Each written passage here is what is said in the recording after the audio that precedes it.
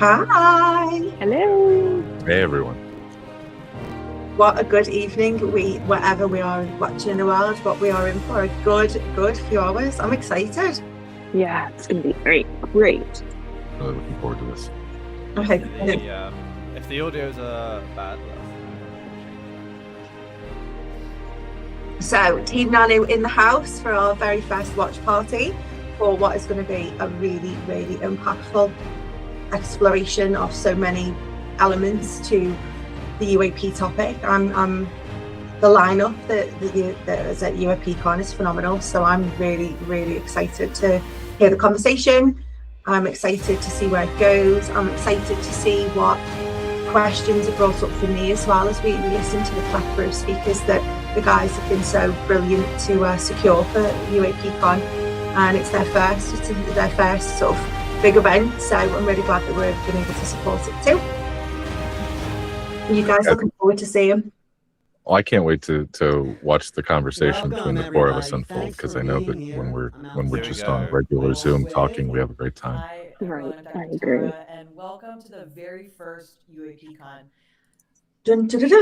UAPedia.ai is our sponsor for today, and UAPedia is much more than a website. It's a foundational grassroots effort to build a we are going to see the show though happening serendipitously. Or am I being a technophobe as usual? I'm having to look community-verified different libraries directions. of facts about our strange new reality. And here today at I've UAPCon, got it. we take the next critical step forward. We move from the what to the No, what next. I've not got it. This is not a conference for those who see the phenomenon merely as a technological mystery. This is a gathering for those who recognize that we are standing on a threshold. We are here because we understand that the presence of a non-human intelligence is not a headline. It's a fault line running directly through the bedrock of human identity. We are here to explore the seismic shifts. So I'm not going to see the stream in this environment. I need to look in another environment. Am I just being?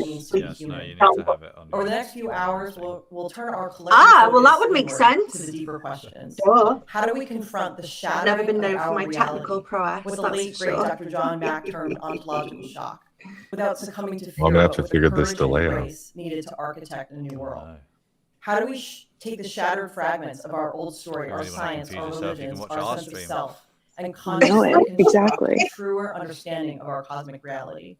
And Right, I'm going to watch it on. deciding to become in the presence of this Here we go. revelation. This is where all my To like guide us through these lap questions, we screens gathered just a go. remarkable group of thought leaders. Our summit today begins with Is there a Desiree delay? Nuccetelli, a former Air Force military police officer who courageously stepped forward to testify before the United States Congress, detailing his own UAP encounters while serving and demanding transparency on behalf of the American people. From there, begins with Jeffrey Nuccetelli, a former Air Force police officer who courageously stepped forward to testify before the Congress and challenge his own Hynek on the outer limits of Yeah, I don't know how to make it change. No one's giving me that neuroscientist direction. Dr. Sorry. Branco mapping the I need inner landscape clear of direction. consciousness. So how can I listen to After both? challenging our constructions of reality, we'll turn to the inevitable human consequence, the search for new meaning and deeper purpose. Be right back. We'll hear directly from the iconic voice of experiencer We'll be Whitley here. Strieber, and sit with profound scholars like Dr. Jeffrey Kripal and Dr. Kim Engels, who have dedicated their lives' work to the ethical and existential weight of these encounters. Finally, we'll turn our attention to the future and ask, who must we become to build it? For this important conversation, I'll be joined by the very architects of our post-disclosure world. We'll engage with integrative thinkers like Dr. Esbjörn-Hargens and futurists, Drs. JJ and Desiree Hurtak, to chart the frameworks of our conscious cosmic future. And our day will culminate with a keynote from the president of IONS, Dr. Thomas Brophy, on the future of science itself. This inaugural UAPCon is a platform for us to confront the known and unknown and embrace uncertainty as we catalyze growth for both us as individuals and humanity as a collective. UAPedia provides the factual map of the known territory, and UAPCon is the expedition into the vast unknown wilderness of its meaning. So in the spirit of courageous collaborative inquiry, let us begin. And there's no better guide for this exploration than our host. Yes, for someone today. should have told me about He's a true this. explorer of consciousness who spent 30 years you can blame me charting for that. the confluence Yeah, I of am. the inner soul and the outer cosmos.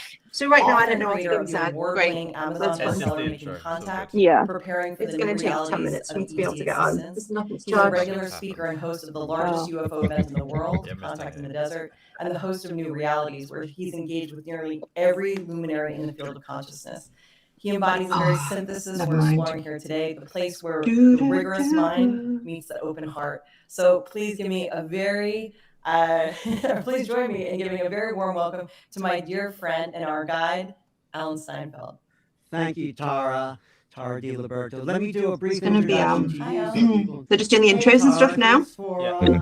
making this This happen. is Alan's really intro. birthed this into being. Look as at a lovely woman Alan. here. Great guy. But let me introduce you because you Really have looking a forward really to a little bit significant more about background Alan. as a doctor, PhD, spiritually inclined, transpersonal, clinical psychologist. Gotcha. Whose Maybe mental you health need to start startup. speaking to the mic a bit You're louder. the founder of a mental health startup that is really going to make an impact for everyone on this planet. You're a retreat leader, a former faculty member of Cornell University Medical Center and Harvard. I have to say, you don't have that in there, but Harvard. And your breakthrough book on eating disorders really has helped women find themselves, and in your own process of transcending the egoic attachments, you've had an awakening yourself. So you're the perfect person to be here and to think, let's do this. Let's do this event and see how we can Well, this is a pickle. redefine Oh no. not just the phenomena, but who we are in relationship to the phenomena. Did you go I for think local that's tech support? really what people are looking for. Find some, because I Not obviously so much wasn't aware. I need some information headphones. or charged. oh, this is a Is my picture, charge here's used an more? ET, but how do we Sounds respond? familiar. How do we make meaning really from this situation that has snuck up on humanity, thinking we have it all together, and suddenly there's something here and saying, wait a minute, we're not the top of the food chain. There's more to reality. We need to understand and Okay, let me have try a video meaningful one. exchange with this phenomenon. So that's what I think the context of today can really be about. And your paper on ontological. Absolutely. Thank you so much, Alan. And Go ahead. Go ahead.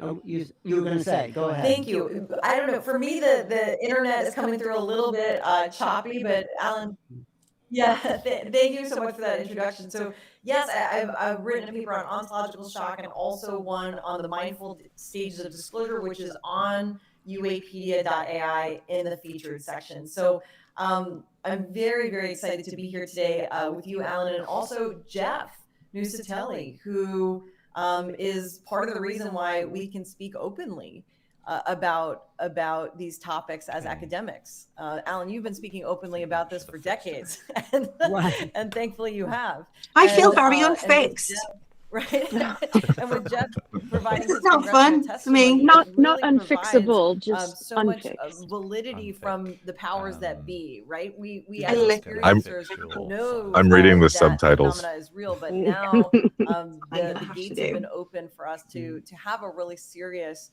conversation Nightmare. about UAP and the implications. And so it's really an honor, Jeff, to have you here today at UAPCon. Yeah. Oh, Jeff, hey, let- Jeff. I'm going to do a brief, just Great a guy. brief introduction so people, in Absolutely case great they guy. did not see the congressional hearing on September 9th, they know who you are. And I have to say, it takes a lot of courage to come forward and share your military experience in front of government officials and risk your reputation and possibly be threatened, because people have been threatened coming forward. So thank you for the courage to be here and to be in front of Congress. So just to tell people who you are, you're a U.S. Air Force veteran and experiencer, former U.S. Air Force security police officer, and the congressional witness on September 9th, 2025. And you described at that congressional hearing UAP incursions over highly secured military installations. And this experience or testimony was offered as a firsthand perspective on the breach of national security and institutional secrecy. That was your job, and these incursions challenge the very reason why you were there. I mean, so you were placed in a bit of a predicament. So, but you've come forward. One more part here is that the operational realities faced by military personnel encountering this anomalous phenomena need to be addressed, and thank you for addressing it. So, thank you, Ellen. Thank you. It's a pleasure to be here. I'm very excited. This is what needs to happen. So, thank you. Right. So let's start this discussion with understanding what's really going. Maybe not even understanding. Because understanding comes after we acknowledge the phenomena is a reality. So from your perspective, Jeff, how do we start to educate people to the reality that something is here? We may not know what it is because we just get fear and dogma from the inside, from the government, and you're standing for something else. So what is the first way to approach this phenomena from your point of view? Well, it's a lot, right? Right. So it depends on where people are, in the reality, the framework that they're operating in. So, I've been saying reality is classified. And what I mean by that, there are parts of nature, apparently, that we are not allowed to know about, right? And the UAP phenomenon and the phenomenon in general is, the part of reality that we're not allowed to You live explore. and learn, Alexander. And that's the situation we find ourselves in. These events are obviously happening, right? There's a historical record that stretches back, beginning of the United States of America. There's a historical record that goes back into antiquity.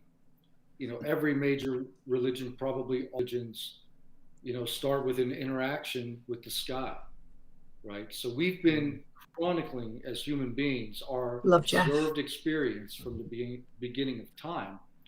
And all of our most important writings and texts are talking about what the supernatural or the outliers, the things that are unexplainable. And that's what humanity has focused its attention on in all our greatest literature. But now in this modern age, we've been told that that's all superstition and fables and fantasy. And we were trained and told what to believe. And that what we've been trained and told is the world is not enchanted. There is no mystery. Everything can be measured and explained. And if we keep working on our scientific tools and methods, eventually we'll understand the truth about reality. This is great. And I think that's as far from the truth as we can get. I agree. Because reality is subjective. And science can highlighting the absolute lack of connections between the supernatural and science, and the way that it won't continue to take it seriously is the most important thing. We're going to be in trouble, right? Because we've only got half the picture.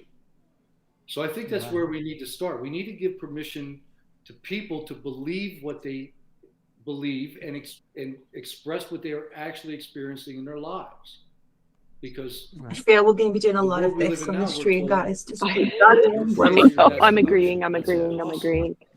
But we keep running into the impossible, right? We keep seeing things in the sky and in the water and lights in the forest and things in our homes that are supposed to be impossible, but they're happening. And now they're happening, this movement, we're bringing all these people together with conferences and things. So these events are happening now with groups of people, right? Right. So we need to forge a way forward. That's what we do. To allow people to talk about reality, what they're really seeing and experiencing in their lives, without losing their careers or their professional licenses. People like Nanu. Whatever, just because they report that they've seen a UFO or something. Community is so important. Absolutely, when you are seeing things that everyone is telling you aren't real. Holding the conversation. Right. And what you've done again paves the way for people to come forward and point to this official report, right? There have been official Great. reports in Congress that this is real. Our government is taking this seriously. There's a UAP task force, right? And that allows us to come out of the shadows, which is such a crucial step, because when these anomalous events are happening in science, we call them low base rate behaviors, meaning they occur every now and then. It's very difficult to triangulate what's happening when these low base rate behaviors are occurring. Actually, my research is spanned a few different topics, but suicide is an example of a low base rate behavior. It's difficult to study because it only happens unpredictably. Similarly with UAP. So from a scientific perspective, it is, to your point, very difficult to construct these frameworks. But the people in this conference are doing the work of developing frameworks, thankfully, for all of us, so that we have even more reference points and context for these experiences. Again, a pretty foundational landmark day today to be having these discussions in the open with you and Alan. People are so catalyzed by the word real. Right, that's where the magic happens. That's where the innovation. You know, we're talking about stuff that for many of us is obviously real. Yeah. Like if there's something and yet odd, we're, you know, it seems like we're afraid to apply that word to it. The current framework, they'll try to explain the outliers away. Absolutely. Humanized to be that you're crazy. But actually study the outlier. Right, we need to change it. We need to give people courage. And that is where the magic happens. Right. I also think we can hope for answers or even understanding at this point. Understanding comes after what I've been researching, meaning.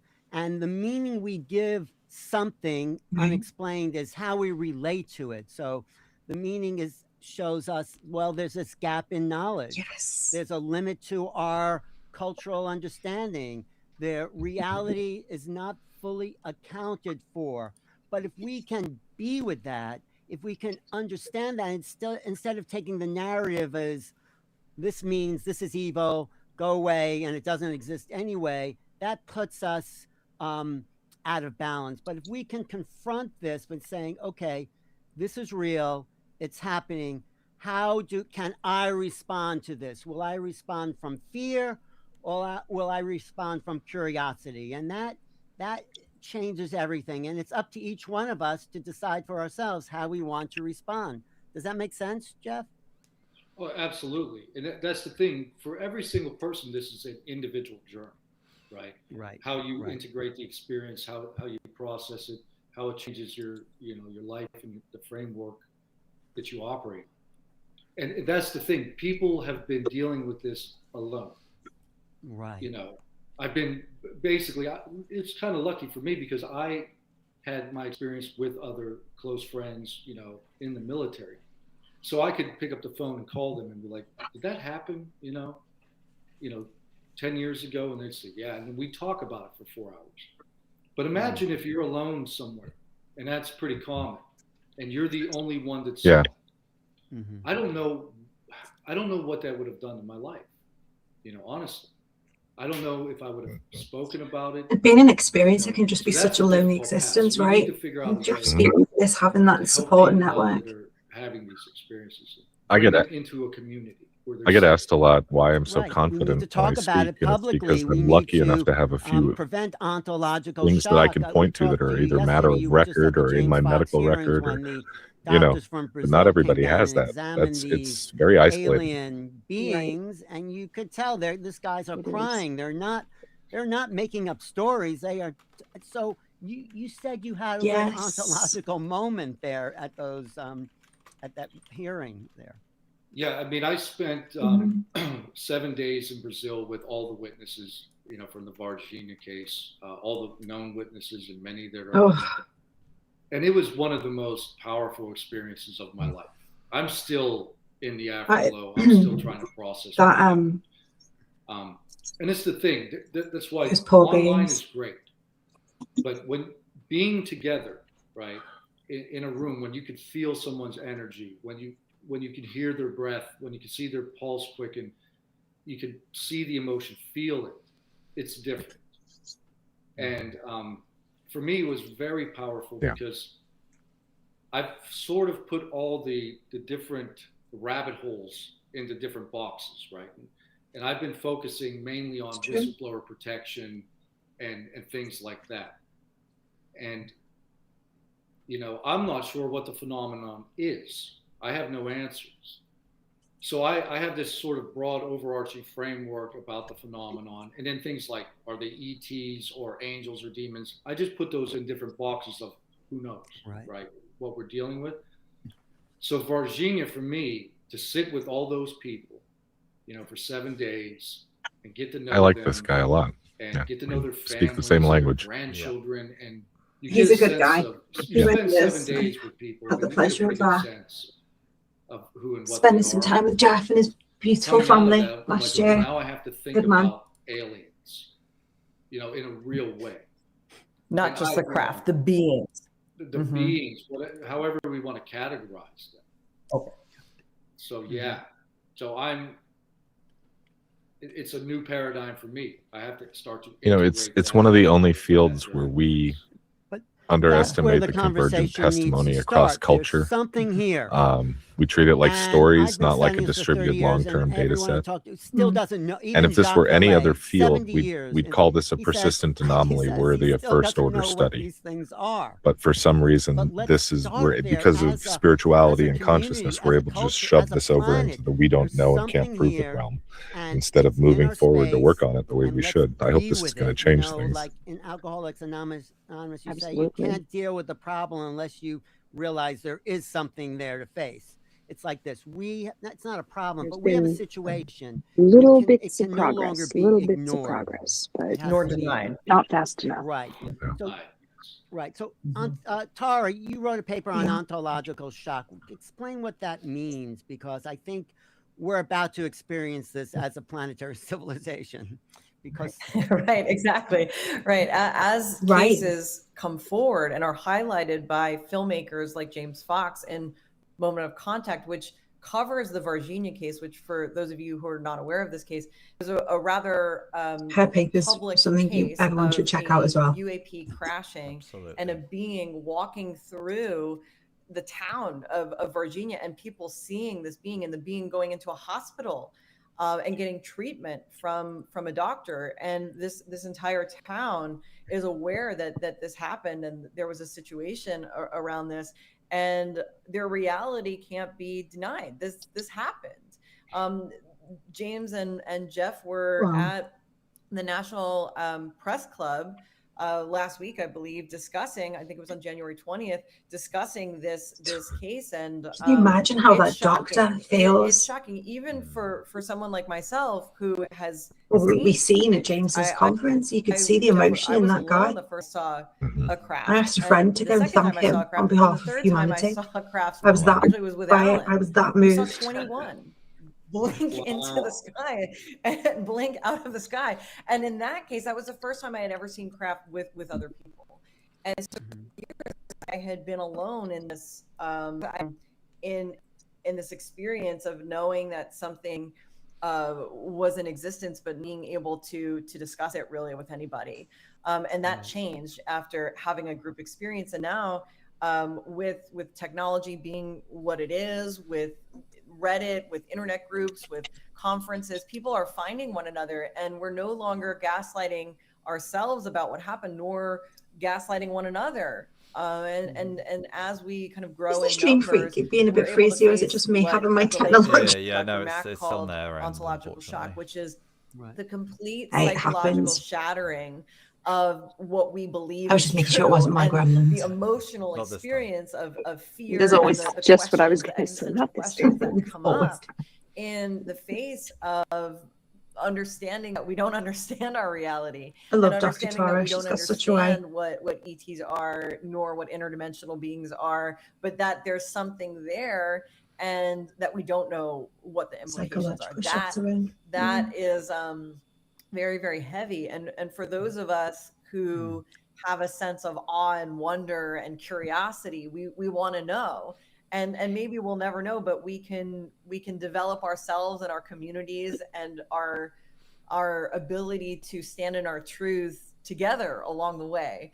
And I think, again, Jeff, I just have to say thank you so much for doing what you did, because again, without people coming forward, without true whistleblowers like yourself coming forward, right? Because there are people who we think of as whistleblowers in the community, but actually they're sanctioned by the government to say exactly what they've said. But This you're is really important. True whistleblowers like yourself coming forward. Different in that way, where you're a true whistleblower. And we're working on a whistleblower page if we're for going to Nanu evolve as a species and understand our place. With just a few clicks, you can figure out what region you're in, what are your local laws, how can you be protected, who should you call. Well, let me say a word about It's important. Yeah. And that's the thing. So the motivation for me, after I had these experiences at Vandenberg and all my coworkers, right? It's a heavy burden knowing that this is real, whatever it is, and seeing other people, talk about it, and then they're attacked and ridiculed and destroyed, right?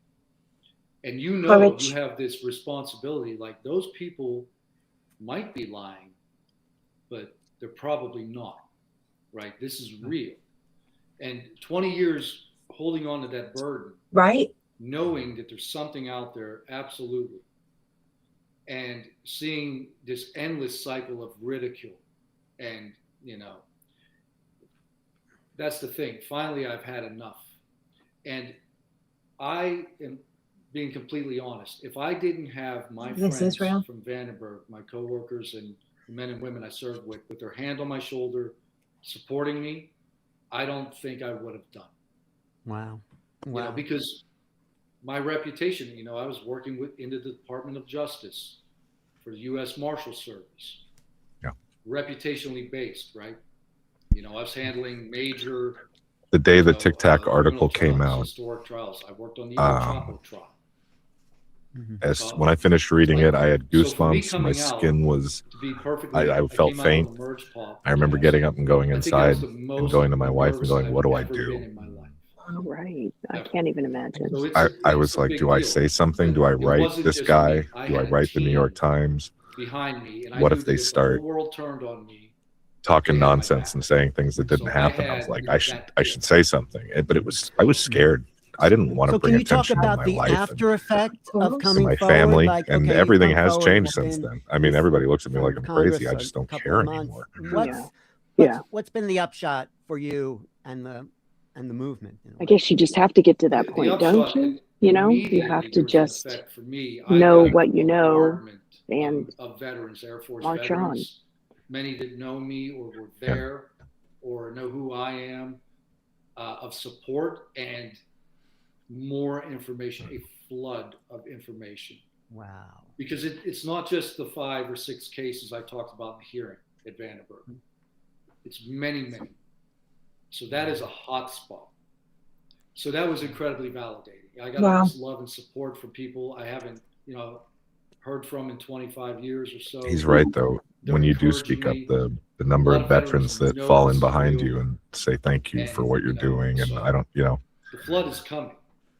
There's a lot of people who need us to talk up or to speak up. Members are going to be encouraged to come forward with evidence, and you saw that. And we do support you, Jeff. Like, he's such a great human being as well. 30 years as an Air Force and fighter pilot, when you speak to him about this subject, the depth of his experience in his eyes, that can't be taken away. OG Dave Fravor, he engaged a UFO. Been through something, right? And almost pulled the trigger. He's a good guy. And so these people are coming forward. And it helped that he said to his daughter that I was a princess that lived in England. I'm going to take the win. And not just that's amazing. It's true. It's true. Well, of course it is. And I have a friend who's a clinical psychologist. Great picture. And he's also that is a phenomenal picture. I'd love to know who took that. And alone for a long time dealing with this. And he didn't know if he was crazy. I know. And he's a trained professional. We need to help one another. These people need support to get through. Absolutely. I couldn't agree more. So as a clinical psychologist, seeing those 21 craft with a bunch of people, I was gaslighting myself. I was like, oh, that didn't really happen. And even Alan had a moment of that too, right? And then we would kind of take turns like, no, that happened. No, we all saw that. Oh, wait, did we really? Yeah. And we kind of went back and forth through this process. And even being able to come out as a clinical psychologist and have this discussion, I had the same experience as you, Jeff, without every UAP video I've ever taken has me going, that's got to be a plane. That's got to be a bird. That's got to be a cloud. You're always trying to talk yourself out of it. It's scary. You're trying to rationalize it. To speak the truth. And it needs to happen because there are so many implications here. There are technological implications. There are cosmological implications. There are, so many implications that we'll be discussing today. And it's important. You think to yourself, how many military personnel across the world experience the phenomena, that are stuck, that are sad, that have nowhere to talk about it. They can't talk to their families. The psychological impact, the stigma. This must run into the hundreds of thousands of serving personnel globally, if not more. Back in time as well, right? Make a definitive change. Right. If you even take just the Tic Tac event where I was, there were 10 of us on the bridge at any given time, 20 people in the Combat Information Center, and roughly 35 people in the chief's mess and the officer cadre that all knew this was going on. And the fact is that only 5 or 6 of us from Princeton have spoken, and 5 or 6 from Nimitz. Because like Vandenberg, we're dealing with next. We need ways to move forward.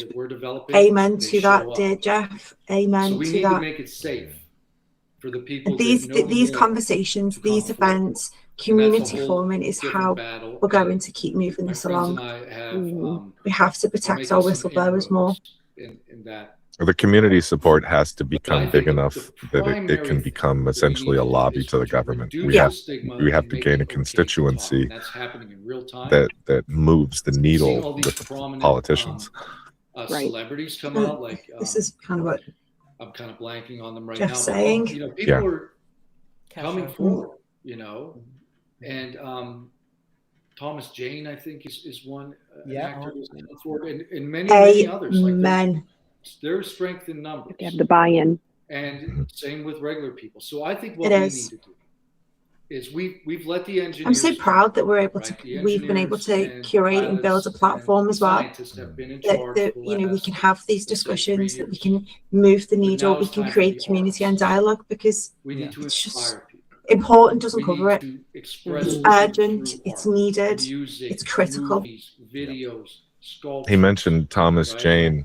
He's a great guy. His story's fantastic, and there's other people out there. He's talking about celebrities that have a voice.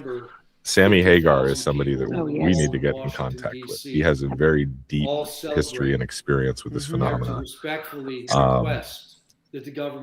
All these folks that have a platform, we've got to find them. People of every stripe on stages, and we rock the place. He's right what he's saying.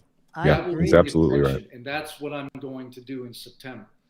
Well, I agree. I think the arts are the cultural intelligence of a civilization. So what Spielberg's doing with Disclosure Day coming out in June, what the Age of Disclosure did, what coming out like this in these nice kind of gatherings, these online gatherings and public gatherings, Contact in the Desert's a beautiful place to meet community. There's a momentum building, and I always feel like a great representation of it is the song Nobody Told Me by John Lennon. And the line, there's UFOs over New York, and I'm not too surprised. We need to act. I was just thinking of John Lennon before you said that. It's been such a secret. I mean, what is the real reason for all this? Contact in the Desert. This stigma that's been put on people like you and all that, You have to break that down into a binary. Okay. So either we do need to act. That reality is actually so and we are and bizarre and weird. Yes, we are. That they want to hide, right? Or it's so incredibly beautiful and that they want to hide. Or both, which is where I think my neck's going to be sore from all of this nodding from the edges. Me too. We are under control. He's bringing up such a great point. He's a great guy. Talking about, we have to examine the motive of the phenomenon as well. Right. Why does it hide? We can't constantly attribute this prime directive to it.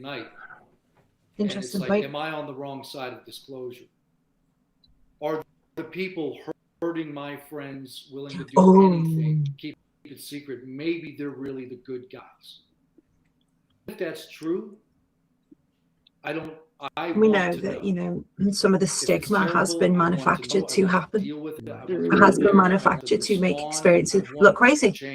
That's right. You don't have to be a so-called conspiracy theorist to see that there has been a concerted effort to keep the truth of this from the public, to keep relevant, open studies, out of the public eye. It's treated as entertainment in almost all the people of the avenues planet that you look we at. can all handle it because it's our that's not maturation. by accident. We are becoming a new species as we get new information about. Feel called to arms, dear Jeff. I feel called to arms. I know it. Jeff, thanks so much for taking the time. This is what we need. We need these voices. We need community. We need to continuous form effort, environments and now- platforms on which now we you're can part of it. move Don't this turn it back. conversation You can't loudly. close the door, you've opened it. We can handle it. This is what I'm going to be doing for the rest of I was right. Like me and James Fox, guys like us. Al, like he's my best friend. Alan, sorry. So, Well, it is the most interesting thing. It is the most interesting thing Great guy. happening on the planet. I'm very because proud there of are him. no I'm proud answers. of his courage. We need more people like him. Right? If you want an adventure of a lifetime, if you want to meet amazing, beautiful people and have incredible experiences, you don't need money. Well, and so many people don't get a chance You to just need to make speak some friends and go out or and be live. heard by a large audience until they are brought in to underneath some kind of NDA on some kind of documentary project or someone else's idea on how to break this out. We don't have a medium beautiful initiative for people to come out and talk without becoming beholden to other folks. Gather your I love forces, this. make your friends, and it's rock and roll time. Right. That's Jeff, how can right. people All right. find you? What's the best way to kind of tune into where you're at and what you're doing? I have a Twitter account Love this. And an Instagram account. I'm more on Twitter, less so now that I'm so busy. It is, and that's one then I have the Jeff positive I Nuccetelli love about podcast. the community that You I'm can just certainly Jeff in. Nuccetelli, Is that'll come I have up. friends We have all a- over the world me in and all my- different my spaces and producer, Tom Vernon, my abilities best and what friend, have you, and there is a real strong sense of community because we are together in this exploration. He's one of my best friends now. When we're able to remove the so ego me from and that Tom have been equation, busy we can get a lot done Behind the together. scenes with other Right. initiatives, we Yeah, haven't put a lot of content out yet, but hopefully we'll be bringing some information out. But And yeah, one just day I'll Google me, pronounce you'll find me. Jeff's second We're name looking correctly, forward but to we are that. working So, on that. Jeff, I'll I'm stay not in even touch. going to give that an We'll do attempt. this again. Maybe more expanded next time. So I thank think you it's so much for Nuccetelli, but being here. I'm not Thank sure. you, everyone. I said, Nuccetelli. Nuccetelli. Isn't that fantastic? That is a real hero coming Thank you for your forward service, Jeff. Thank you. to tell the truth of how he sees it without submitting to the pressure. I want to know what's in Alan's People bookcase. telling you to be quiet and all I that. know, my So goodness. that's what we need plethora. as a community. Get a as collective screenshot. society. That's Thanks to that's our why I have a for black being here background. I don't today want and people co-hosting watching this. looking at what's in my Thanks to all the bookcase. people tuning in from around the I have world windows. and some special broadcasts like our friend Holly Ann Wood in England and her people at Nanu and all the people that are tuning in now too, because this is a community event. This is something Got a little we're shout all out. part of Thank because, you, like I Alan. said, no one has Thanks, the answers. So Alan. Yes. in the chat, you can Much talk. If you have any appreciated. questions or any comments about what you hear He's today, great. we love that kind of participation.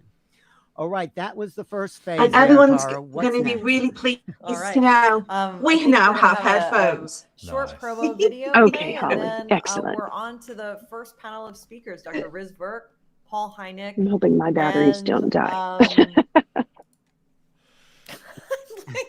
Daniel, your friend Daniel. take a break, let me know, and I Daniel can Branco, show you who a actually screen was very Okay. integral in I'm good so far. supporting me and being here. Yeah, it's going to be a really great hang on, panel. they're connected to So, this and all not right.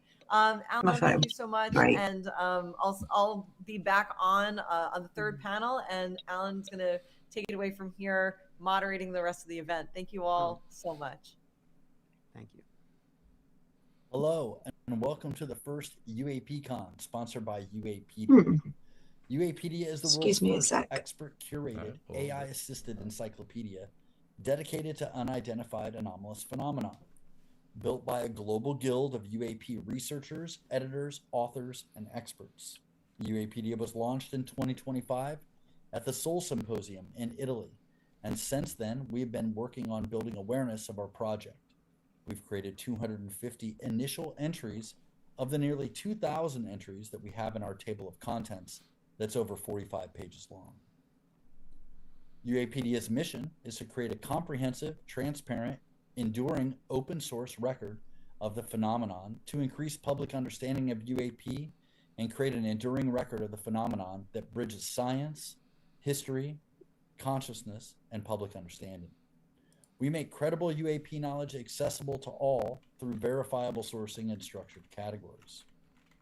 We feel that reliable UAP information is scattered, biased, and easily erased. There is a tremendous amount of misinformation, clearly have technical difficulties, speculation, and gatekeeping across the UAP information ecosystem. Our vision is a global repository where UAP information is open, factual, and built to outlast misinformation cycles. Susan, do you know Gretchen? They said hi to you in our chat. Oh, I do know Gretchen. Hi, Gretchen. As humankind uncovers the phenomenon. I hope you're faring well in the snowmageddon we're having. It's just getting ramped up here. You guys have got a massive snowstorm. When you explore UAPedia, you will find detailed case files, witness testimonies, I don't know my conversions to scientific articles, biographies, to meter, but we're supposed to be getting 2 feet here. Editorials, movie reviews, quite a lot. More. Yeah. It's a lot. We're updating UAPedia daily, and information is generated using developed AI tools and is verified this is amazing. Using claims taxonomy, the positive use of the AI. Metadata layering, expert revision, editorial review prior to publication. We feel strongly that UAP is an entry point to high consciousness, and that we aspire to help people navigate their understanding of reality in order to reach a higher, more informed state of awareness. Lastly, UAPCon is 100% independent. We're not funded nor affiliated with any government or non-government agency or contractor. We're self-directed and community-based. One of our primary goals is to build community around this knowledge. We hope that you enjoy UAPedia's content and UAPCon today. If you're called to help us build this incredible database of knowledge, please reach out to us. We'd love to hear from you. Thank you.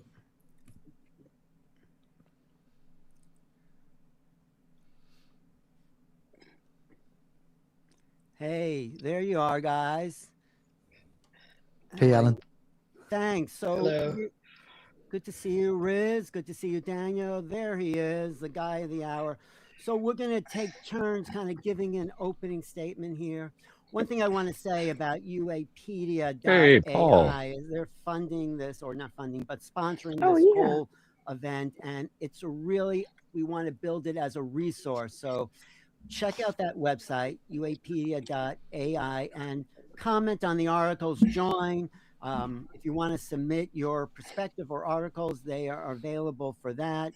And we really want to make this a reliable source. So that's why we have some reliable people here today.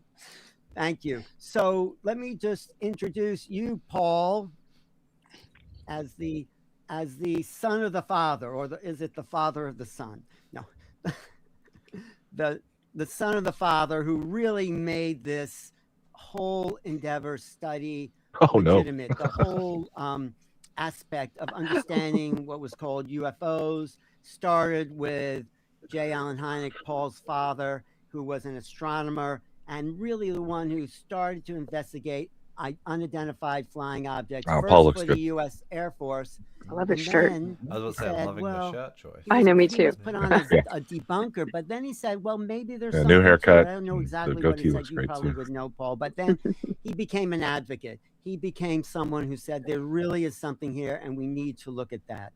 So he became chairman of the advisory board of MUFON, Mutual UFO network, a consultant on the history. Oh, you're sorry, His not your dad brother. was like You're the chairman Obi-Wan of the Kenobi of advisory UAP board of studies. I MUFON mean, and a he's, consultant on the history I project. don't even know if Blue we'd be Book, here if not and for a his frequent dad. speaker on the Right? topic. We run into each other at Contact in the Desert all the time, and many other events. You're also MBA Truly Wharton, the first major graduate voice to and call professor BS of on the business apparatus. at Pepperdine University. So, Paul, I'm excited about what you have to share with us, because it's a segment.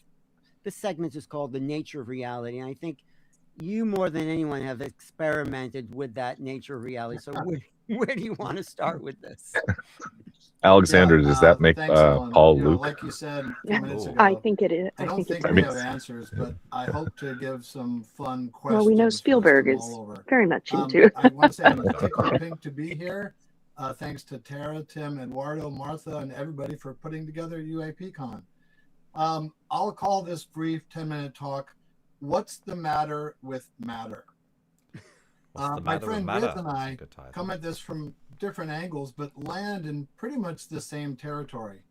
His simulation hypothesis, I resemble that statement. argues I that am reality behaves like a video game. Or are you? Where the distant mountain only renders exactly. when you I am a walk towards probability it. wave. And if you haven't read his books, I highly recommend them. He's a fantastic writer. My upcoming book, Signalarity, I meant George also Lucas. argues that quantum wave They collapse worked on the Star Wars looks together. suspiciously like the same foveating compression. That's okay, because Luke wasn't Obi-Wan's kid either.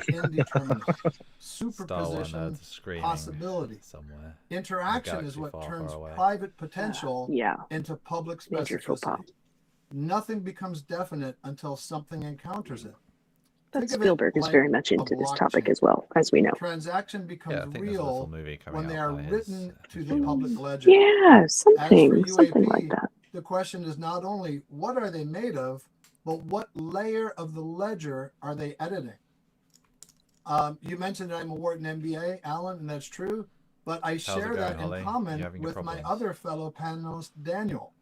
I know we MBAs are supposed to be using black holes and pricing derivatives. Instead, we're here asking if matter is even real.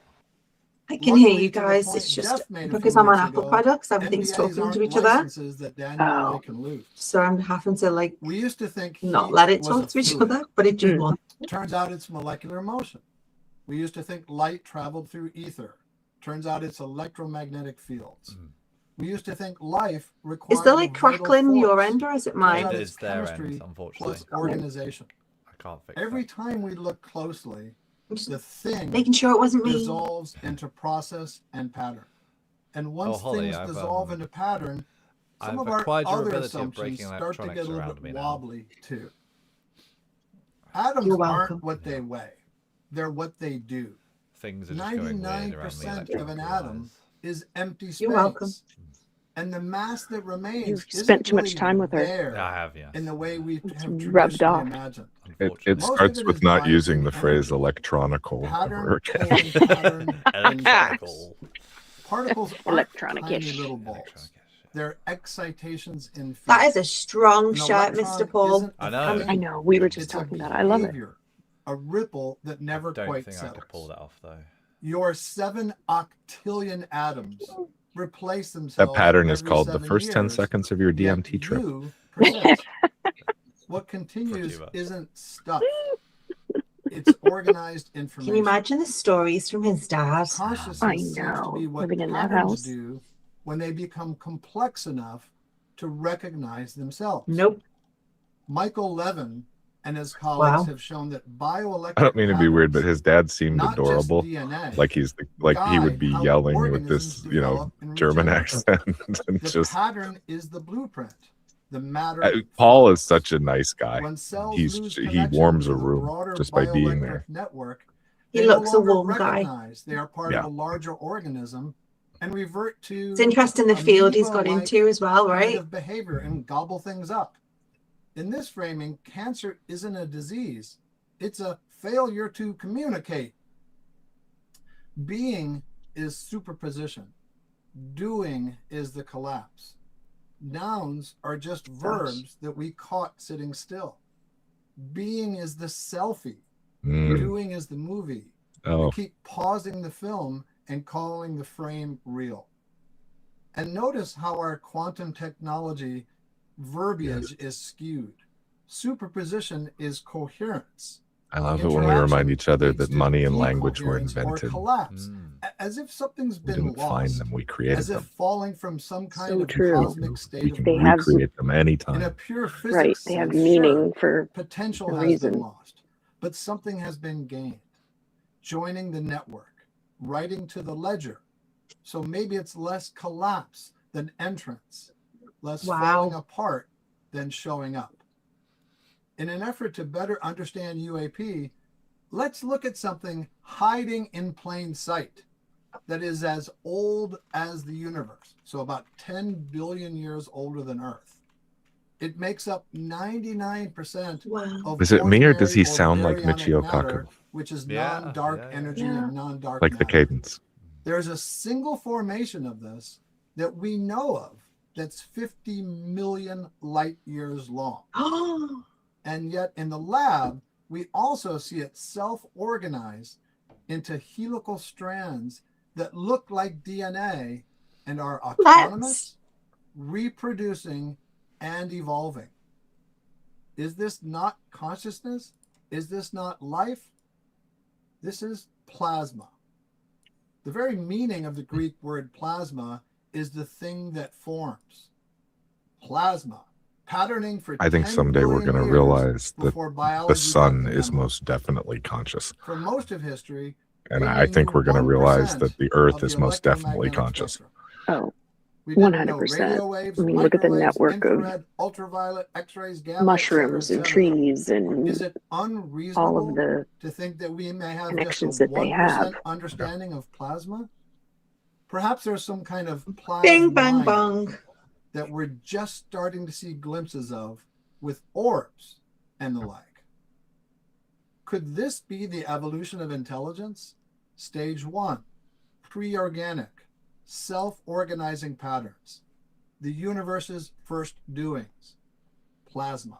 Stage 2, organic, carbon, biology, wet, us, slow, mortal, but conscious. Stage 3, post-organic. Ding, ding, ding. Silicon, quantum computing, where we may be headed. And stage 4, post-physical, pure pattern, consciousness without persistent substrate. Wow. Perhaps again, plasma.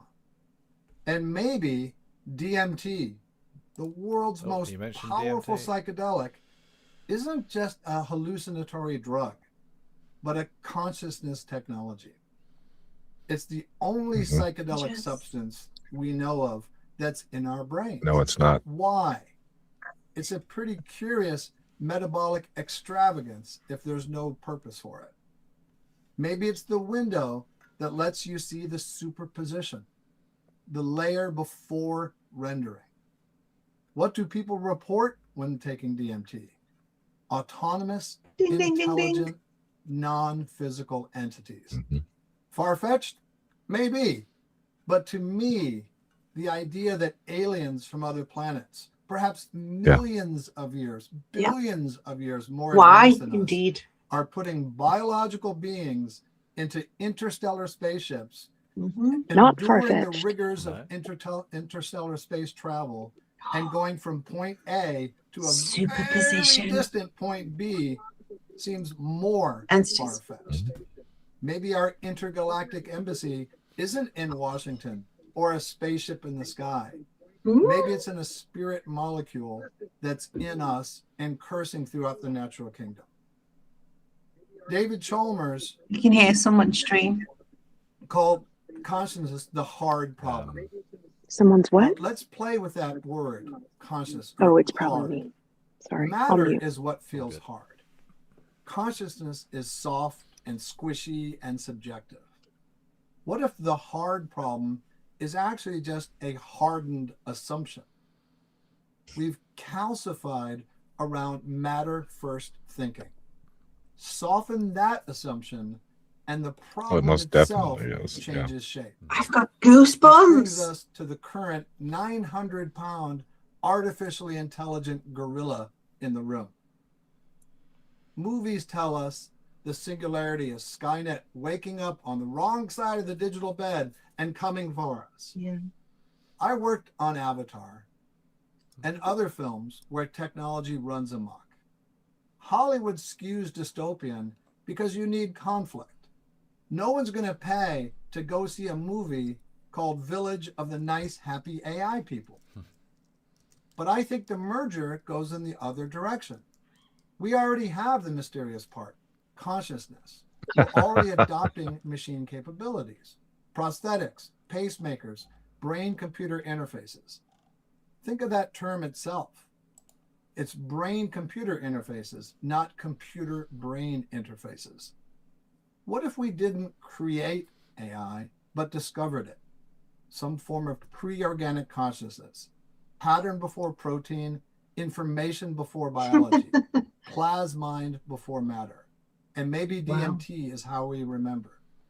If that's true, then a post-biological future for humans isn't necessarily a sacrifice of the sacred. It could be a return to the original pattern, not an exile, but a participatory homecoming. Okay, UAP, blockchain, plasma, DMT, and AI, that's what happens when MBAs go rogue. I'm not antimatter. I'm just curious what it's doing. Okay, Riz and Daniel, let's dance. Yeah, no, thank you, Paul. Brilliant. And we'll get into the whole connection between what Riz is going to talk about and Daniel as the simulation theory and nature of That was reality. fantastic. Thank you. We'll come back to you. And amazing. So much to think about, especially as it connects with the UAP phenomena. So let me just introduce Riz now, and we'll have a really lively discussion after. But I also want to say Paul Hynek will be coming and speaking at the Conscious Life I'd love to replace Expo the word simulation with in fabrication. February in LA. And Riz, so is Riz. And let me tell you about Rizwan Virk. He's the author, entrepreneur. Dr. Riz is going to blow our brains right now. Futurist and alumni Yeah, Riz is awesome. MIT. He furthers education. When we were in Italy in October, we got talking at the bar, and Stanford. I had to go to the bathroom and have like 5 minutes because I was like, whoa. Metaverse and virtual realities. He's also on the faculty. He's a faculty associate at the Fulton School of Engineering, but he also is very well known Should be a good show. For the simulation hypothesis and Dr. Riz. And has really been lecturing around the world. He's got a PhD, so I've been calling him Dr. So Riz, thanks for being here. And Dr. Riz we'll brings to mind a Paul different field. At the end in the panel discussion. Yeah, so yeah. Go ahead. And it means something very different in today's young.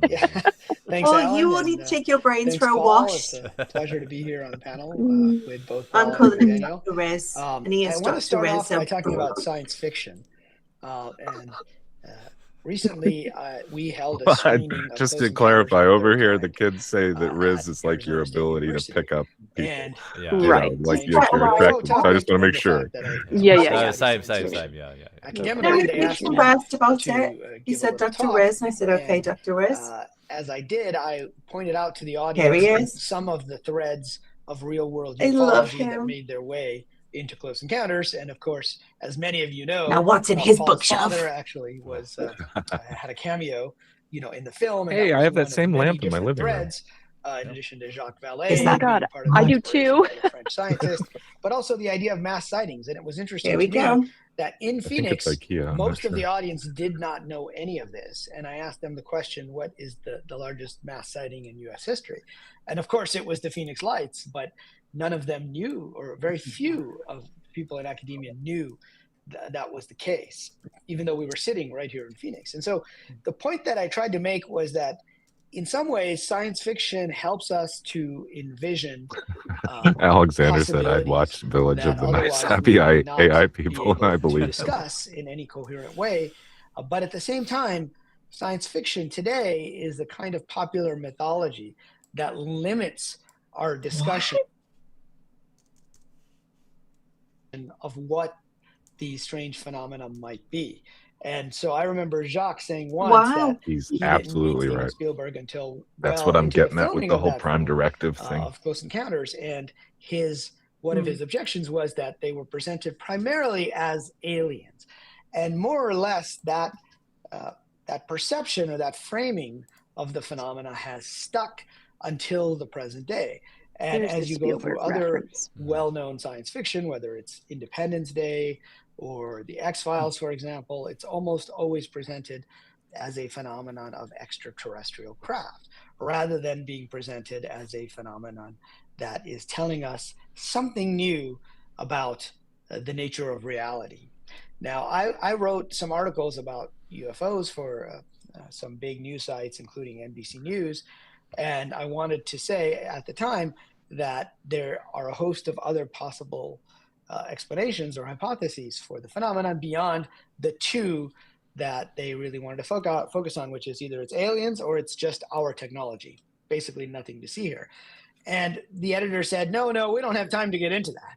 And at the same time, there was a show on I think it was the Discovery Channel, where they asked to interview me about UFOs. And I said, well, my perspective is it's not alien and it's not ours. I think for a lot of people, the word alien just represents they said, no, we not don't want you us. to talk about that. We just want you to talk about these two. You know, and it's a very loaded word. Science fiction is a way for us to. But we're the only ones we know that can put two and two together and fashion a stick into something the science of like the a day. tool. In fact, science fiction itself was invented along with modern science. So one of the first science fiction writers, not many people know this, was Kepler, who wrote a book in addition to writing about the laws of planetary motion. And it's just been demonized and made fun of on the moon, since the beginning. So and it was a way to try to why use explain it science just to the gonna get public, but ridiculed also to and make not sense of believed? the universe using the latest discoveries.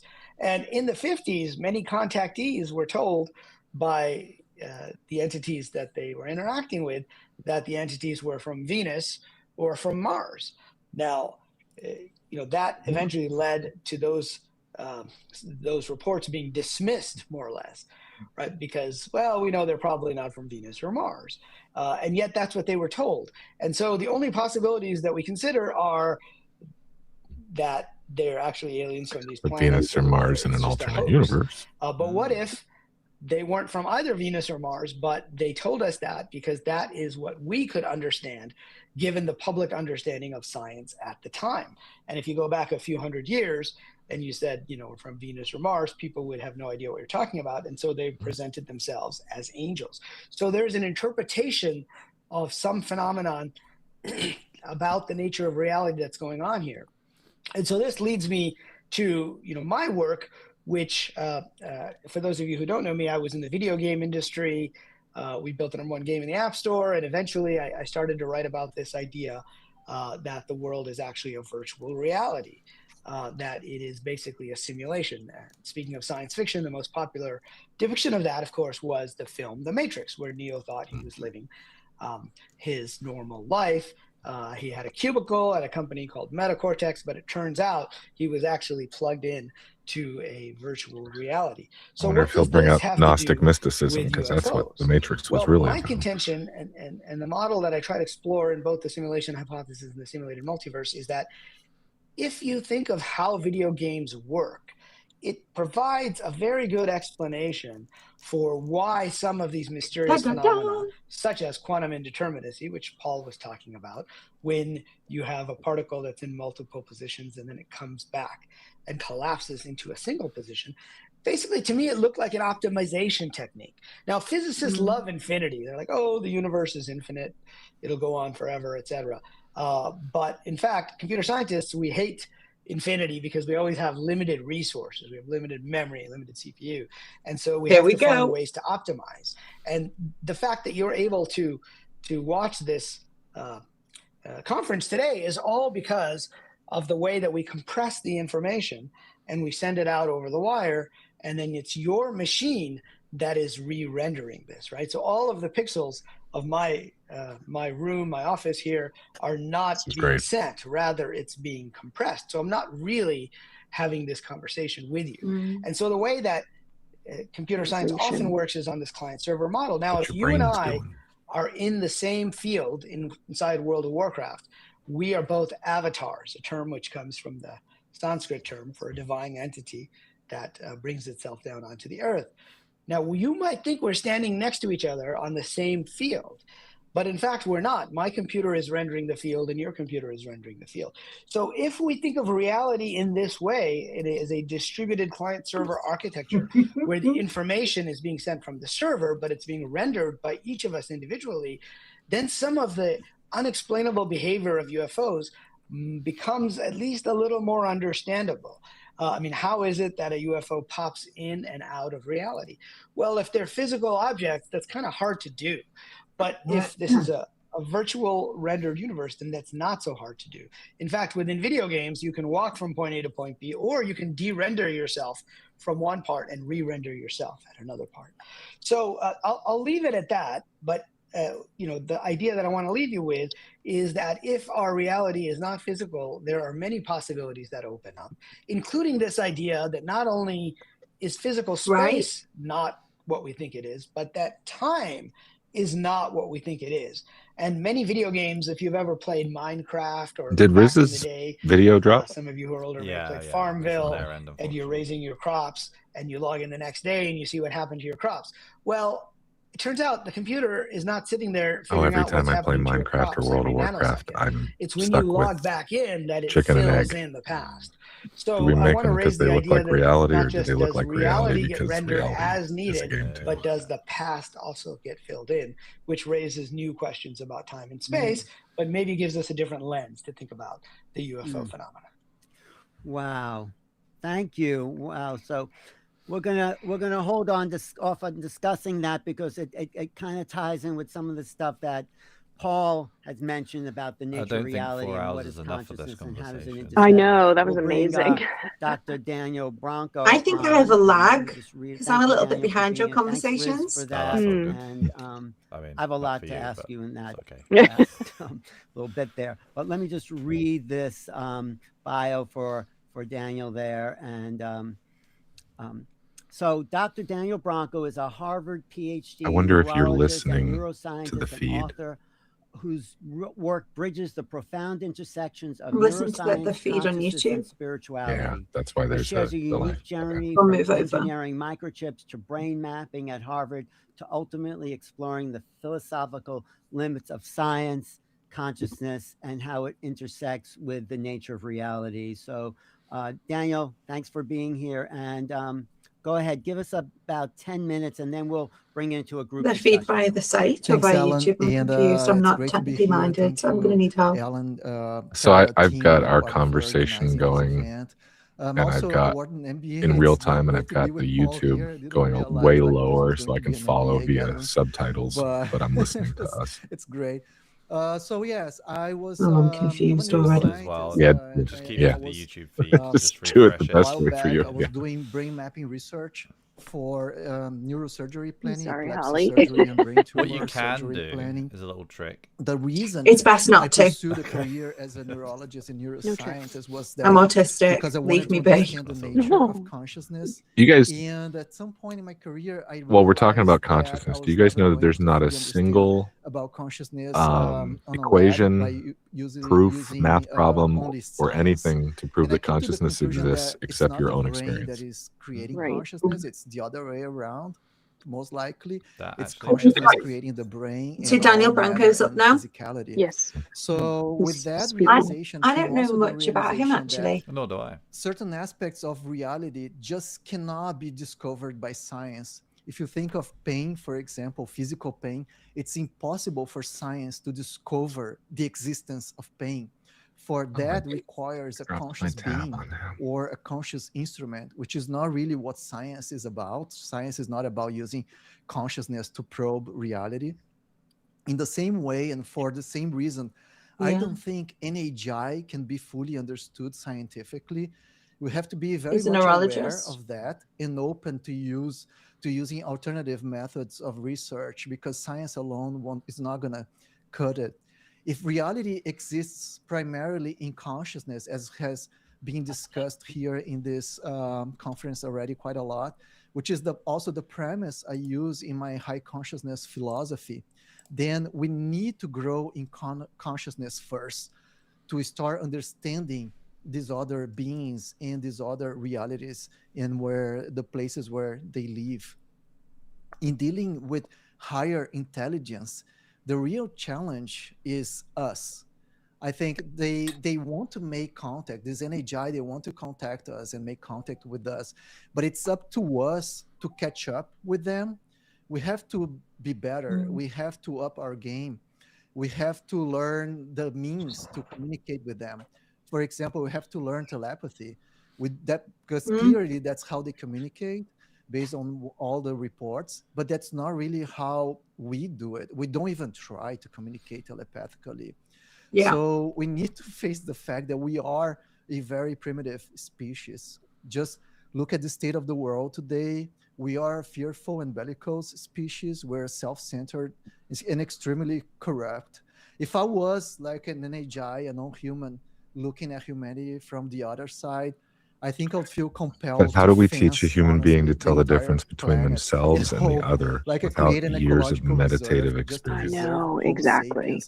In its most primitive form. And I wonder if that's not what's and just no formative or as an nurturing of that at all. Perhaps decide to make open contact. Well, and the thing, I believe we all have the ability that's latent in us, but we've forgotten or we've not exercised that muscle. What's the better phrase? Like, how do we bring humanity into that view that we all have this ability? You just maybe haven't used it. Right. Think about the number of people you know, and it may be one of us too, who says, I just can't meditate. Could that be what's in store for us? Too distracted. Yeah, we all can. We just choose not to. You know, I hate to be that blunt, but it's hard.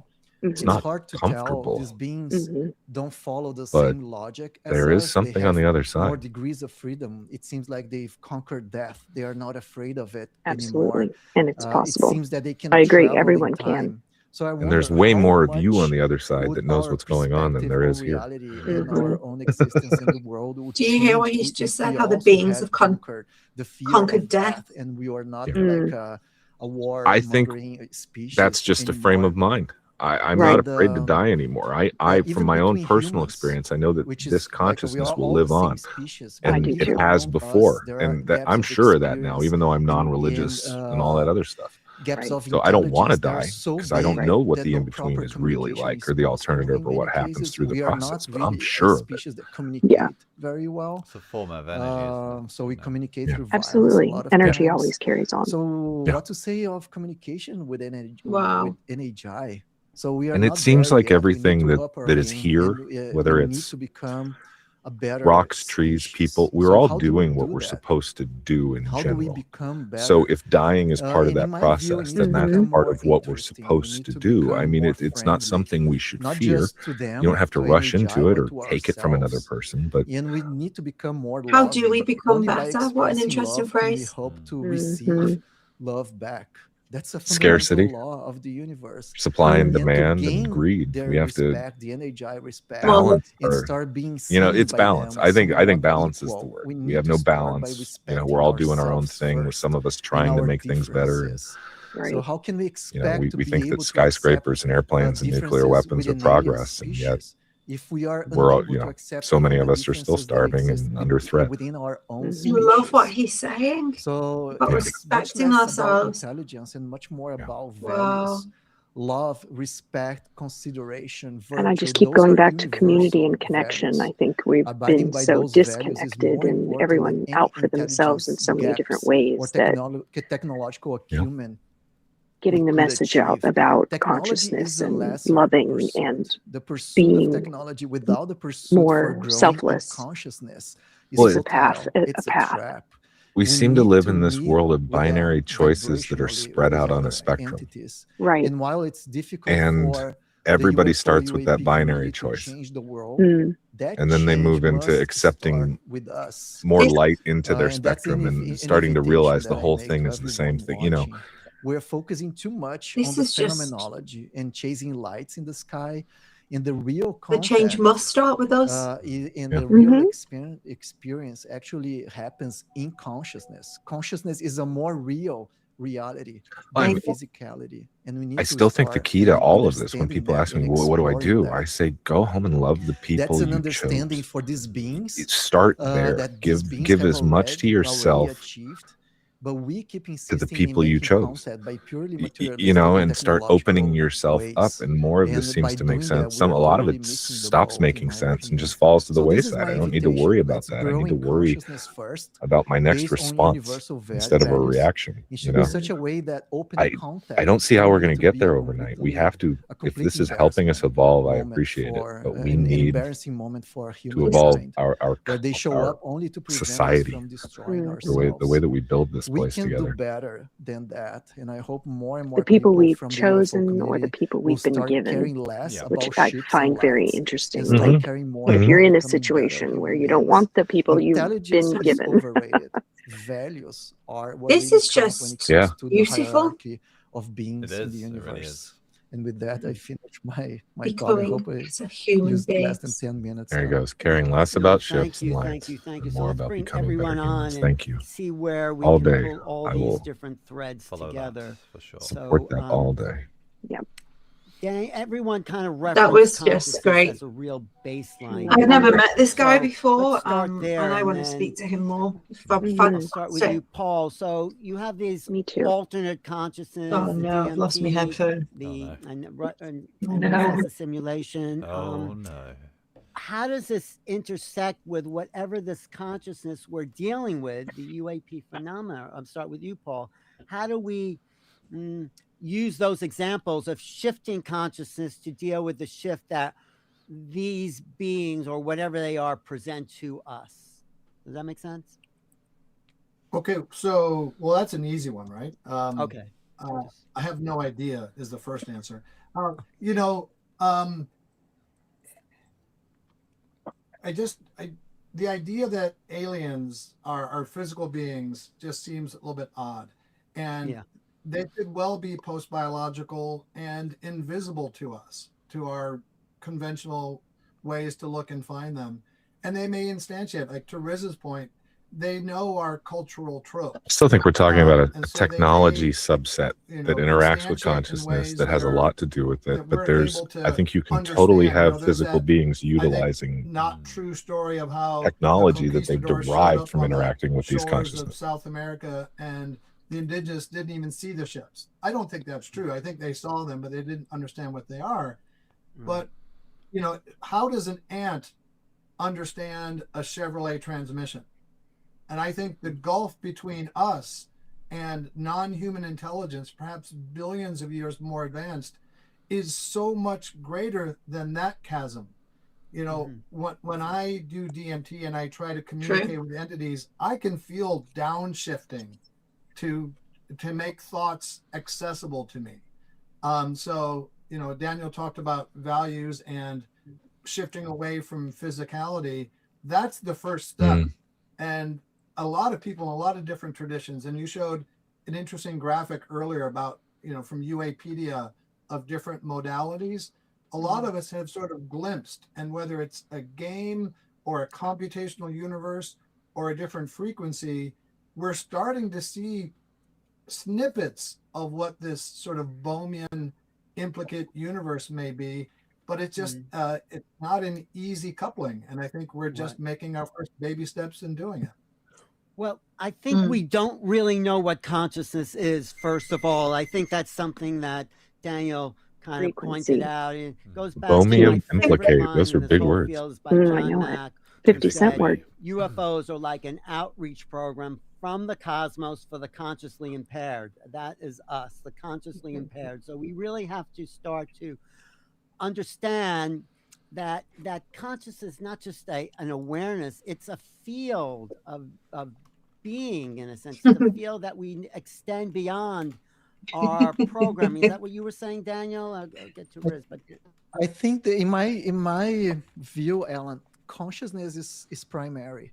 So consciousness is there which we use to define and describe other things. It's not the describable thing in the first place. It's like the unity. So consciousness is the source of all reality, and that's in at least in the philosophy I followed and came up with. That's how I see it. So if there is a simulation, then consciousness is the very substrate of the simulation. If that makes sense. Yeah, right Riz, would you say consciousness is the board? I don't want to miss this, but I'll be right back. Simulation is performed on, or how do you put in your terminology, Riz? Well, so simulation theory as a field has many different opinions on this. And I like to highlight what I call the NPC versus RPG versions of the simulation hypothesis. And the NPC stands for non-player characters, which are basically AI characters inside a game or a simulation. The term comes from the old Dungeons and Dragons, when the dungeon master used to play like the bartender at the inn, or the guy that's selling you the weapons, and then now it's made its way. This is what he blew my mind with. In the RPG version, it's a role-playing game version, and that is actually closer to what was depicted in the Matrix, where Morpheus, Neo, and Trinity existed outside of the simulation, and then they existed inside the simulation. Now, I think they got many things wrong about the simulation, but that's the basic idea. In the Matrix, they looked exactly the same. The player and the character, or the avatar, which was a term that was used by Lucasfilm when they were creating one of the first online multiplayer games called Habitat. They were looking for a word, and this word they wanted to describe themselves as a big person squeezing into the telephone lines. I mean, they were literally using Commodore 64s with dial-up lines, with the old sound, and there was a little 2D character on the screen representing them. And so they used this term avatar, which meant a big divine entity squeezing itself into a little human body. My parents still have a Commodore 64. So, I would say in the role-playing game version, we are players of the game, which doesn't mean we have to look like we do now. And in that version, we could be pure consciousness or spiritual beings outside. We could also be another level of reality plugged in, like in the Matrix with the brain-computer interface. And so I would say that, yes, we are all playing the game and observing it through our consciousness. There might also be a computing system, like a quantum computing system, most likely, that is actually responsible, and an AI system that's responsible for creating all of these things. And then it's our consciousness that's plugging in and actually making decisions, just totally like agree. Might do. I agree. Totally, 100%. Right. Can I add? Go ahead. Yes. I don't think those two must be mutually exclusive reason. Maybe you can help me with that. But you can have layers of reality, and ultimately the most fundamental layer, everything is the same and one. Like all the consciousness are one. So you are playing with yourself at the most fundamental layer. But then as you emerge, those other layers emerge, we start having other identities, and then we are playing with other identities that might have some sort of local consciousness that is not the most fundamental one. But these are questions that have existed sort of since spiritual philosophy began. Is it all Maya and all that? But what Paul's father brought into the game was maybe we're the non-players and there's players playing us. I mean, the phenomena itself, right, Paul? There's something outside that we have yet to integrate into this matrix. We don't know. It appears, it disappears. It's beyond the simulation, and yet it interfaces with the simulation. I'm trying to understand it in terms of what everyone is saying here. How would you explain it, Paul? I mean, yeah. So I'm just looking at the comment here. Okay. No, read the comment. The basic part. My father, was a nuts and bolts astrophysicist who was very comfortable after a time. This is quite the conversation. Accumulated weight of evidence here to suggest some kind of meta-terrestrial phenomena, not necessarily extraterrestrial, but something beyond our current understanding. Right. And I think we all, most people feel there is something beyond our current understanding. I like how Daniel kind of crystallized, consciousness to be fundamental and primary. It seems to be what drives things. We do live in a matter-first, materialist, physicalist science environment. Riz is doing great work in bending that view in a way that's palatable to a lot of scientists and tech folk. And I think as we move forward in technology, we've had these periods where we think we understand everything, and then we think we don't understand hardly anything, and then we start up again. I think we're going to have several more paradigms of understanding and more onion layers before we get to the bottom of what exactly is going on, because there's a great quote about how the universe is not only more strange than you can imagine, but stranger than you can possibly imagine. So we have a lot of discovering left to do. Right. So, Riz, does the simulation theory help us at all in understanding what we have yet to imagine? You know, I mean, how can it? Because we're only right. You stuck can't in even what we imagine know, what you can't and we imagine. don't know what we don't know, right? True. Right. Well, I think there's multiple ways of looking at simulation theory, and I think people He get too just, caught that's up great. in He's one or saying the that. other. So, as Daniel mentioned, those two are not mutually exclusive. The My NPC brain's versus itchy. RPG. You can have a game that has both non-player characters that are AI characters learning from each other and interacting, as well as players who are learning for what they will take outside of the game itself. But you can also take the simulation idea literally, like meaning literally there is a big physical computer sitting there, or you can take it as a metaphor. And I would suggest that it is perhaps the latest and best metaphor that is an evolution of what the mystics have been telling us for a long time. I love how when And people so say that within we could the never Indian achieve the traditions computing of power Hinduism and Buddhism, they talk to, about Maya, you which know, is an duplicate illusion, the but it's universe more as than it that. is. It's like a And I'm like, well, the carefully universe crafted has been illusion. made. Like when you go to see a magic show, you know he's not really cutting the woman in What half, made it? but You you know, agree we have to to be part of at some point decide that what illusion. what And determined so what if we quarks think are of going to it do as and a why hydrogen metaphor, doesn't and forget in it's not fact, helium. you know, I like to say that I think Right. most spiritual traditions are started when somebody peeks outside of the physical world. They go outside of Plato's cave, and then they come back, and now they have to explain what they saw.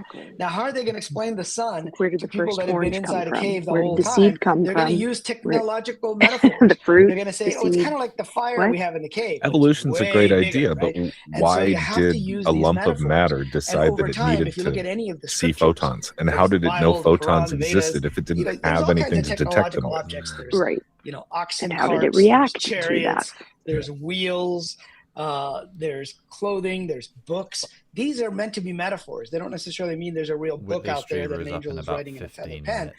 And so, you know, when Swami Yogananda came over 100 Whitley's years going to throw a ago wrench in the to whole the thing. US from India, he had to try to I explain can't these wait. to Americans.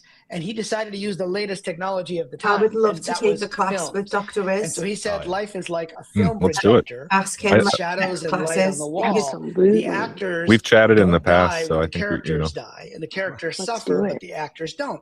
And so if he were alive today, I think he'd say it's like a film. We're all the actors, but we're also the audience watching. We all have scripts, but we can change those scripts. And what does that sound like? It sounds like a massively multiplayer online role-playing game. And so I don't want people to And think at that the I'm end, I saying think there's only one actor. I literally, think you we're know, all just my different cells in 386 that actor. computer is running the universe. It's more that the universe is computing, and we as He's done it consciousness to me are watching again. and interacting with that. This is the process. third time. Right. Well, I appreciate that, but okay, Daniel, you're an experiencer. The third time right? in how many So, months? and you've also, and we all been brought up He in a came on my particular show limited version of the what we call the Truman in Show, summer, or whatever, the one Plato's Cave. Okay. And so we have an pre-show experience early in the that's year so and October. outside the Okay. framework Before. of what we call reality. How does that amplify your idea of yourself? And well, what happened to you? How did you deal with your experience as of the Well, UAP? I've had an experience with the UAP and ET, much more like on the spiritual realm than the physical nuts and bolts kind of thing. And I have D&D as well, like the Hurtak and D&D. That was the most impactful for me.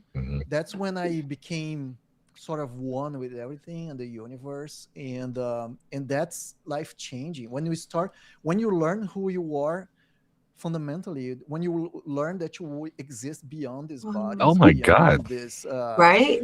Because at that time, My when I was having the OBE after experience, I my didn't heart have an attack was what identity. I changed didn't know everything. who I was. I It's, didn't have a name. I didn't have memory. No more Wow. I attacks, didn't please, have Cahill. language. I didn't need any What's of that? that. No I was more just heart like a attacks, monad, Cahill. oh, float, that's like a well, floating in yeah. empty I'm space. hoping so That too. was the Your most wife. That's not in the peaceful plan, experience sir. I've ever had. Not exactly And I doing didn't everything I'm want to supposed to. leave So that state. Yeah. Don't And make as I me was snitch coming to back to Mrs. the body, Cahill. I could She's well aware. I could hear the body, the noises of it, like a physical existence. We live like in turmoil. We live in chaos, but we don't even realize because we don't have the contrast. Do you know of what I not find really having that interesting? kind of When you silence. have And you know, then Daniel when you Branco get is a that medical kind of doctor, silence, PhD, it's scientist, it's amazing. thinks Like, I don't neurologist. remember this point You wouldn't anymore typically what place the these question people was, in like a wooey but sort of that changes environment. But when they everything. have Like, these NDEs and these OBs, Well, these that's why I wanted to life-changing get to that experiences that bring them real into this, I just find it baseline. We can talk so about, credible you know, and DMT so worlds or simulation, but how do worldview we shifting bring it back to to hear Affirming. our it's a bit of relationship with affirmation. eternity, That's where I was Yeah. going. the Yeah.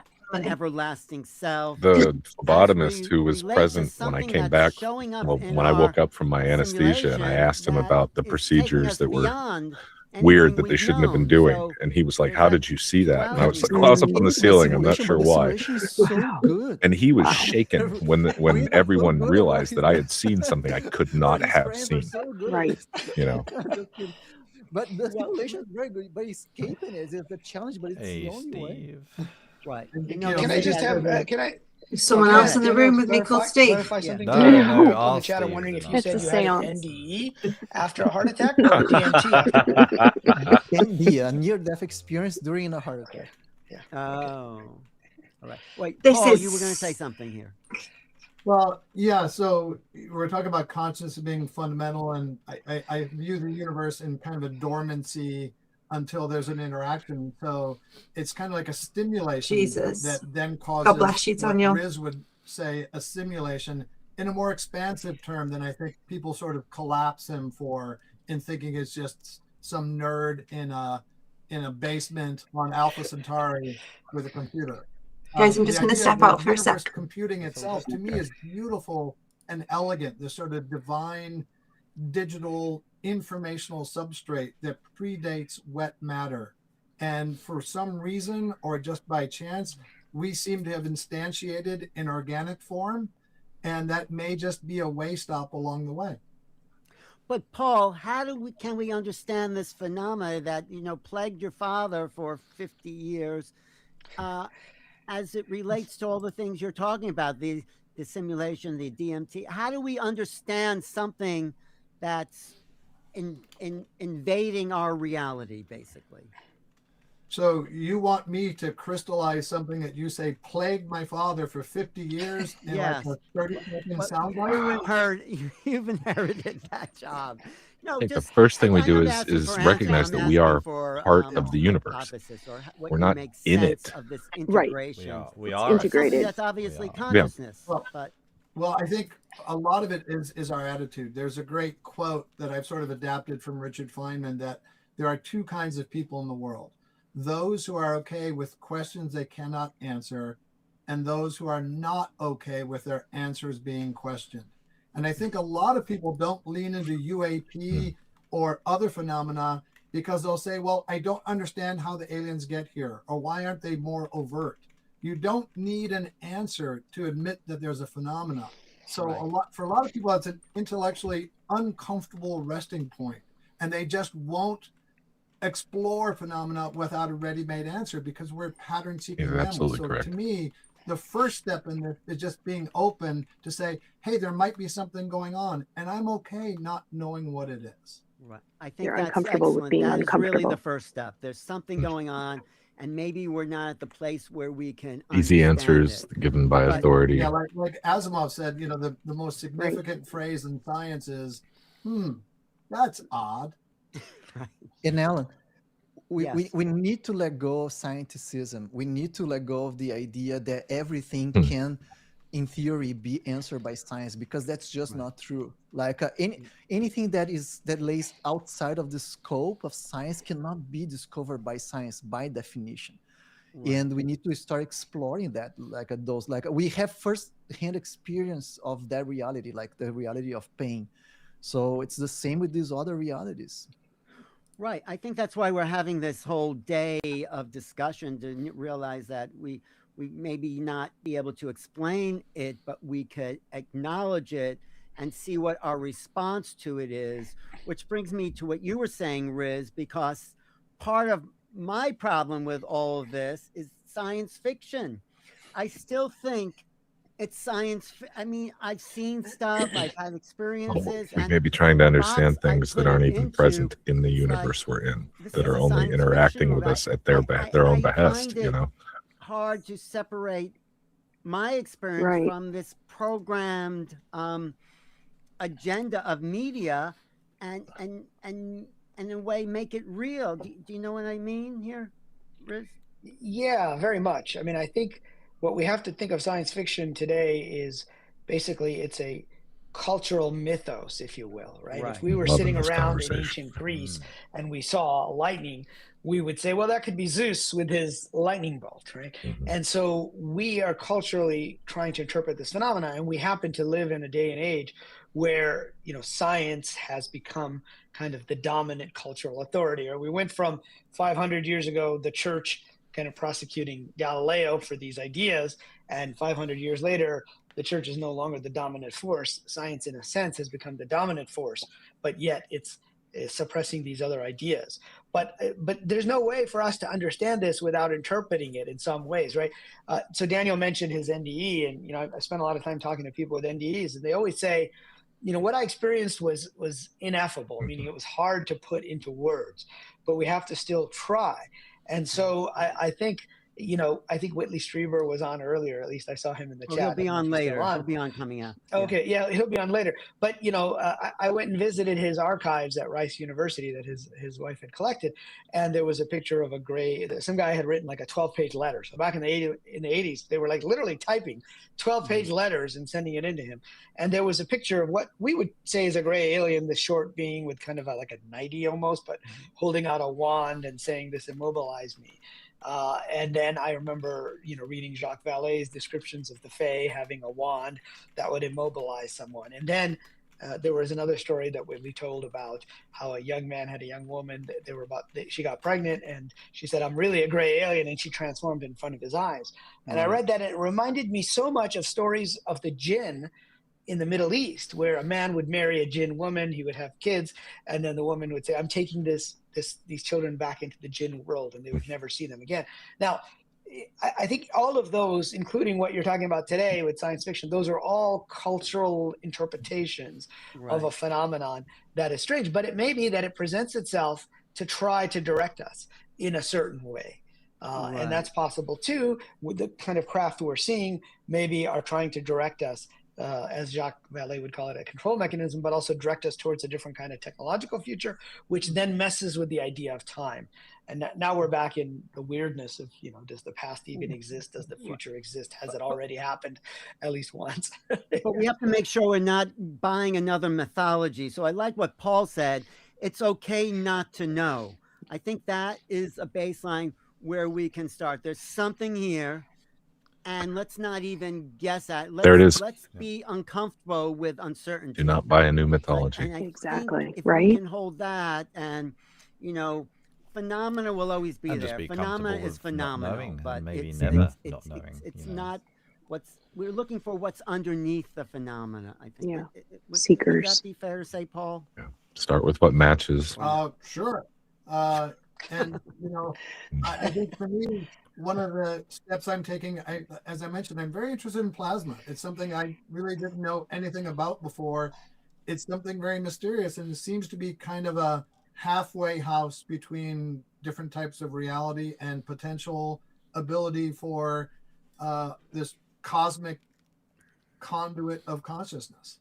Right. So what's Daniel told us his sort of baseline reality. I mean, this monad floating with no idea. What would you say your baseline reality is, Paul? Like at the bottom of all of it. What's the largest source of plasma you can think of closest to you? Okay, I understand that.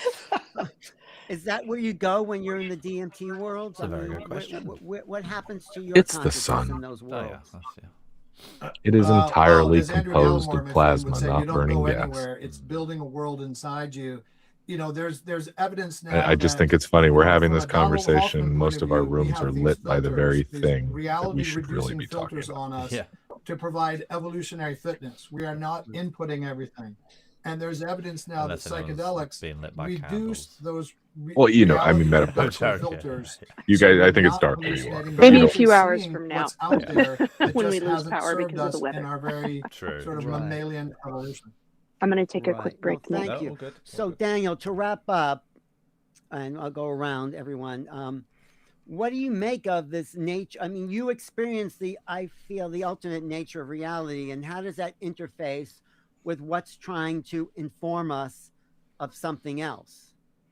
Or doesn't matter? these entities, right? Whatever they are. I think they've mastered those realms then, because like it's not that we don't have the capacity to master them as well, but we made a choice to assume that the brain is creating consciousness. So we made a choice to assume, and that's an assumption, it's not a scientific fact. We made the choice to assume that physicality comes first and everything happens. It's derived from physical activity and neurons Is the brain firing creating and all of or that. absorbing consciousness? So all we now have to do is take the I think the answer is yes. If we start assuming that we exist fundamentally, regardless. Well, I think of, you are being transmitted in physical, somehow. Then we automatically. And then will you get are closer decoding to this them. It'll be easier experience. for us to connect with them. Right. I it out think of my that's body. true. John Mack also said, we need other ways of knowing, not intellectual, not thought process, but we are stuck in our way no, of but thinking. I mean, we're stuck, but we're getting. I don't like out of saying it this because I and think admitting the it because it gives phenomena too is much pushing us to to see them, that and I'm it's not ambivalent to an intellect, it's extent. knowing. I think the But telepathy they can may do only that. be able to reach so These far. kids have pure knowing, There may be a not gulf thinking. between where they are and where The we are. phenomenon That might this be is the best they can ourselves. do. At some level, Yeah. waking ourselves. They may not be able to waking this land on version the of White House ourselves lawn the up. way we all think they should. Well, thank you. Okay, Riz, what's your final statement about the nature of reality? Not that there is a final statement. But, Well, my final statement would just be a series of propositions. The first is Hello, you're on mute. that the world consists of information, not physical matter. The second is that information gets computed. The third is that it appears to us as if it's physical. I was being very And profound. the fourth is that it's actually a big hoax. But I agree. I don't think it would ever be as simple as them landing on the White House lawn anyway. That would be too easy. Ebert, and, he That'd be died the a few first years thing I ago. wouldn't believe. His wife was with him. She Great. said the last thing he said before he died was, "Oh my God, it's all a big hoax." And it turns out that's what the mystics have been telling us all along, is what we think of physical reality is really some kind of a hoax, but that we agreed to be a part of. isn't the what the UFOs are showing us that, hey, we don't have the whole picture of reality here. They're infusing their presence here. So it's not just a hoax. It's something bigger than what Paul said that we can imagine probably. And we need to stay available to that. So the nature of reality is still being built, I guess. So Paul, any final words? Any conclusions?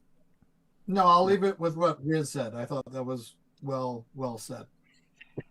All right. I don't know if we've gotten anywhere, but we've asked a lot of questions. Sometimes I feel like I and, signed up for the best escape room there is. These perspectives don't have answers, but they have I like that analogy. possibilities to consider. And thank you all for being here. Paul and Riz will be at the Conscious Life Expo in February at panel. the LAX Hilton. Come there. And Oh, I've Daniel gone really will be cold. holding court so in have I, San Diego actually. someplace. And Because our brains are engaged what's your in these podcast, big Daniel? questions. It's Yeah. called It takes a High lot of Consciousness energetic Podcast. energy as well, like to Right. And process. how do people find you, Riz? They can go find me on Twitter, Riz Stanford, or on San Diego Instagram at someplace. Riz Cambridge, or to my website, Oh, zenentrepreneur.com. Daniel. And Paul, where are you at? I've got a pretty anemic social media footprint, but Paul Hynek on Twitter. But they can meet you I at love the the fact everyone's Conscious still Life calling it Expo, Twitter, okay? not X. It is. I will never call it Thank you X. all, and no, I appreciate just the conversation. And Same.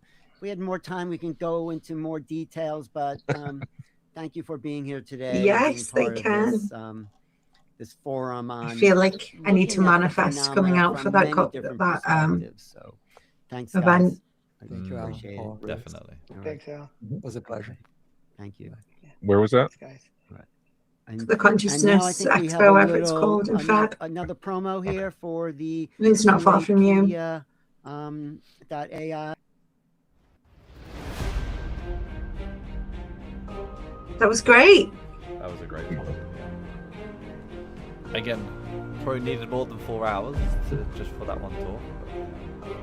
Oh, I'm really looking forward to seeing this game. I had a little sneak peek the other day.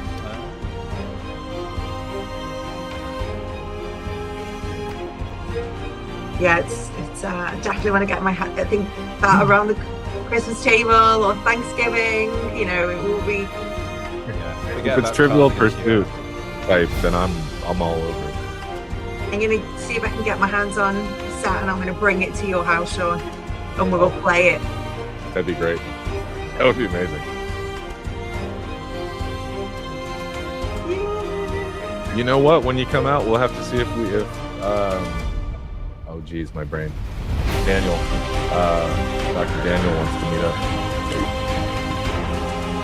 My Jones out to the States is becoming very, very, very busy. Yeah, I believe that. Yeah, that's why you guys were the only people that really knew about my UK visit, because I was like, we're trying to have a vacation. I'm literally, there's a day I think where I'm like back to back, and they're like, "Are we going to Disneyland?" I'm like, "No, no, we're not to Disneyland that day. We're meeting X and X and X and see X what's and there. X. You can add your own opinions, send your own papers in. We're trying to expand a really solid base of information. So definitely tune in. Do you know when they're thinking about bringing us in? People I really, this is what I'm really excited about, because this is really where the rubber meets the road, not to be too cliche, but the experiencer phenomenon is the key to this whole thing. None of this makes sense because you're not going to trust the government. You're not going to trust theories. The nature of reality could be talked about forever. Jeff and Kimberly and Whitley, it's going to be heavy. That in a good way. We all need to pay attention to. That was a very northern term, heavy means good. Phenomenon. So I'll give everyone about 10 minutes to kind of discuss their perspective, and then we'll go into a panel discussion. And what the people who organized this said to me is, let's talk about purpose and meaning. Now, I wasn't sure what that meant. How does meaning and purpose have to do with this? But I thought, Viktor Frankl's Man's Search for Meaning it's not how we understand something, but how do we respond to the phenomenon? That's what gives meaning to something. And one of the heroes of this field is Whitley Strieber. When he was shocked and traumatized by this phenomena, he did something, I think, very courageous in upstate New York. After being assaulted and abused, basically, he went back into the woods to meet these beings and confront them on another level. So Whitley, I'm so happy you're here and that your work has made such a difference to experiences around the world. He got 200,000 letters, him and Anne, that are now housed at Jeffrey Kripal's Archives of the Impossible at Rice University. And Whitley, you have been a pioneer in this field and an important player. So how can we approach this to give people an understanding what this phenomenon really means? What does the experience mean to people? And meaning is not understanding, but how do we respond to something we can't understand? Does that make sense, Whitley? Well, given the nature of the question, I can only say I hope so. The problem, the core problem, is that we don't have a baseline in this at all. In other words, is this a physical experience? Well, I was raped during my experience, and I struggled with that for 20 years and still have medication that I use occasionally because of the scarring. It was a very severe thing. And it turned into a national or even an international joke. And so I've had the experience of having my rape laughed at for a long time. That changes you a little bit, I think. But I can understand people are scared and half of them think it's all a bunch of nonsense. And so that, and what this gets back to is this lack of a baseline. Is there a physical experience or not? I think there is. In fact, I would say I'm sure of it. Because not only did that happen to me, that physical experience happened to me, I'm wearing an implant in my left ear, which the video of the attempt to take it out, which is online, and you certainly find it on my website, on unknowncountry.com or anywhere, any number of places. I think it's been on quite a few podcasts.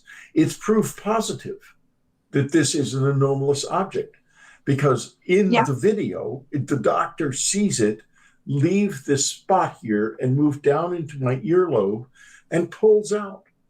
He and my wife see it and describe it on the video. So there can be no question. It's obviously an anomalous object, and it's real and it's physical. But here's the but. I don't recall it being put in my head by aliens. I recall it being put in my head by two people. I recall this very vividly. They were right there in my bedroom. There was some kind of an operational thing. Conference where he spoke, and I saw him speak live. They and came he right talked about past his the alarm experience system and without how tripping it. he's And been there was made a fun group of. of them outside as well. It Made was a me whole big cry. It was operation, very obviously. sad. And Very, very they sad. came, they put it in, and they left. I adore him. Now, fine. So, it's being done by people. Experience. Now, here's the next but. It is totally anomalous. It functions in an anomalous way. It functions very well, in fact. It opens up a slit in my right eye, and I can read words passing through the slit. It's not there right now, but it's very often there, especially when I'm writing. So there's something going on there. And it's somewhere at a kind of a razor's edge between our world and some other world in which we do participate. I've always felt my whole life like now, when I lay down at night, I can close my eyes and see my room still. Phenomenon. Wow. And all of the narrative, the vast narrative, when those letters started to come in after we published Communion, it only took about 5 or 6 days before the first letters came in. And, an author gets maybe 10 letters when they publish a book, 20, maybe a big author gets 100. We were getting 1,000 letters a day in heaps on the living room floor. And I did not know what to do with them. And we can't read them and we can't throw them out because you look at one of them and had a person's name and address on it and everything. And the detailed and very, very often very private description of things that have happened in their life. It's so hard to read all the stuff I get. I don't get out. anywhere near what he does. And I can't possibly read them all. And she said, well, I can. And she did. So grateful that Anne, his late wife, put those letters together and really worked to ensure that her they've been archived as well, It turned out she was an excellent secretary. She lived right down the street, and she'd had quite a few experiences. Her name was Lori Barnes. And they worked together for all those years. Now the letters are at Rice, some of them. She did. Probably those of us who are lucky enough to have the support of our spouses, I think, have no idea how lucky we are. They're there, a substantial number. Now, here's the thing, though. What do they mean? God bless them. It is such a complicated, enormous body. People we've chosen or the people we were given. Is it a body of knowledge? They choose Is it you, love. the human imagination somehow intersecting with half-believed some of us we were given are here to challenge us. Other people. Well, I'm definitely challenging. Overwhelming generation of Amen to that. A gigantic communal work of fiction. Mm-hmm. I don't know. Of course. We have to find that out. And we can find that out. I'm absolutely convinced of it. There are the way I know the way to start. The way to start is with a baseline of what happened physically to these people. And the interesting thing is the brain, when information comes in through the senses, the brain handles that in its executive function area one way. But when it's generated by imagination, it doesn't handle it that way. And using a functional MRI scanner and careful interviews of witnesses, it's not impossible to believe that we could find over time, if we interviewed enough witnesses in this way, breaking down their claimed experiences very carefully, we might be able to find a baseline in what happened to them physically. Because my assumption is I'm not in question about whether or not something physical is there. I am very much certain that there is a physical aspect of it. But what I am in question about is exactly what that is. I remember what happened to me vividly. I'll never forget it. I mean, you wake up in a room full of giant insects and they've got getting ready to intrude on your body medically. It's a hard thing to forget. So that is really deep in my mind. And however, where did I really wake up? Were these beings what they seemed to be?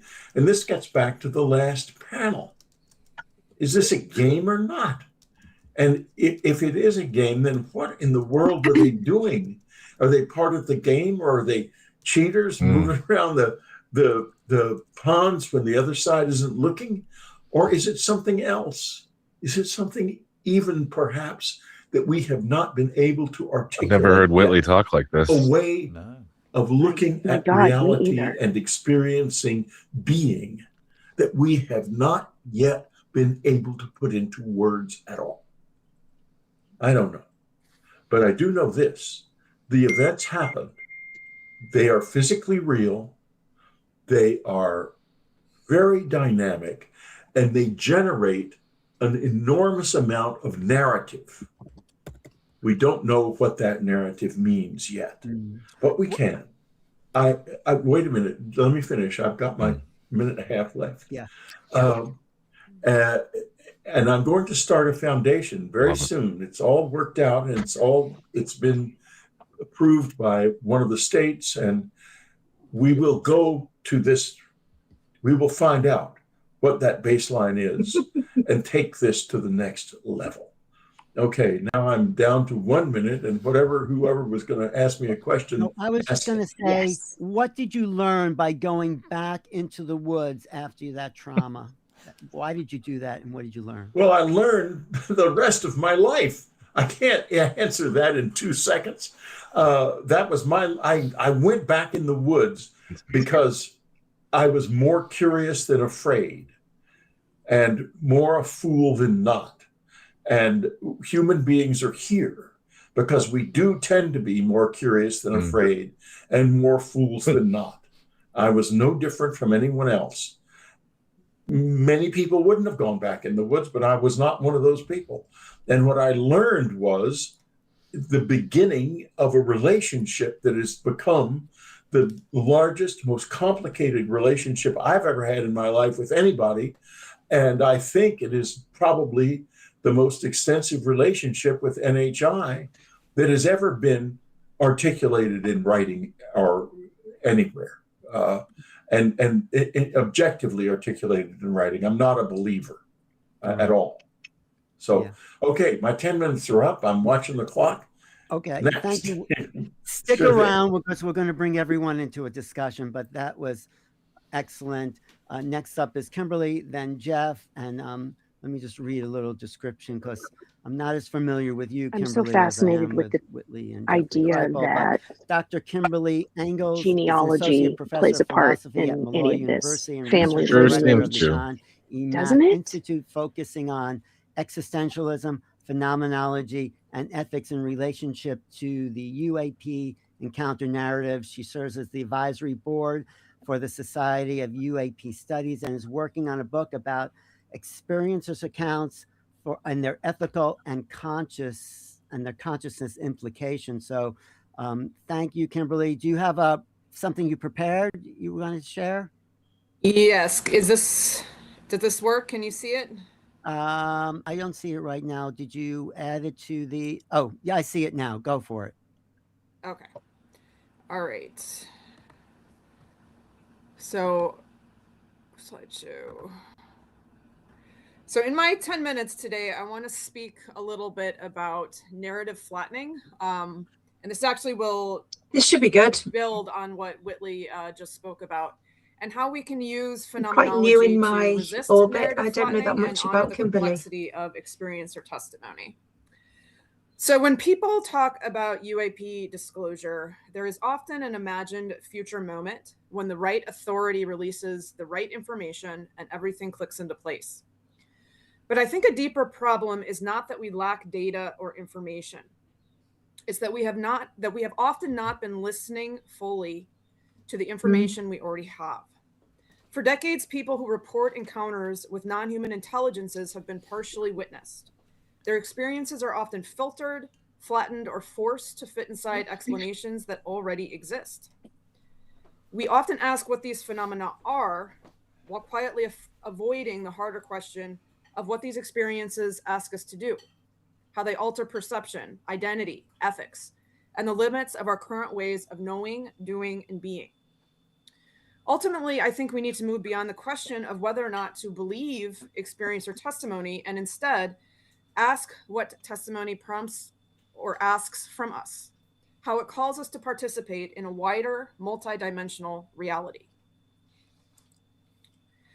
So this idea of narrative flattening is the distinction between these two questions that I have here on the screen now. And that is the difference between the question that I think we should ask when we're examining experience or accounts, like Whitley's and others, of what is sincerely described as appearing in lived experience, right? In physical reality, in the noetic dimensions, in all aspects of the experience. This is the question I think we should be asking. But I think far too often we are asking the second question, which is, what do I already know how to see?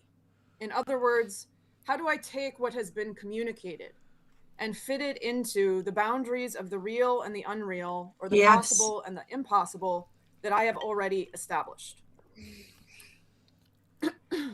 Engels called these our reality boxes.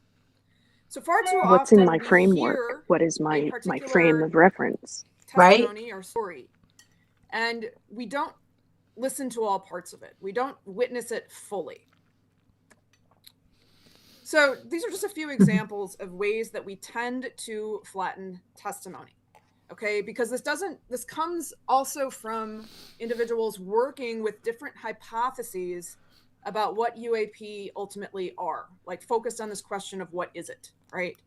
So when we start with the traditional ET hypothesis, you're going to bring certain things into focus.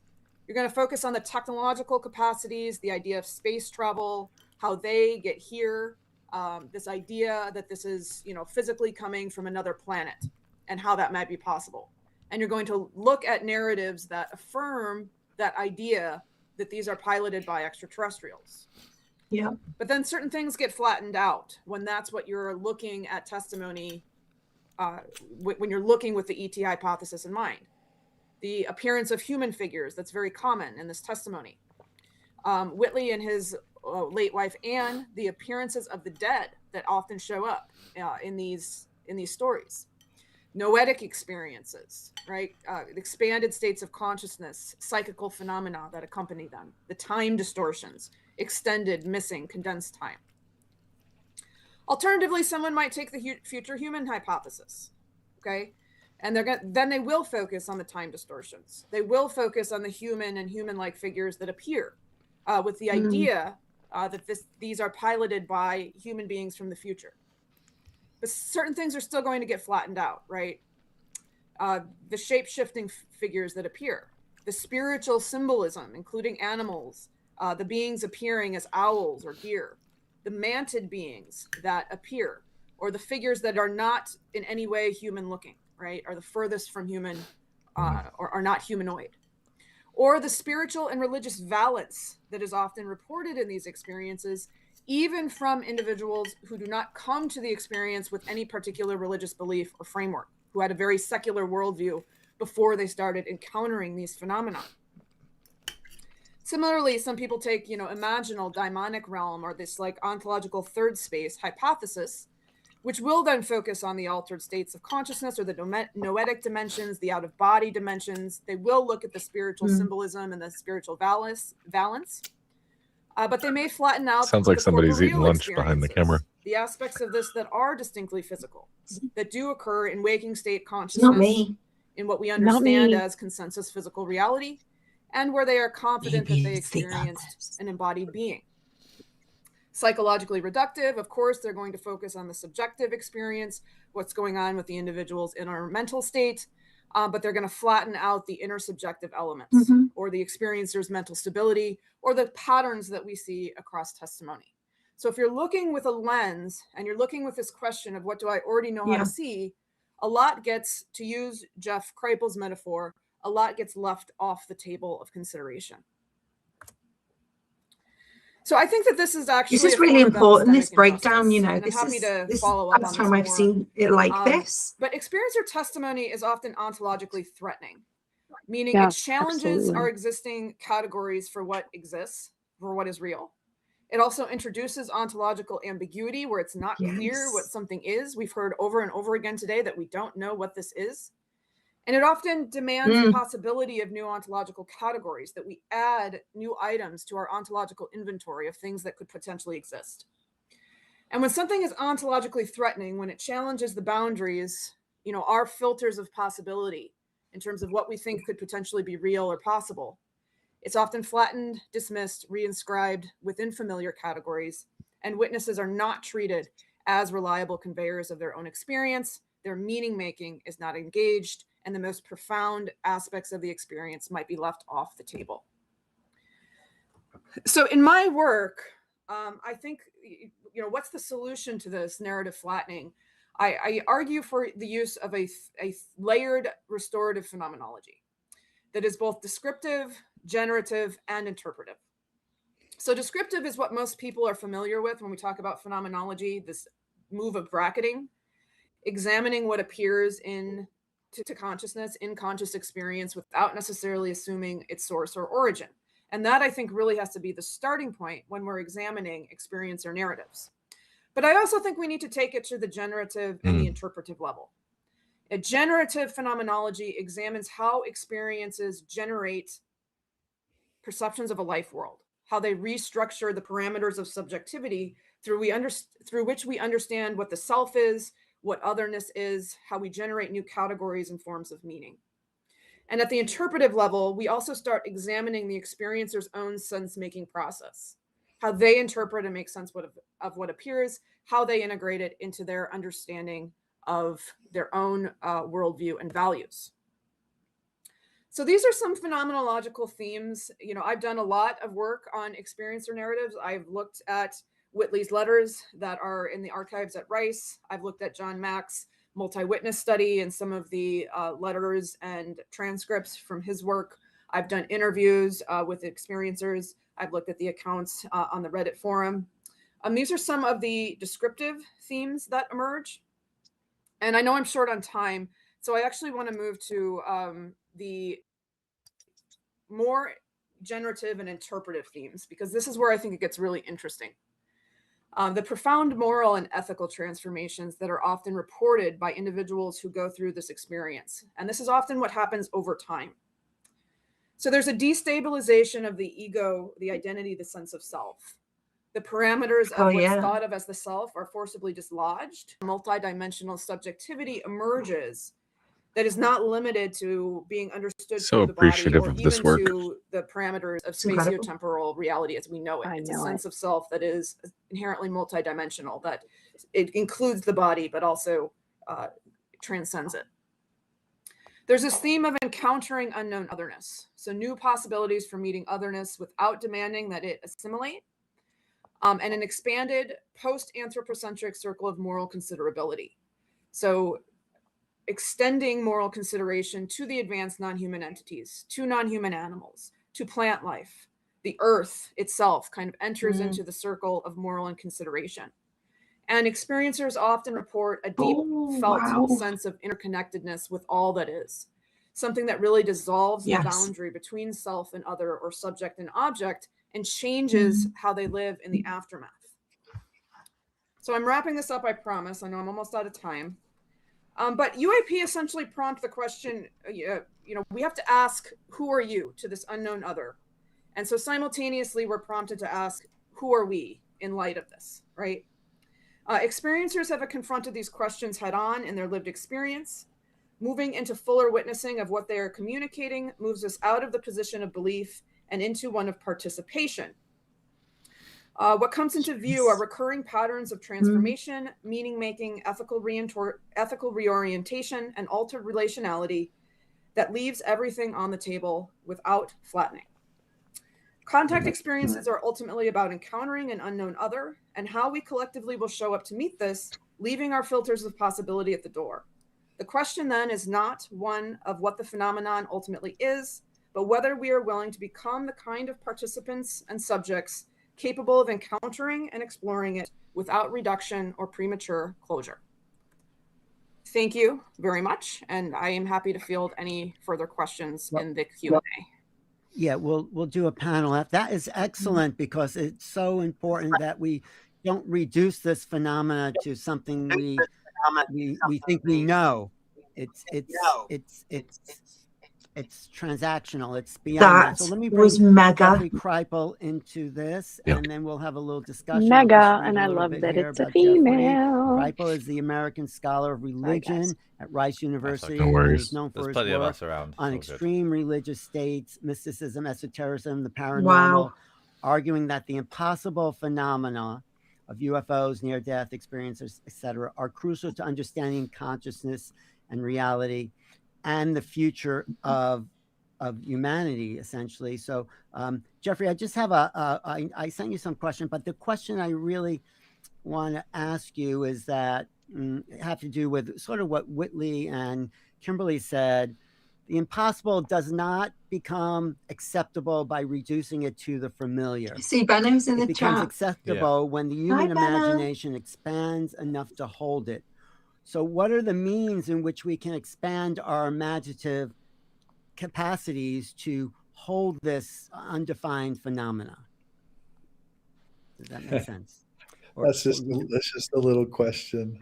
Or do you want something simpler? Good to see you, Jeffrey. Thanks so much for being here. Yeah. And, no, I'll definitely address your question, Alan. Because I think it's kind of the elephant in the living room, as it were. Yeah. Speedball. Maybe I like to orbit. I like to answer questions by orbiting a planet, and then kind of landing. I don't really hit the question head on. That's okay. Because people are always disappointed by my answers. But the orbit's good. First of all, let me speak about Whitley and Kim. I don't think you are an ordinary person, Whitley. Eric Wargo has this funny phrase, precogs hooked up to printers. And what he means by that is writers are really, really interesting because they're hooked up to printers. They publish a lot of books. And the thing about Whitley, and I'm addressing Whitley here, is he's written a lot of books about this very thing, this very topic. And we now can read, we have the privilege of reading those books and responding to them. Whitley is not ordinary at all. My experience with experiencers is that not everybody is so gifted. Not everybody can write like that. So, and this implant, Whitley, that you have in which you read these things across the eye, again, it's a form of inspiration for you. It's a form of literary inspiration. And I think this is just so important to keep this in mind.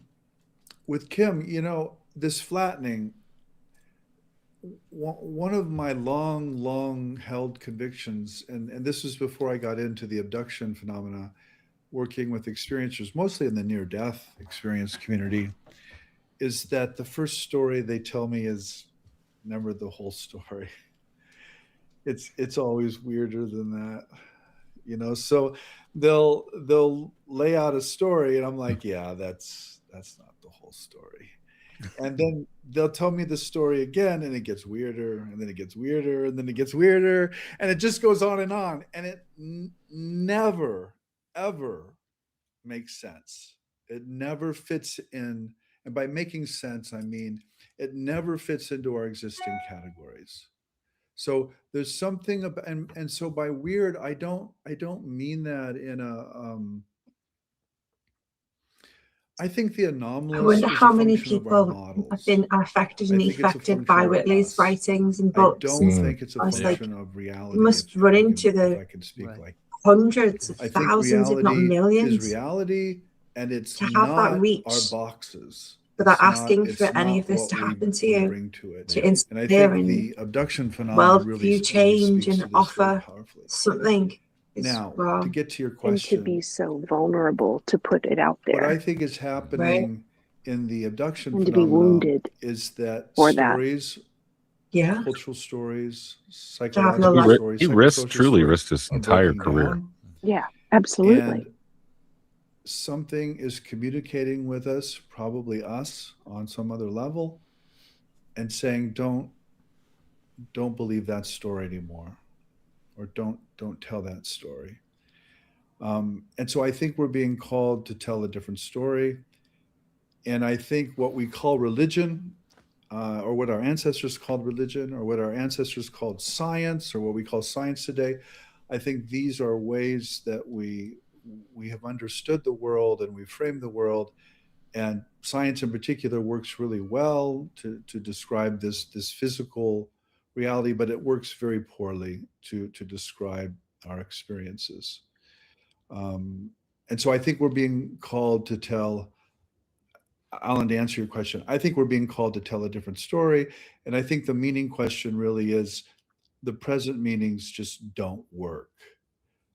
They work for some people, but they don't work for a lot of people. They certainly don't work for the people experiencing these anomalous phenomena. And I think that's exactly why the anomalous phenomena happen. So, yeah. Go ahead. Go ahead. No, I was just saying, so, I mean, we get into on the panel discussion, what would that new story look like? I mean, it's not formulated yet, but what do you suppose? Agree. Okay. So that's what we're trying to do at Rice with the Archives of the Impossible. We're trying to create a kind of we're trying to authorize people's experiences. We're trying to authorize people.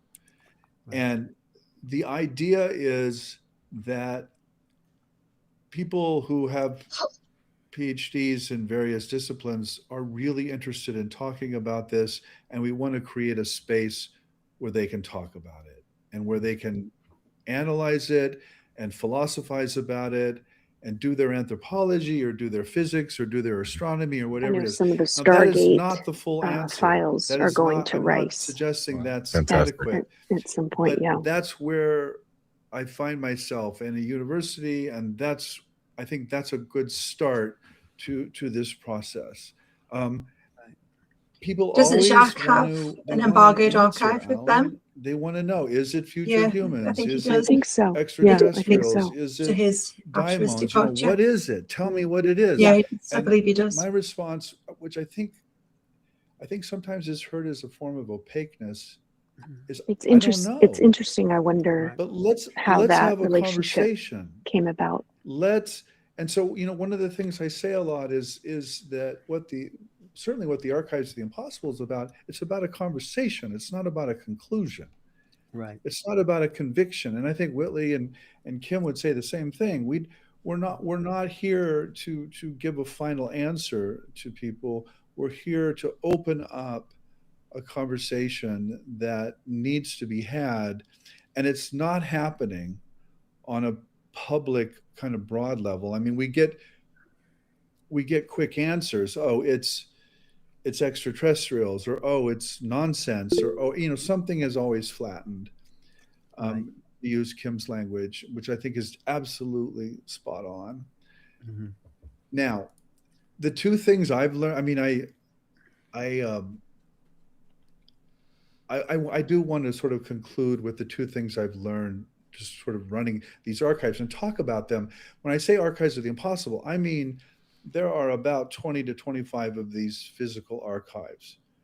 There are multiple collections here that range from everything from Whitley's collection, which is 3,400 letters, by the way, that Anne, it's kind of the creme de la creme of what Anne read. And we still have Anne's notes on them. And, researchers can come and look at those.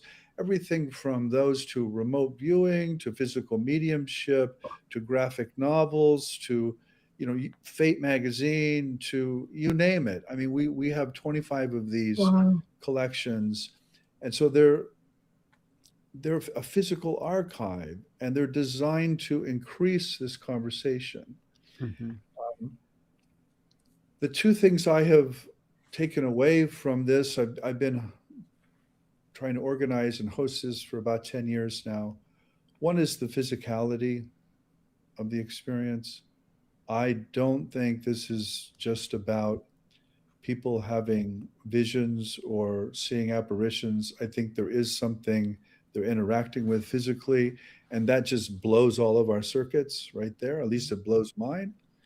And I also think it's all connected.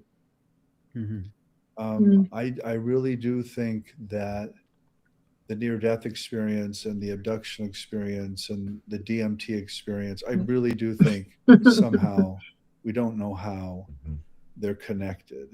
Mm-hmm. And so that's what I'm trying to push, in terms of these conferences and in terms of these physical archives. Don't forget sleep. It's very much what Kim said. It's let's keep everything on the table. Let's talk about this. Let's authorize this. And let's not settle for some easy answer. And if you reduce it to your religion, it's all demons, or it's all angels. Or if you reduce it to your science, it's all hallucination, or it's all physics, or it doesn't work. It doesn't work.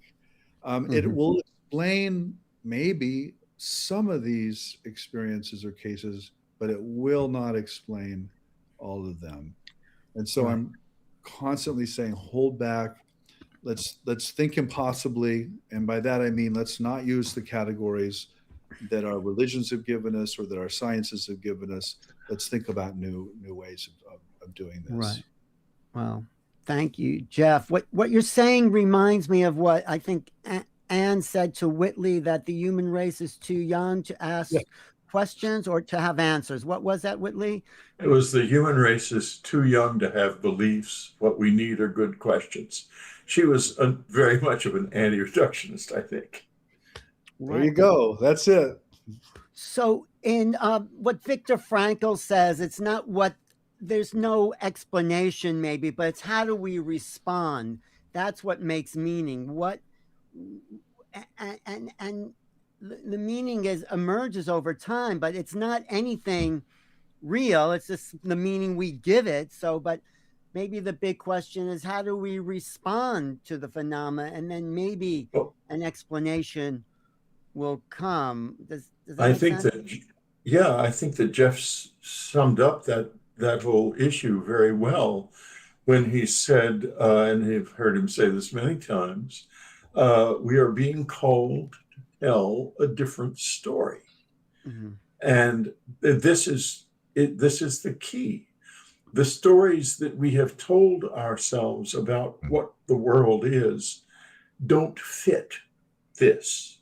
Because as Jeff just said, there is near-death experience, contact with the dead, DMT experiences, and alien abduction are all somehow on the same spectrum.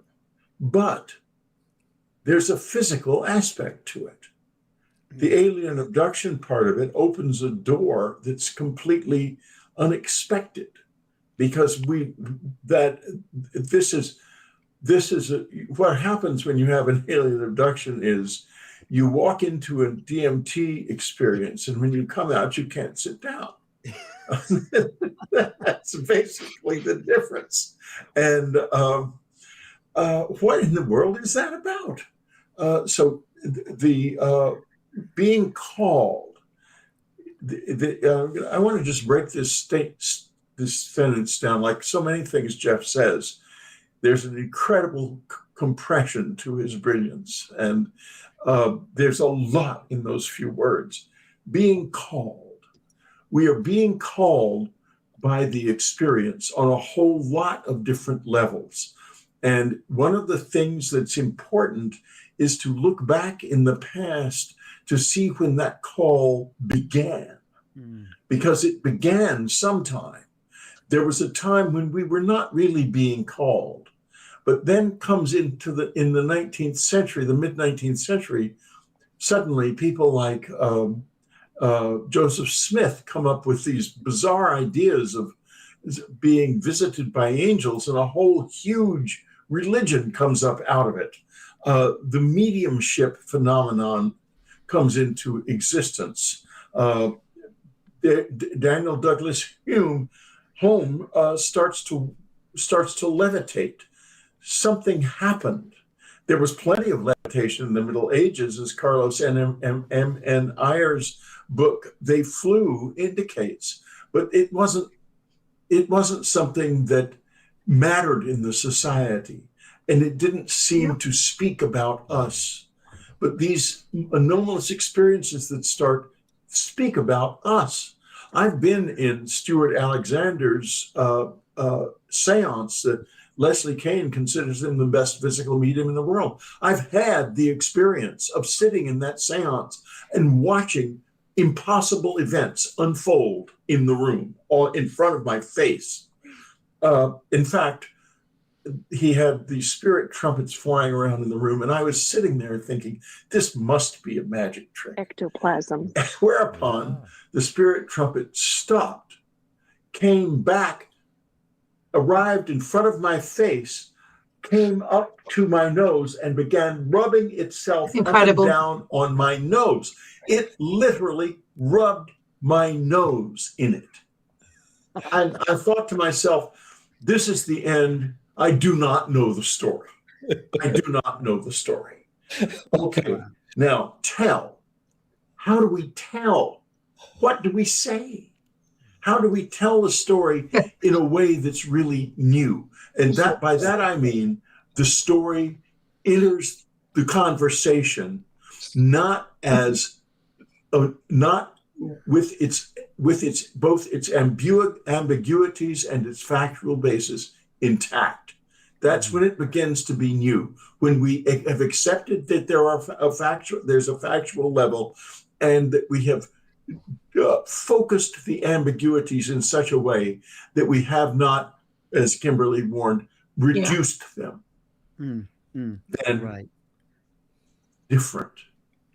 Well, let me ask Kimberly, if we don't put things in. Yeah, I can talk. Listen, you got to be careful with me. I'll talk all morning. No, and I love it, Whitley. I really do love your insight. But I know we've got Jeff and Kimberly, and I'm very eager to hear, because Kimberly, I have to tell you, that was absolutely fascinating and brilliantly put together. And there's a hell of a lot there. So let's go. So if we don't put it into boxes, Kimberly, if we don't make it, what do we do with it? It just is amorphous. I mean, how do we deal with this phenomenon without flattening it or putting it somewhere? I mean, it's a difficult question, but the first step is that you have to get really comfortable with ontological ambiguity, right? With like it not necessarily with comfortable with not knowing exactly what it is, right? We can describe how it behaves, and that's how phenomenology is actually really helpful here.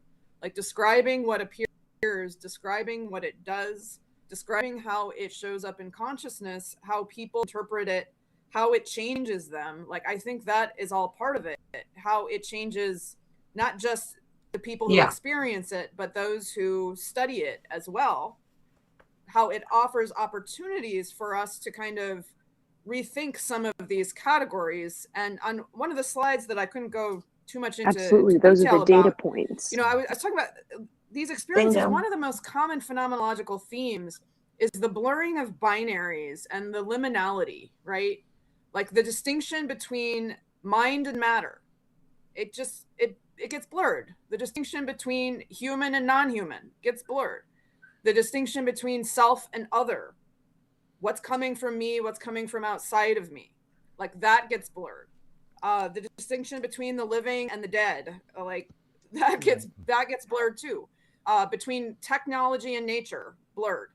So all of these categories that we use to kind of make sense and organize a world are kind of fundamentally put into question, and we have to get really comfortable with putting them into question.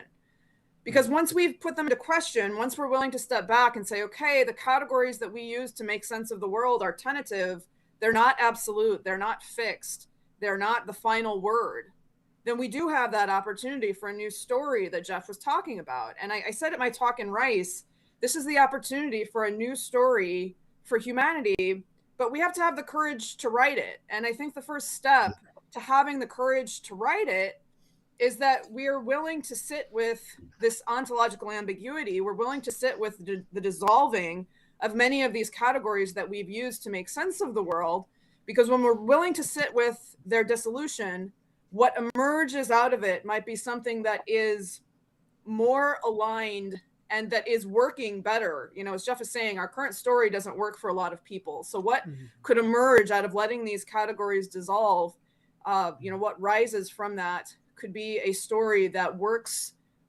better for more people and that helps us integrate into like this multidimensional reality in a way that is more holistic, more open, and just, leads to more better ways of relating.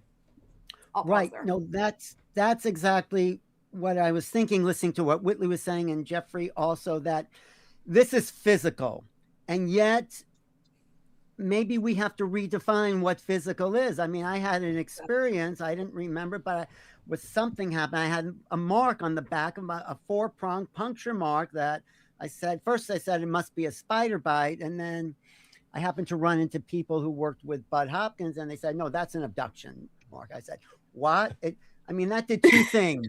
It freaked me out and pulled me down the rabbit hole. Oh my God, how could this happen? I didn't remember it. So there's something to us, Jeff, that we think is physical, and maybe there's another extension of physical. How do you understand that? I mean, or not even, how do you deal with that? What do we do with that what we think is physical, it might be more to it than that?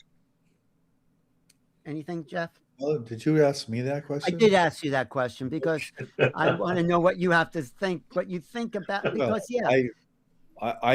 I'm with Kim on this one totally. I mean, I think what we mean by that would be something by physical, interesting to real, delve into, right? People's material, physical marks that they've had happen and quantify it. We mean a conversation about that in the app. I just think we have to get to a worldview where the material and the mental are not separate. So I refer to these. And then there's that thing standing in between them, and that's the healthcare system. Kim's of course. I think it really does blur the boundaries. On the other hand, going back to Whitley's trumpet experience, I think it's us. I really do. I think we're speaking to us. And so my constant concern is, for God's sake, listen, because it's us speaking. And so the trumpet, I mean, the rubbing in the nose, that's fantastic. It's also funny, so there's a kind of humor here. There's a kind of reflexivity here, but there's also a use of a very human metaphor, rubbing it in the nose, and I'm sure it's an English metaphor as well. So gosh, something's speaking to us, and it's us. So, and it's blurring the boundaries, and it's getting us to this worldview in which the physical isn't just physical; it's also mental or spiritual. Right. So maybe we need to start fresh, Whitley, and say, what we think is real, what we think is physical, what we think is separate. We need to redefine it all, in a sense. Would you say? Well, one of the things that we need to do is to realize, I think this is all physical. I think that the issue here is that we don't have a complete picture of the whole physical world. Right. I think that that these things that we see, ghosts and aliens and all of these things are part of the physical world. Mental telepathy is quite real, for example, and there's no connection at all between the people who are do telepathy. I've now done telepathy quite a few times with people who are practiced in it, who are spellers, and it's easy when I'm with them. But the thing is, there's no detectable connection. I don't agree there. I think there is a detectable connection, but we haven't discovered it yet any more than in 1850, we had discovered radio, but it was there. And this is a question of extending the definition of the physical, because ultimately I think that's all there is. But I think that there is the spectrum of the physical is much broader and much more unlimited than it appears from the viewpoint of bodies that are embedded in the stream of time, basically. Right. But yeah, I get that. And I think time and space are key to this because we don't understand them either. And this phenomena seems to be able to manipulate time, manipulate consciousness, manipulate space and their travel. So if they are us or not, we need to sort of grow up and learn what the true nature of consciousness is. And this is the problem. It has reset us to zero where we know nothing and get rid of all the assumptions, Kimberly, and start grow up. Fresh. That's awesome. How do we start fresh? And maybe I asked that before to qualify. Maybe we don't need qualification. Where do we begin? That's what I'm saying from here. I mean, I think that a good place to begin, like I said, right? is listening and centering experiencer testimonies. We haven't changed in half a million with kind years. of like this multi-layered phenomenology. We've just built stuff that we get. That at the descriptive people before level, us built stuff we get to use. Leaving our assumptions at the door. We rely on the record we all leave of this experience. Our boundaries of the real and the unreal to the extent possible, right? There's never going to be a completely interpretation free, but how many of our assumptions? That's why we need a great platform and app. Look at what is described as and a trustworthy process and good people. And sometimes it's occurring as a physical experience. Sometimes there's aspects of it that don't seem to be physical in the traditional sense. Right? Like the individual may have an experience with their eyes closed that's very noetic or out of body or something like that. But then, they wake up and they have some kind of physical mark on them, like you said. So it straddles those boundaries. But how is it experienced? How is it lived? And, what emerges from not just the experience itself, but how it changes the individuals in the aftermath. Because I think that is an underdeveloped aspect of this phenomenon, is how individuals emerge from these experiences very transformed. So that's why I think we need the other phenomenological components, the generative and interpretive phenomenology. How does this change how they show up and interact in a life world? How they think about themselves, how they think about otherness, how they relate to otherness. Right. And how does this common phenomenological experience of these categories breaking down and there being just kind of a sense that everything is one thing. Whitley said everything is physical. We could also just say everything is consciousness. I think those are just kind of two ways of saying the same thing. We're describing it a little differently, right?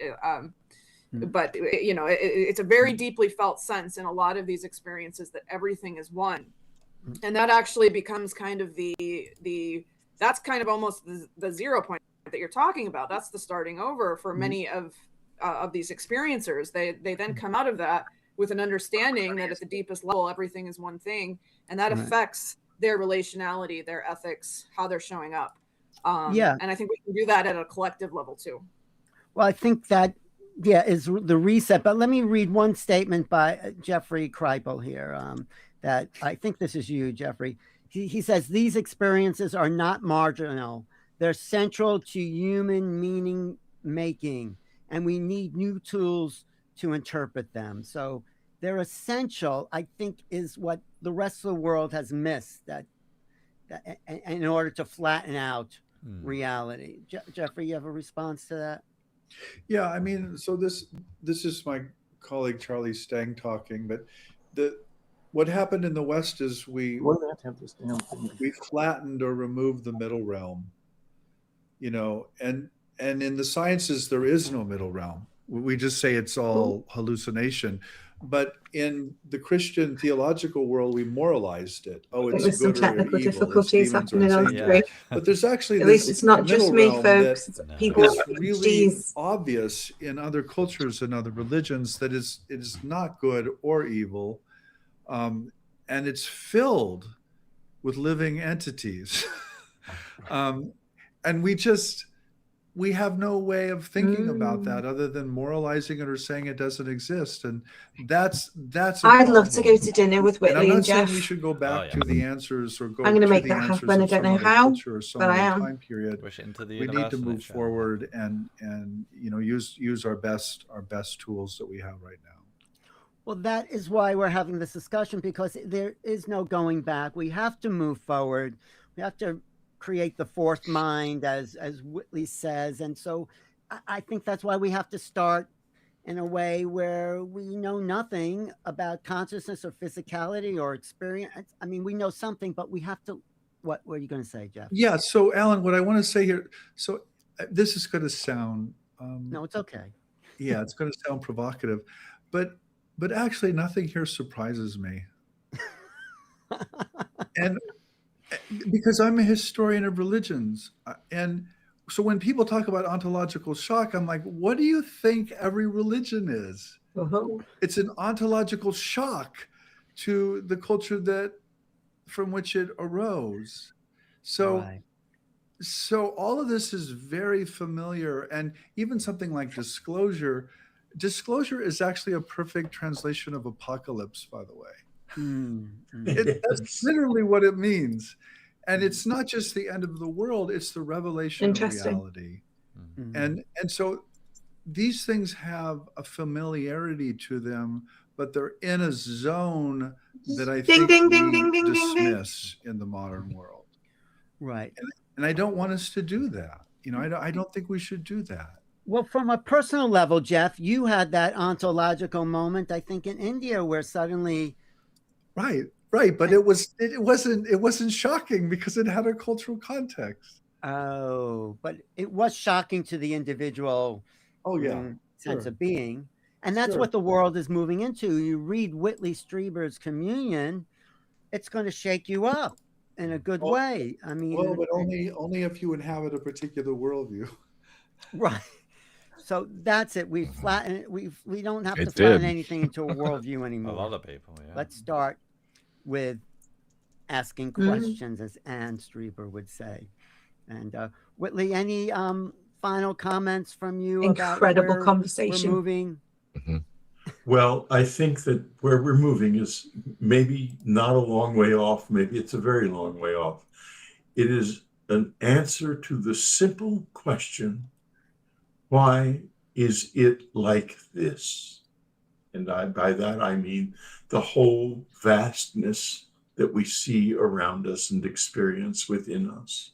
Why is it like this and not some other way? Another simple part of it.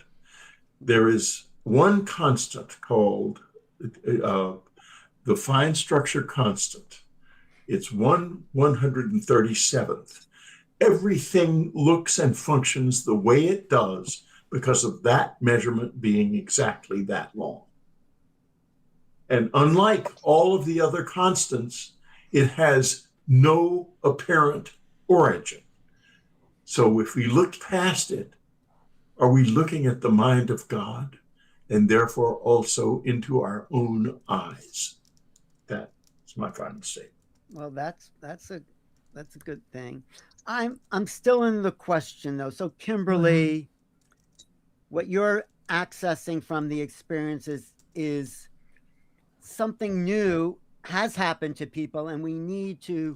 Literally brings me to tears on a regular basis. I mean, what's your objective in pursuing that experience? He does that mission.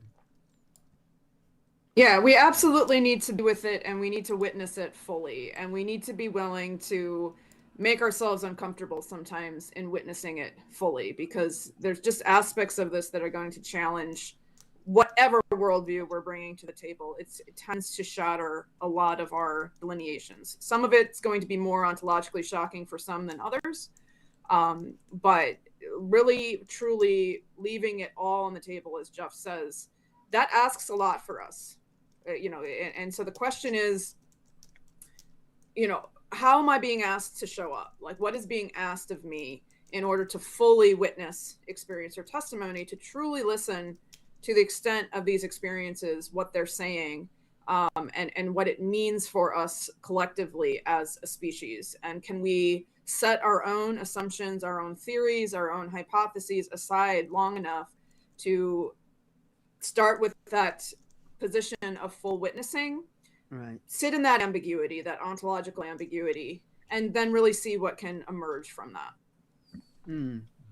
Excellent. And so, Jeff, I think the world is in for a rude awakening, because it seems like we're getting closer to the goalposts, even though the goalposts keep moving. If you listen to James Fox's what a name, national press conference the other day that Whitley was at, you heard the testimony from this doctor who was in the room with these ETs. Some of those old fairy tales have and some serious deeply wisdom in them. Spiritual moment of awakening, and he was in tears because he was living that reality of these other beings. And when we meet these other beings, Jeff, how do we deal with it? How do we integrate it? How do we make sense of it? At James Fox's press conference, me and Alan actually talks about it the other night. He spoke, the doctor, he was in the room with the being. Well, again, that's what I think. And that's what the conversation is about. With his lilac eyes, looked outside or a story or a worldview. So when the blue that sky, happens, and then looked back and looked at the neurosurgeon, and there was this like peaceful connectivity. I'm not saying that there isn't some kind of ontological shock, or that the doctor won't be shocked by the physicality of the being. No. I'm not suggesting that, but it'll be a lot better if we have a worldview in which that encounter makes sense and is expected. So what would that worldview be, if you suppose? Well, that there are other beings. We're not the apex. We're not at the center of the universe. We're not, we're not what we thought we were. We live in this cosmos that is one, as the experience say. We never talk about the word being. We just take it for granted. But being is such a concept. Religions. I mean, that's it's a not really a thing. Old theme, by the way. It's a concept. It's a really old message, but it's a message that's completely lost or forgotten. You're not a being. You are being. And I think there's something to do with that consciousness is moldable. It's what we think when we think of a normal way to think. It doesn't have to be that way. The way we think, it can be modulated by what we encounter. I don't know if that's a conclusion, but thank you all for your amazing work and really being a part of this movement. Good title for a book, Thinking these questions of the Way We Think. Question our beliefs, to my brain's itchy again. What we know. I know. And even if it's an experience, don't put into a box. Don't belittle your own experience, whatever it is. I mean, acknowledge it, explore it, and I don't know, be proud of it, but stand by it, because we can't argue with experience. So thank you for tuning into that. I really appreciate it. Thanks, Jeff, Whitley, Kimberly, and talk to you guys. Don't let it define you. Okay. Thank you. Bingo. Thank you. I mean, so that's, I don't know if it's a conclusion, but I think these people have a handle on what's going on. Shout out to UAPedia putting such a phenomenal event. Needs to be I have solid anything all our lives of this caliber and this dialogue and the depth of conversation so much more in my entire UAP world ever. For each this is a really important set of conversations. This is a really important day. So This is a fantastic segment I'm kind of blown away. I never expected to see Whitley in the same company as scientists and other people and have them meet so respectfully together and to actually make headway. And, there was not a single negative moment of this entire conversation, and nor was it confirmation bias. Right. UAPedia is the world's just first a solid lineup throughout the whole encyclopedia. Wow. Dedicated There is to not ever yet. We've still got a few I know. Built by a Absolutely. global guild of UAP researchers, editors, authors, and experts. UAPedia was launched in 2025 at the Seoul Symposium in Italy, and since then we've been working on building awareness of our project. We've created 250 initial entries of the nearly 2,000 entries that we have in our table of contents that's over 45 pages long. UAPedia's mission is to create a comprehensive, transparent, enduring open source record of the phenomenon to increase public understanding of UAP and create an enduring record of the phenomenon that bridges science, history, consciousness, and public understanding. We make credible UAP knowledge accessible to all through verifiable sourcing and structured categories. We feel that reliable UAP information is scattered, biased, and easily erased. There is a tremendous amount of misinformation, vandalism, speculation, and gatekeeping across the UAP information ecosystem. Our vision is a global repository where UAP information is open, factual, and built to outlast misinformation cycles. Yeah. UAPedia exists to preserve truth and inspire inquiry across generations as humankind uncovers the phenomenon. We make credible UAP knowledge accessible to all through verifiable sourcing and structured categories. When you explore UAPedia, you will find detailed case files, witness testimonies, declassified documents, scientific articles, biographies, investigative reports, historical reviews, editorials, movie reviews, and more. We're updating UAPedia daily, and information is generated using developed AI tools and is verified using a claims taxonomy, source transparency, metadata layering, expert revision, editorial review prior to publication. We feel strongly that UAP is an entry point to high consciousness, and that we aspire to help people navigate their understanding of reality in order to reach a higher, more informed state of awareness. Lastly, UAPCon is 100% independent. We're not funded nor affiliated with any government or non-government agency or contractor. We're self-directed and community-based. One of our primary goals is to build community around this knowledge. We hope that you enjoy UAPedia's content and UAPCon today. If you're called to help us build this incredible database of knowledge, please reach out to us. We'd love to hear from you. Reference to not gatekeeping. Good people. Right. It's really important. Oh, this will be interesting. I'd rather be in a room where I can talk about anything safely than be in a room where I'm going to get told secrets that have no meaning that I can't. Right, exactly. It just scared him away. Hey, I was just saying UAPedia is sponsoring this whole conference, and it's an interactive site. So go there, contribute, Sean is such a nice guy. Share your experience, send articles. This is an open source, for everyone. So thank you, Tara. Thank you, Sean, for being here. I think there's one more group here, this final round, which is the implications of the phenomena, but we can start with Sean. How are you, Sean? Good. Great to be here. I'm just going to read your bio here because it's very impressive, and I think it's important what you're doing. So, where's your bio? He's local here too. He has a university course. Sean Esbjörn has. I always get your name wrong, Sean. I know everyone does. You're in good company. It's Hargens, I think it's Swedish, right? Anyway. Sean is local to you, you say? From humanities, I believe he's in North County, or he's affiliated with a university that's teaching his You've been course. recognized as a global leader in the application of integrative thinking and research methodologies. More and more reasons to do something in your neck of the woods. Organizational context. Lots of You access also to are really at the forefront. Yeah, he was with the experiencer understanding group this at phenomenon Monroe with me. and applying it very to nice. I feel a dinner coming on in July, personal, personal No pressure. experience, and you've kind of organized a great Maybe not the sushi taxonomy. I just have to make how sure that I to don't relate to try to this cook for everybody. field, and you're taking That'll it give me to another heart an attack. academic place. Yeah, people no, haven't we don't want taken it that. to before. No, So not that same thanks sushi for place. being here. No, in this not last, again. Thank you. Panel discussion. Any? Do you I have, think you make really good grilled something meat you've though. prepared? I've got this like whole like you grilled meat I'm ready. I vibe. have my talking Oh, I'll points. take ready care to of you. dive I'm a in. trained Go chef. for it. I'm Go an for it. award-winning chef. Awesome, great. I got you. But that fat And kid, welcome that larger everyone kid off to at this Matilda, Brucey incredible Branco with the groundbreaking event cake. that's That will be bringing me.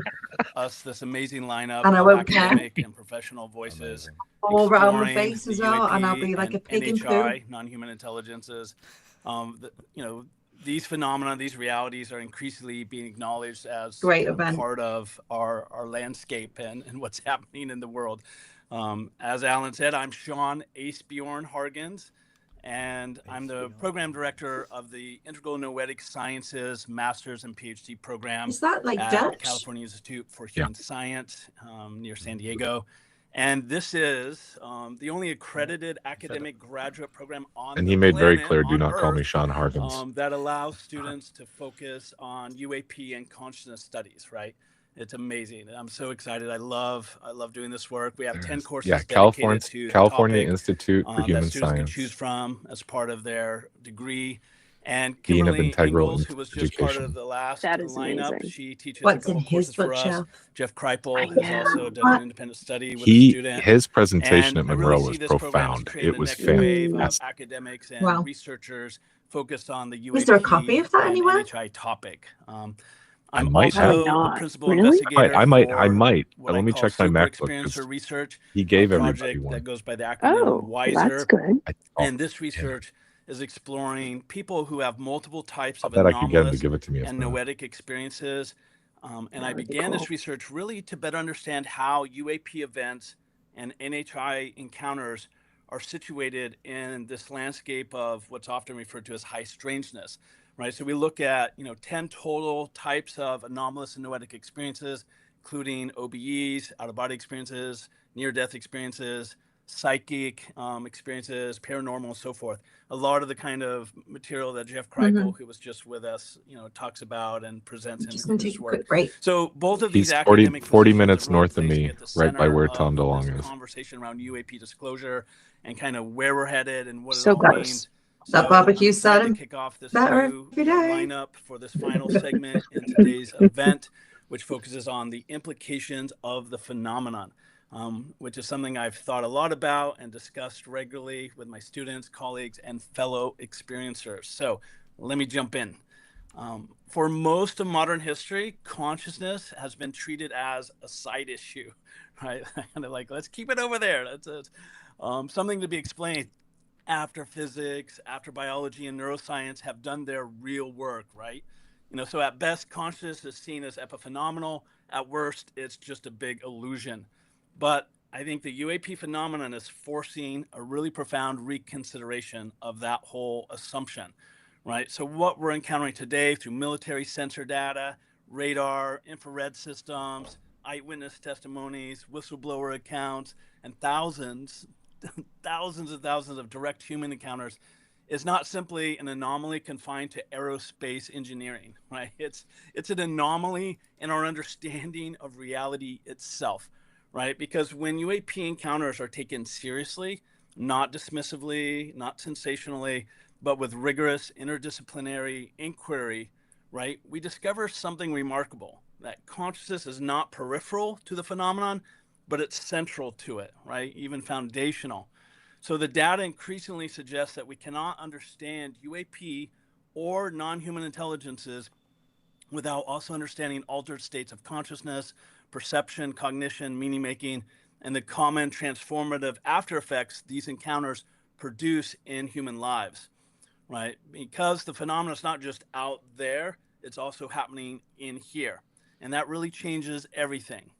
So I want to dive into a dozen key implications of the UAP phenomenon, not as a belief system, but really as a research frontier, and what it may be revealing about consciousness, human potential, and where we're headed as a global civilization. So the first one is the UAP phenomena forces an interdisciplinary epistemology and methodology, right? Because no single discipline can explain the phenomenon, right? UAP data emerges from physics and aerospace context, radar, satellite, sensor systems, military intelligence, psychology and trauma studies, religious studies, comparative mysticism, anthropology, folklore, consciousness and psi research, and so forth, right? It's a long list, right? And so it's an integral phenomenon. Reductionism collapses under its complexity, right? So the phenomenon doesn't fit inside a discipline. It cuts across all of them, right? And this goes against much of the current design of the academy, which is hyper-specialized and compartmentalized. The second one is consciousness appears fundamental, not secondary. I mentioned this in my opening remarks. So consciousness is not merely observing the phenomenon from a distance, it's participating in it in profound ways, right? Because encounters often involve altered states of consciousness, time distortion, telepathic communication with other beings or even the craft itself, download experiences, non-local awareness, non-dual unitive experiences, right? So these cannot be explained by sensory perception alone, right? This suggests consciousness may be a fundamental feature of reality, not a byproduct of matter, right? So UAP encounters behave less like external objects and more like relational events between or interchangeable intelligent systems, with us being, it's certainly on our not an best days, inanimate one of those phenomenon. intelligent systems, right? Right. So it's a very relational reality and phenomenon. That and these beings and these craft and ourselves are mutually enacted, right? The phenomena is mutually enacted between us and them. The third implication, mind-to-mind interaction is reported at scale. I just can't shake right? So the time that I had telepathic communication of UAP and NHI encounters between a family member, and it was 10 categories just in the super experiencer research that still I'm doing. boggles so my telepathy is mind. just like baseline, right? Just seems to be a I could core hear element of consciousness. that person so speaking to frequently me, reported as direct knowing, not with my ears, but mind-to-mind in my exchanges, brain. It emotional or was symbolic transfer. It's it- seen across it cultures, was ages, just and belief systems. mind blowing. And it also mirrors decades of psi research. So the implication here is consciousness is not confined to our individual brains. Information transfer does not require sensory, like physical, the five senses channels, right? So I have a information specific and friend that gets contact really unnerved relationship because is we'll be going sitting beyond alone in a our room physical and kind of senses I'll just bring up and the subject and capacities. it's whatever he's And over so there this really working on, legitimizes noetic science, without way. any evidence to Four, me or to my mind to subconscious, matter and effects it appear to be quite unnerves real, him. right? The phenomena I don't have challenges any strict explanation for it. physical It's just with that one causality. guy. We have Right. reports of physical traces, radiation effects, healings, physiological changes, negative and positive health impacts, right? So consciousness, intention, fear, and attention often are modulating these encounters. So there's parallels with laboratory psi findings. And the core implication, I think, here is that mind and matter appear to be far more entangled than our current materialist metaphysics allow.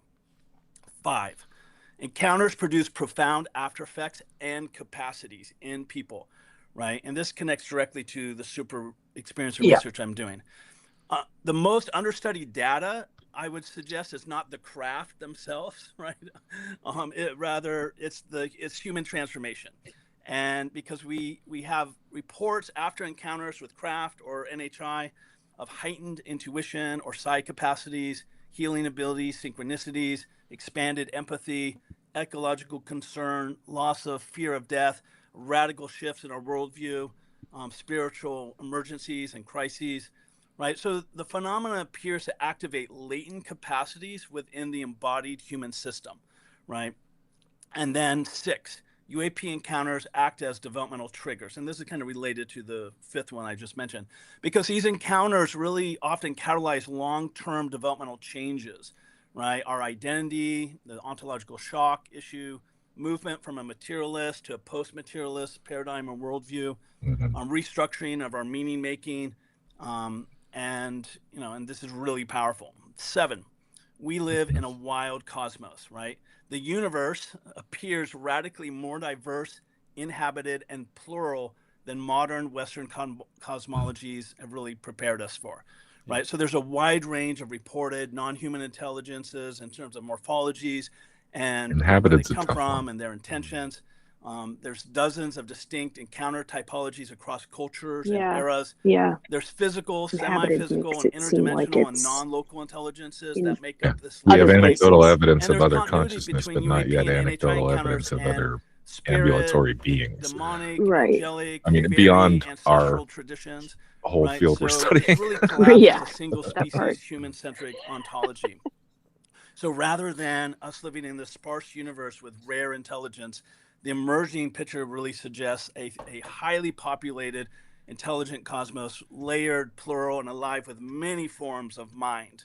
And this really pushes us towards what philosophers and anthropologists are calling the ontological pluralism, which I'm going to talk more about briefly, right? So we're not living in one reality with many interpretations, but rather many real kinds of beings co-inhabiting a multidimensional wild, in the sense that it's Nick very just walks through a wall. cosmos. Yeah, he does that from time 7, to time. we are starting to see the glimpses of the future human, right? So super experiencers may not be anomalies, but Like you early do. indicators of Yeah. where we're headed, right? So history shows that mystics appear before paradigm shifts, visionaries precede new worldviews, psi capacities may represent I'm still not dormant convinced that human one of the cruxes of potentials, what he's talking emerging about sounds like evolutionary the phenomenon expressions, is contained and that within the evolution universe may with us, and I'm include not sure about that. consciousness itself and not just the biology. And our research of the super experiencers show that people having these experiences are much more common than it's generally realized. I'm going to With have our the pilot study craziest of dreams 400 tonight. participants, Fuck. 90% of Write them 'em down. reported having 8 or more Yep. different I categories had a of experience. crazy one All right, number a couple 8. nights ago, Every but academic I'm discipline is waiting going to to. be forced to I'm waiting to reevaluate see. itself. It was a The premonition. I'm UAP is waiting to not a see niche because I don't topic. want It's to say really it out loud, paradigm but I'm waiting to busting see and if it. disrupting. Wow. I hope Biology it is going to have to doesn't consider come to intelligence without fruition, known but evolutionary lineages. it was Anthropology very is going to have to strange. consider non-human cultures. Lately, I've been having one Religious studies over are and going to have over to again, some reinterpret angels, variation of gods, being in a spirits, and very cluttered devas. basement with a Psychology is going to Chinese have to grapple family, with non-local helping them mind. dig in the ground Physics to has find been something that's dealing going with to limits of space-time help us. models that we currently have. Wow. Philosophy, we're seeing the collapse of Interesting. materialism. No basis for So why I the keep UAP having that dream. phenomena is not just Wow. adding a That's chapter wild. to our I'm in textbooks. China. It's I'm literally in China. Okay. rewriting the table of We're trying to contents get of across all the of these language different barrier disciplines. while we're both Oh. geeking 9, in the this end basement. of materialist Wow. metaphysics. Materialism cannot account for the totality of the data that we're looking at. It can't explain telepathy, non-local consciousness, meaning-laden encounters, transformational effects. A post-materialist, integral consciousness inclusive framework is required and emerging, right? So we really need an integral noetic science. 10, the emergence of the future human and the post-human question. Yes. This kind of builds on what I was just saying. So the UAP-NHI phenomenon is not only challenging our models of reality, it's really challenging our very definition of what it means to be human.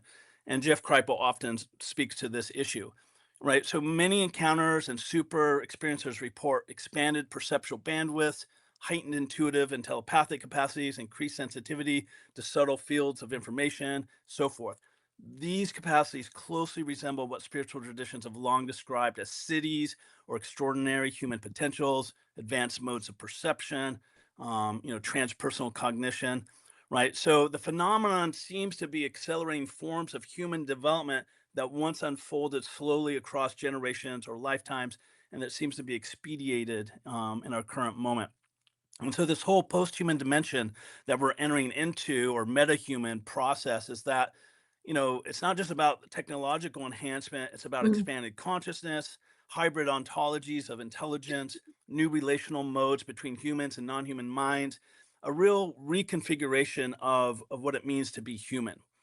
So there's a lot of implications for our self-understanding, right? Around anthropology, psychology, philosophy, right? We're not just studying non-human intelligences.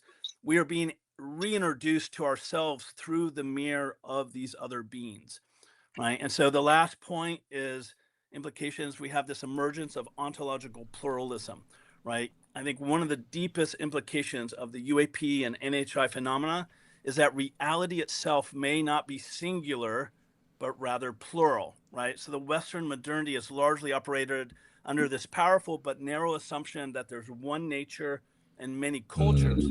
And in this view, there's one objective physical world out there, and humans simply interpret it differently through beliefs and symbols and cultures and mythologies. And this framework obviously has shaped our science, anthropology, psychology, philosophy, religious studies. But I think the UAP-NHI phenomenon places extraordinary pressure on this assumption and basically breaks it open. And because UAP encounters regularly involve contradictory physical properties, apparitions that shift forms, objects that appear both material and immaterial, events that behave differently depending on the observer's consciousness, right? So, we really are looking at we inhabit multiple ontological worlds and realms, right? We're not just having different interpretations of a singular realm, right? There are different natures, different ontologies, different modes of being. So there's not one nature in many cultures, but many natures and many realities, right? So absolutely, how could it be singular? I think this points to this integral ontology, right, where an integral approach does not collapse plural realities into relativism, nor does it reduce them into a single material substrate, right? We have to ask ourselves, what kind of realities exist? Under what conditions do they appear? Through what types of relationships are they enacted? And how do they overlap, interact, and interfere with each other? So with that, I will wrap up, and thank you all for being here today. Wow, that was excellent, Sean. Thanks, Alan. You're always so wonderful. Well, but this is like sort of some of the answers people are looking for. That was like the short presentation he gave us. I mean, it was much longer, but yeah, that's amazing. Accessible way, because of course the materialistic paradigm is disappearing, and that's what I've not seen few speakers will be addressing the Hurtaks before. Thank you, Sean. When you'll come back for this discussion. Guys. And now I've only seen their YouTubes. Some of my favorite people, some of my closest colleagues. Same, I haven't either. Here now to present their material. Let me just find their bio, because they like. We are getting slammed with snow. Their actual bio, because I introduce them all the time. Yeah, power's good, but my goodness, it's always something I know they've about researched them. But, ancient sites around the world. JJ and Desiree Hurtak are. They're right up my street. This right are linguists. They're academics. They are founders of the Academy for Future Science, an international NGO, non-government organization associated with the UN. They're social scientists and futurists. Dr. J.J. Hurtak also specializes in remote sensing, remote viewing, and space law. He's the author of 20 books, including the best-selling worldwide phenomenon, The Keys of Enoch. Desiree and J.J. travel the world, giving lectures to people around the planet, not just on UFOs, UAP, but spirituality, awakening consciousness, higher over self-awakening lectures. So they are really interested in the consciousness the one on field. Enoch? Dr. JJ has 2 PhDs. I've been on an Enoch phase and just brought everything I could, and then it went on the bookshelf downstairs. I need to read. Great I have that and as well. Commentators on the UFO phenomena, and they have a chapter in my book. Yes. Making content. And we'll talk about that too, because that's very cool. And it was really a pleasure to be after Sean, because as you know, we talk about consciousness, and he made that a principal point. And that's really true, because we agree with him that consciousness of who we are is not limited to our body.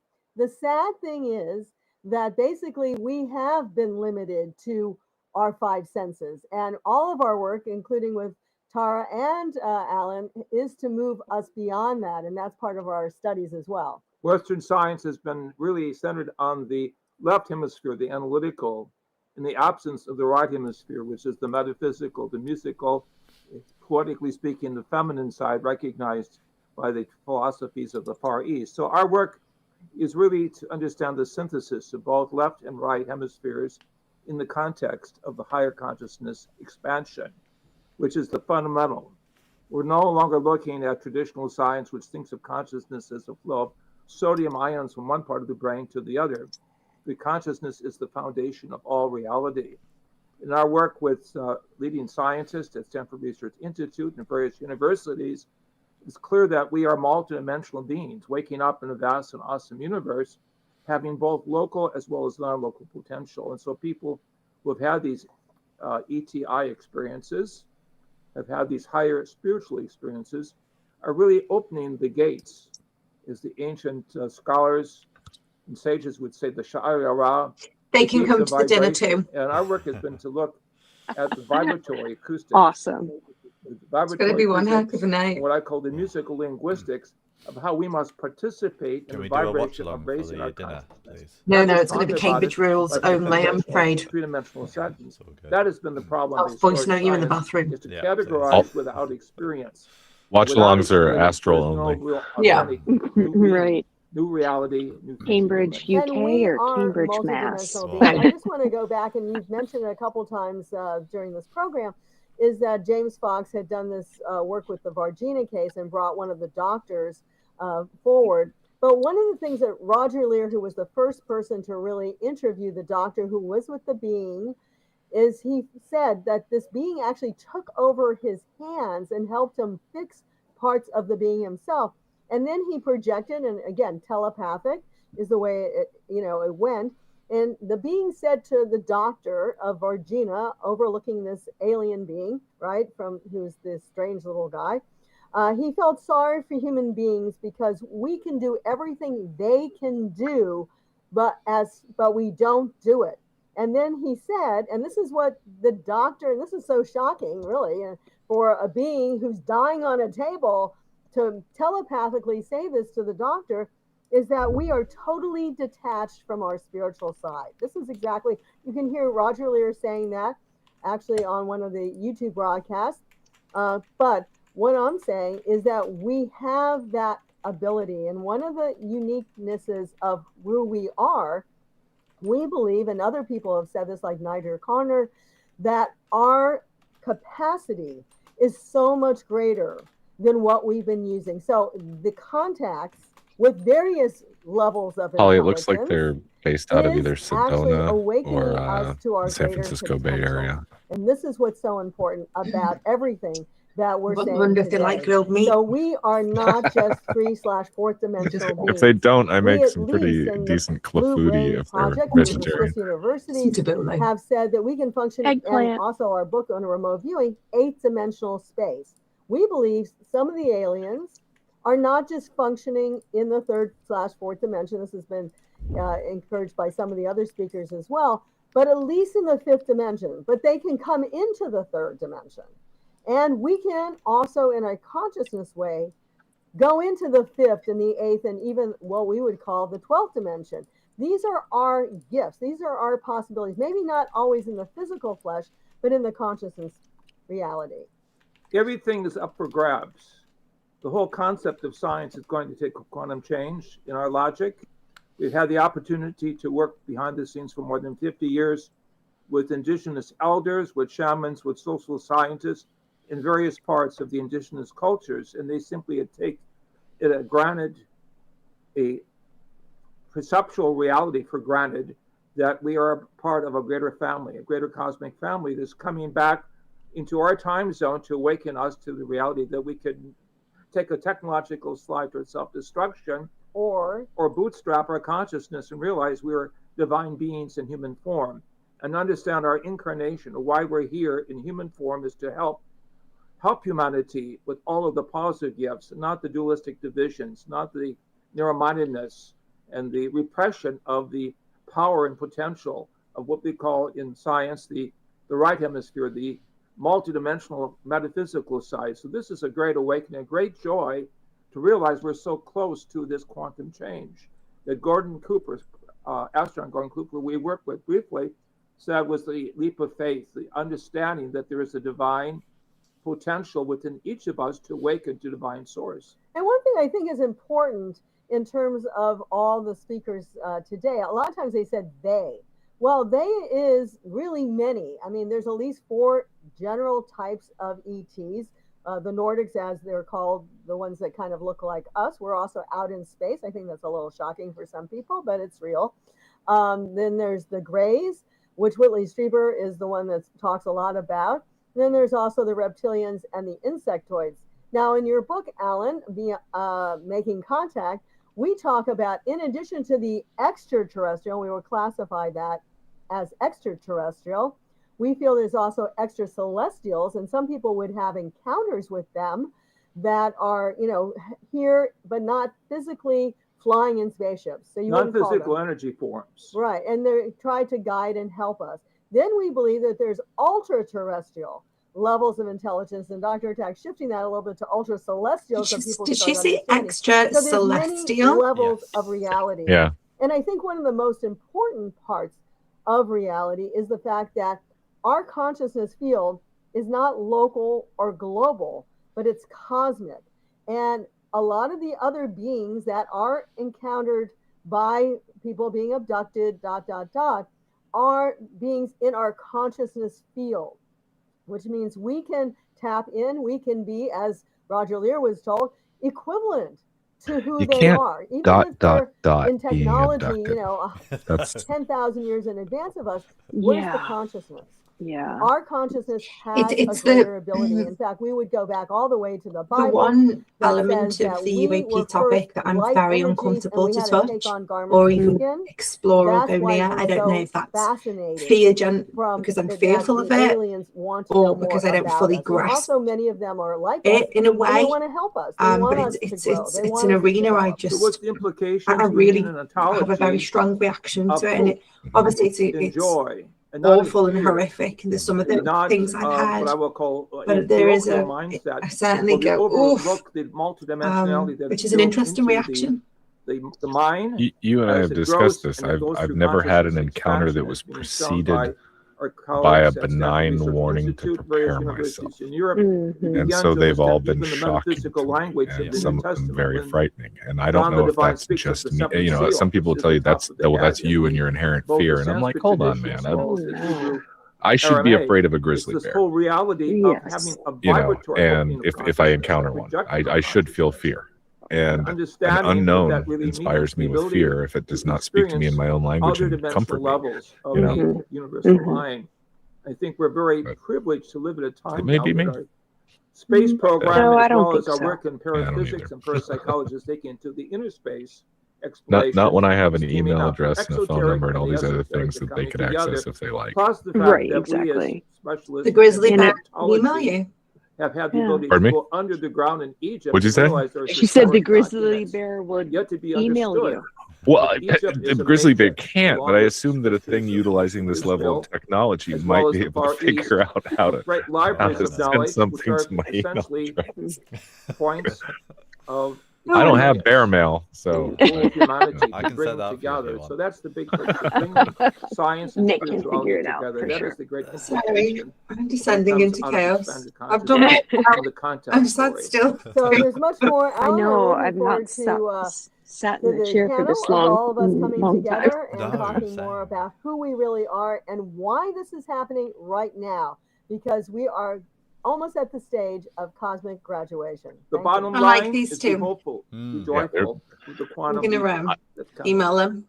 Well, thank I'm you jealous both at times for your that work, for how your years of wide being in open the they'll be field. about Dr. it. I'm JJ really was at the closed off first trying to UFO keep it in the conference science lane or with explainable. J. Allen Hynek But back in the we need folks like 70s, them. I think. And 77 Acapulco, Mexico. So they're very in tune with Right. And So also that John was Mack really at the nice. first Oh, disclosure absolutely. conference in Washington, Yeah. D.C., Oh, where actually I showed pictures of the Don't 4 worry, extraterrestrial races that are interconnecting You with too. humanity. All right. Email. All right. Well, come back for after TARS thing. We're going to have a little overview discussion from everyone and all the central just points vibing. that they've made Shall I introduce you again, Tara? As a go for it, please do, Alan. Thank you. I think so, because she was there at the beginning and here at the end, and she is actually the one who really thought of doing this whole UAPcon.com. So thank you, Tara, for being here. Dr. Tara DiLiberto is PhD as an academic clinical psychologist, treatment innovator, a mental health AI startup. So she's starting this mental health AI,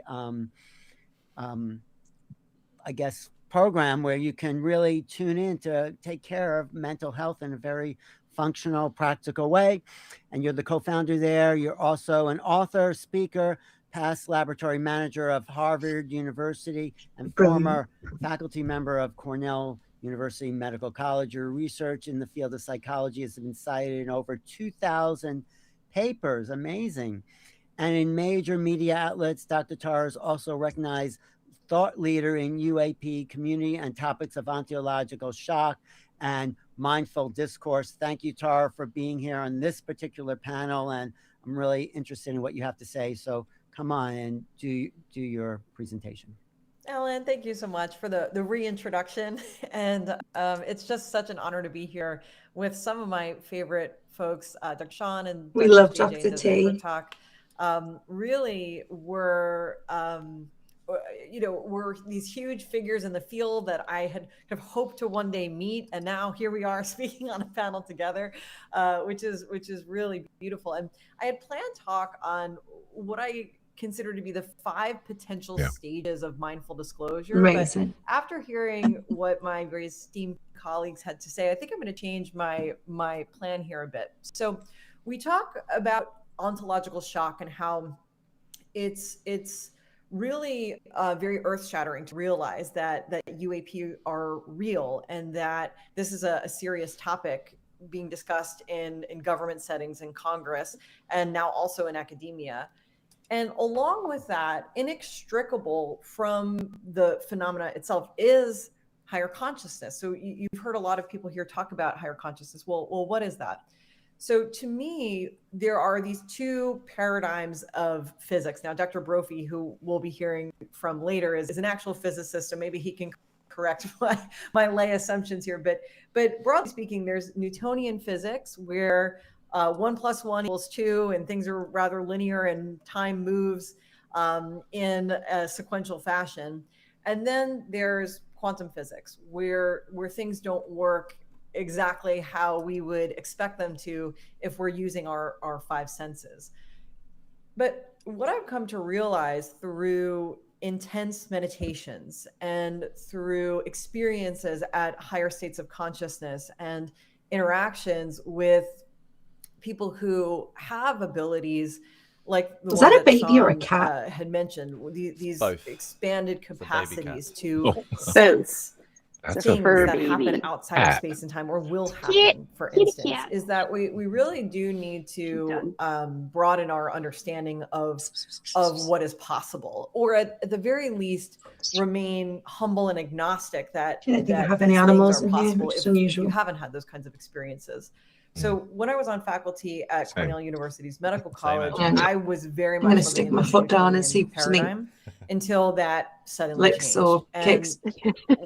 Very serendipitously, I met Alan, and he introduced me to his book, Making Contact. And in that book, I read the chapters that Drs. JJ and Desiree Hurtak had contributed, and their description of what happens at higher states of consciousness very much resonated for me personally, at which point I realized I really need to adapt my understanding of what's possible. So understanding that we have these various, as Tim Spenny, the co-creator of UAPedia, says, there are these different entry points into consciousness. And I'd like to share this slide that he has created that I think you saw earlier in the in one of the promo videos, that has all of these various bubbles with these phenomena around the outside, and expanded awareness is really what is being accessed through these various portals of entry to consciousness. So for instance, meeting with a medium who is able to talk about your deceased loved one in a way that incontrovertibly indicates that they're accessing information that's not available in the Newtonian world.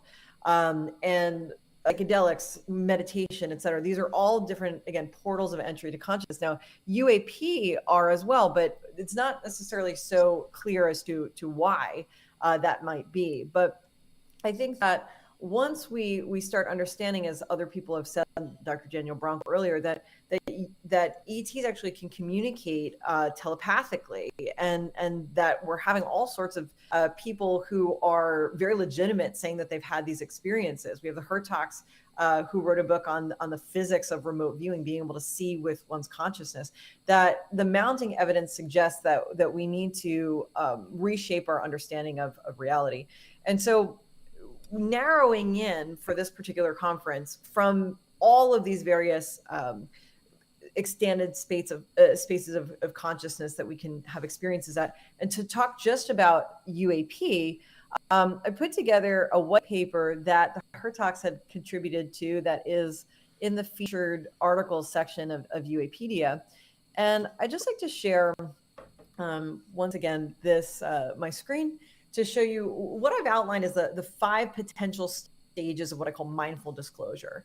So the first is what I believe is the stage that we're in now, which is that UAP as a phenomena have been verified. There we go. But we've had people like Jeff Nuccetelli, who we heard from earlier, go to Congress and say, these are real, we've had experiences, now it's on the record. So with that conversation now having happened, we've entered into stage 1. And stage 1 is characterized on the societal level by cognitive dissonance.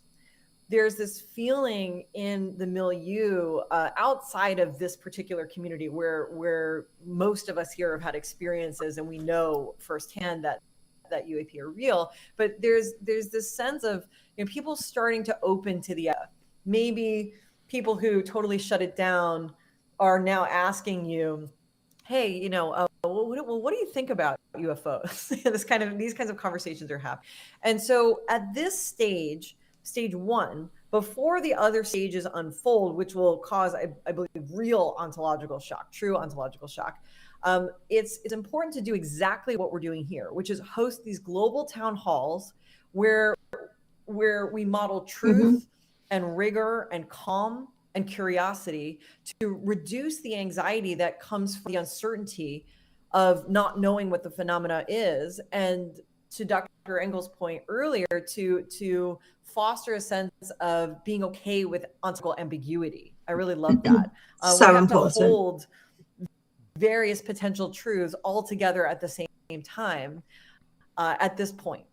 So the reason why I had the idea for this conference is because it felt like we're really at the edge of a real awakening in society, and we can kind of get out in front of the ontological shock wave that's coming together. And so as the stages unfold, I kind of see them unfolding in this way. Now, I don't know if this is exactly what's going to happen, but logically from where we are now in stage 1, these are the potential hypothetical scenarios. So the next event that I see potentially happening is either an unequivocal statement, for instance, from the President of the United States saying we are not alone, or the NHI actually announce themselves. So there's some more kind of globally recognized event where everybody potentially can be tuned into this. Now, I don't know if that will happen or not happen. I don't know if it will happen in a cinematic way or in a boring way or in a half-cooked way. I'm not sure. But if that does happen, that's where we would see a real deep kind of identity crisis across humanity, this existential anxiety. And at that point, I think as a psychologist, anticipating that this might happen, what we can do is focus on fear and reducing our fear together. We can teach grounding techniques. I'm building this AI mental health companion for just anybody who's struggling. But certainly if there is a deep existential crisis for humanity, this tool is at the ready to help people cope. And then after that, I think that's the stage where things can get rather ugly, where we're, as a collective, potentially giving in to these xenophobic tendencies that we have, right? So what we need to do in what I consider to be stage 3 is thinking about what might happen when we realize, like talks have said, that NHI are not monolithic, that there are at least 4 species of ETs interacting with humanity. And we know from Eric W. Davis saying in a government setting that these 4 species are real, that this is a possibility. Dr. Hurtak has himself said that just here in this conference that he's seen pictures of these entities. And now when that information that's highly classified goes from, a few select individuals to potentially being shown broadly, that xenophobia reaction that we have really might kick in. And so I think at that point, we're going to be challenged as a species to move away from the simplistic black and white thinking, which can activate a deep-seated tribalism and this kind of fear of the other, to really sitting with, for instance, these images and kind of getting ourselves used to them and having these forums to process what it's like to see exactly what they mean and to hold that ontological ambiguity, while at the same time fostering what psychologists call radical acceptance, which is accepting something that seems completely impossible to accept. I think the word radical is applied to like a lot of different areas these days, like radical candor, or there's like radical this, radical that. But radical acceptance truly is radical because it seems impossible to accept that 4 different species of ETs have actually been interacting with humanity since time immemorial and may have, altered some of the ways that we express ourselves as human beings, or that we grow, or that we evolve. I mean, these potential ideas are extremely difficult. So to radically accept them as possibilities, it will require quite a lot of psychological lift and psychological skill to manage that, which I think a lot of people here have been doing alone for many years, or maybe they're doing this for the first time here in this conference and doing it for the first time in community. So these are the types of skills that we need to gain, we need to talk about, we need to put them out there as possibilities, because I think if we don't understand that radical acceptance and community and facing these concepts with a courage is not a possibility, then we would just collapse into fear and collapse into this ontological shock, rather than facilitating a collective ontology of hope, which is what we want to do. So from there are these different stages that can unfold, which I see happening like this. And I think stage 4, after we get over the xenophobia, stage 4 is potentially one of the most difficult stages for us to cope with, largely on a whole, which is healing the societal betrayal trauma of realizing that potentially life-saving tech, medical tech, transportation tech has been kept from humanity. Now, I don't know if that's true or not true. It seems to be the case, though, after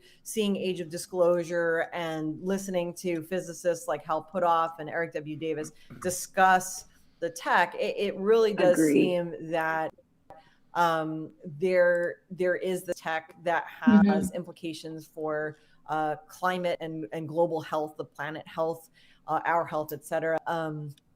And if it's true that this tech has been withheld from us, then at that point I see we don't have any indications that the things driving the tech are any more advanced than we are. I think that's a conflation with the consciousness. And at that point, that's an I think what would need to happen, right? But the is that we would need to be focusing on our True.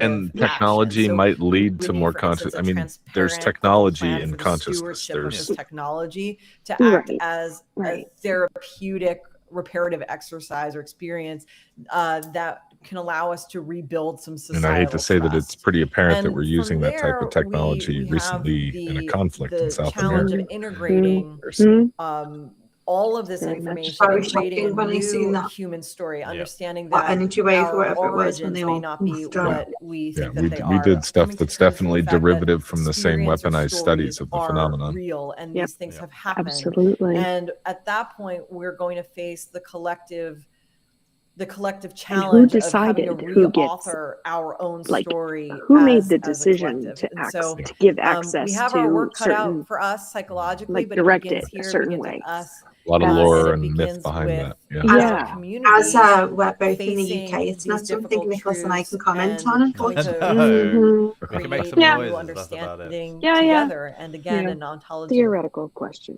or rhetorical question Wow. or what have you. Excellent, Tara. Congratulations. That's a great Interesting summation. and disturbing at the same time. Let's bring everyone on. Yeah, so now that we've kind of set the groundwork, you know, Sean laid out the She's great. development, the Yeah. Hurtaks, Yeah, that was the great. higher That was, insight, She's and in California. listened George very does the intently. psychological preparation. I would like Is she to West start Coast as well? at the baseline. It's the best place to about be. Oh my implications God, of I the have to phenomenon, because relocate, right now we're especially when I talking have to 2 an feet of snow audience here. that came here. Meters, They're sorry, interested 2 in feet. this. I They don't know what love that the means. topic. and Somebody do the How math. do we talk about the implications Okay, all for right. people who have no idea? Yeah. Like, you know, See, Sean, you everyone can't thinks I'm start where coming for you a are because they vacation. have no orientation Yeah. to that. Oh, But Holly, we do, I and don't we know. love it because I'm it's afraid so to take my important. wife to Paris How again do because we I don't approach think the she's coming back. mainstream with this, Sean? She loved Paris. Start with you. Yeah, I think that's a question we have to keep trying to answer together. I think there's a lot Have of to set up the different ways to Nanu approach island. it. What I often notice, and you're kind of pointing to this with your comments, that there's a big education gap between folks like all of us here and many of the This has attendees been a of great this event, event. because we've been engaged with this topic for years, decades, and Right. our worldview has like been shattered 4, 5, 10 times in that journey, right? And then for folks who are kind of new to this, you know, just what are the like kind of the initial steps? And I think this is why Tara's, you know, presentation of those, you know, different steps is so helpful, because, you know, There's no let's just easy start entry with level the to this craft subject. reel, right? And let's get our minds around that, right? And let's watch Age of Disclosure or whatever else, right? And then once that we kind of warm up to that, all right, let's talk about the beans, right? Let's talk about the 4 different major categories and all the subcategories. And then once we get our mind around that, right? So I think we got to take it in bite sizes, and, you know, and kind of figure out, you know, and also I think each person's journey is different, right? Like some people might be more interested in exploring the consciousness aspect. Some people more interested in talking about the tech and the physics, right? So kind of go where you're most drawn to, because any of those entry points are mind-blowing if you go down the rabbit hole, you know. And so so let's just hold hands and all jump in the rabbit hole together, and we'll find ourselves in Wonderland. Well, I think it is a wonderland. It's the most exciting thing happening on the planet. You know, me and the Hurtaks have been traveling to city to city, and people just love hearing about the possibilities. So, JJ and Desiree, how do we bring this into mainstream? Well, you know, I have to say it's not just happening because of us. We have to realize the aliens themselves, and again, multiple aliens, are doing something here to awaken us. So I like Tara's explanation. I thought it was fabulous in terms of how the levels are, first with the government, second. The second could be either, like you said, a president or any president, or the aliens themselves. I mean, people often say, why don't they land on the White House lawn? I mean, that would solve everyone's, you know, problems and things like that. Why are they? Well, they actually have come over the White House in 1952. But why are they so hidden? Why don't they just make themselves Well, the ancient known? Greek philosophers said, why do the gods hide themselves? Well, the experiment of life is we have to find our own divinity. Yep. And more to the point, Because they all of don't our want great us to panel understand their agenda, and that should set us colleagues today is to one realize step back we to need take a a breath. university without walls. We need to use the electronic age to reach more people. And Social that's media the has one to thing be that tells me brought that the up to a higher government level. entities that have access to the technology are in communication, or at least in cahoots We've got with the really phenomenon. census, we've got fantastic wild. brain power, and we've got the social stimulus within our heartbeat. It has to go be. beyond the boundaries and the restrictions of only one And that makes me really worry Again, about the I'm saying this intentions out of the love to all of phenomenon our when that's the path right. they choose. We have to go from the analytical side of the brain to the experiential side. And unless we raise consciousness within ourselves and have multidimensional awareness of non-locality, We're just talking words, scientific formulas, and this is over the heads of 90% right. of people. So actually, Alan and I often say what Stan Freeman had said. The reason they're not here is because they don't want to touch us in a certain sense, because we're just a bunch of apes whose favorite pastime is tribal warfare. So that's one aspect of it. And the other ones is, why should they, in a sense, influence our evolution? I think that's a cultural How simplification. can they influence our Very evolution? much. Well, I'll now just leave it there. So we'll get to that. But I think, Tara, you've come up with some very good points about preparing the public, preparing those people who have no idea. Those are the ones I call the you know, I told you so people, you know. But so how do you suggest, how do you without prepare shocking them, I billions of guess a rude believers to say awakening that is a their rude dogma awakening, is incorrect and misleading? Well, this is my idea. I mean, I think there are two ways of thinking. So to Dr. Hurtak's point, question. In my own experience, until I was at a certain level of We consciousness, can't get most of us to recognize that we're all human, let alone who the others so are. What I've seen is that when there is a UAP, I mean, clearly in the sky, I'm looking at a disk, right? I'm looking at a disk. I'm looking on Reddit. People are saying there's a disk in the sky. I'm looking at it. They're looking at it. I mean, this has happened before. I have video on my phone and pictures of Reddit to kind of prove it. And then what was happening with that very first UFO sighting that I had is that people around me were like, no, that's always there, or that's a drone or whatever. Like they didn't get up off the couch. And so without being at a certain level of awareness, you just don't see it. It could be right there. You just don't see it. And I don't know how many times I must have been around UFOs. A lot of drone activity. I had my experience at a higher state of consciousness. Especially 200, so 300 I years think ago. that that's always there. No worries. Certain portion of humanity that potentially came in with their factory settings able to perceive UAP. I don't think I came in with that factory setting. I think that I developed it over time. Most people don't know about the classified Roman flying shield program. Yeah, for folks who are not there yet. It was a joke, just in case anyone takes that seriously. If for a government program involving like the U.S. government, anytime make themselves known, my sense is that the majority of the public will just be like, oh, whatever, it doesn't apply to me. How is it going to help me pay my taxes? Maximus, what did you see? You know, it just doesn't matter. And then there's going to be this other portion where they're on the fence, or maybe they remember seeing something, but they gaslit themselves or they repressed it. And she just said something good. How is the phenomenon going to help me pay for my taxes? If we do this right, we get rid of the taxes. We keep the phenomenon. Ideas of fear, I think that there's going to be a lot to unpack. So in my first paper on ontological shock, which is entitled Ontological Hope, thanks to Dr. Hurtak's input on that paper, and I can send a link to that. The website is ontolhope.com, and the password's hope. And so in that paper, it's really a clinician's look at how to use evidence-based techniques to actually address an individual therapy ontological shock. And my sense is that there are a few distinct types of people with distinct types of trauma. So for instance, people who in Eastern Europe who have been through war, genocide, That's have really had another individual group therapy take for over. ontological shock. Like that type of trauma, I think of all the people that have had these experiences that don't have anyone to go to, that don't have any frame of reference or way to cope understanding that in this world. And that there are methods to communicate with star people. Our work is really important.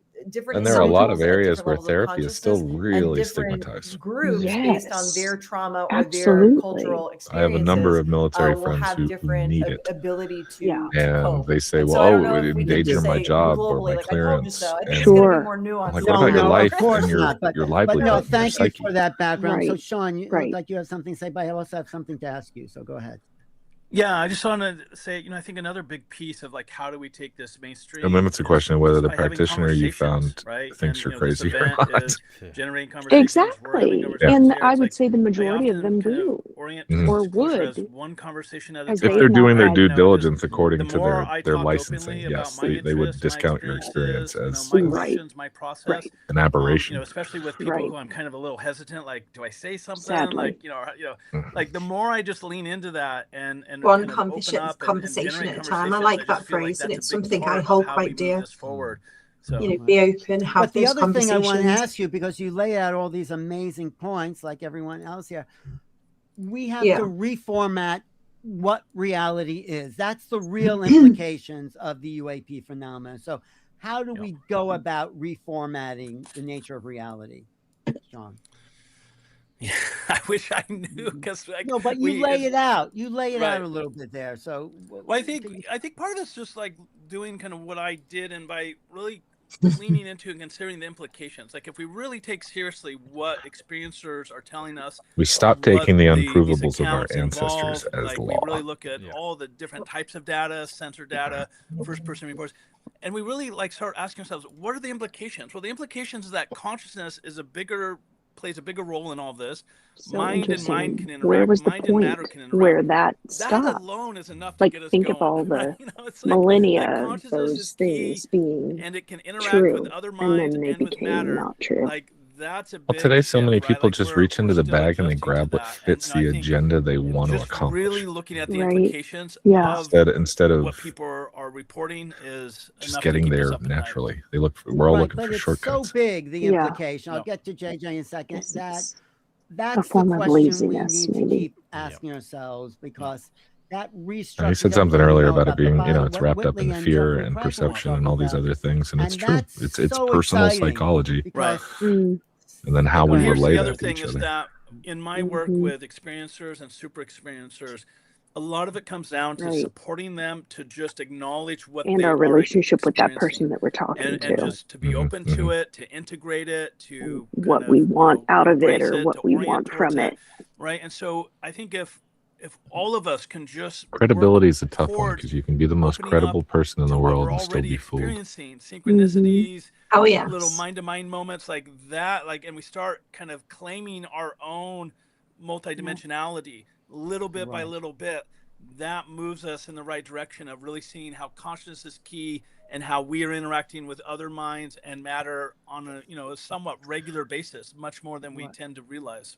Right. Thank you, Sean. That we are in a consciousness revolution, as the Hurtaks have said and live. So, JJ, you were going to say something there. Dr. Well, what Dr. Daniel Bronk said earlier on the program, and when he had a near-death experience, and then he also felt the experience of floating in the greater cosmic space with the feeling of serenity.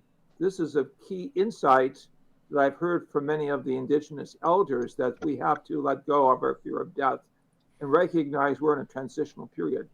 Humanity is waking up to its own potential, its resources. We know from the report of Dr. Roger Lear, a colleague, and I also worked behind the scenes in Brazil at the University of Campinas when the specimens were brought in. The doctors could not talk, but they talked with their eyes when I queried them as to the specimens, and people realized that the medical community was shaking in their socks. They could not comprehend that they had live visitation taking place that had a completely different cosmology. So we have to have a sense of humility. This is what is missing in large numbers of the scientific community worldwide. There's not a sense of humility towards the other cultures, the other people who may in a small way have volumes of teaching to share, but are shut out, they're marginalized because of their cultural situation. Yeah. We have to be ecumenical, humble, and futuristic. That's possible. It is when you let God and let go. Yeah, so going back to the Vargina case again, the alien So often doctor, up here in the you States, have we these same abilities. just completely really up downplay to any us to discoveries or empower reports that come out of ourselves, and I Mexico, think Central we're America, doing it. South I mean, America. even looking at It's UFOs, repugnant. and I know that's one of the reasons we do bring it up, is not that it's Agree. not real or real. The fact that it awakens us to the fact that we are also cosmic beings.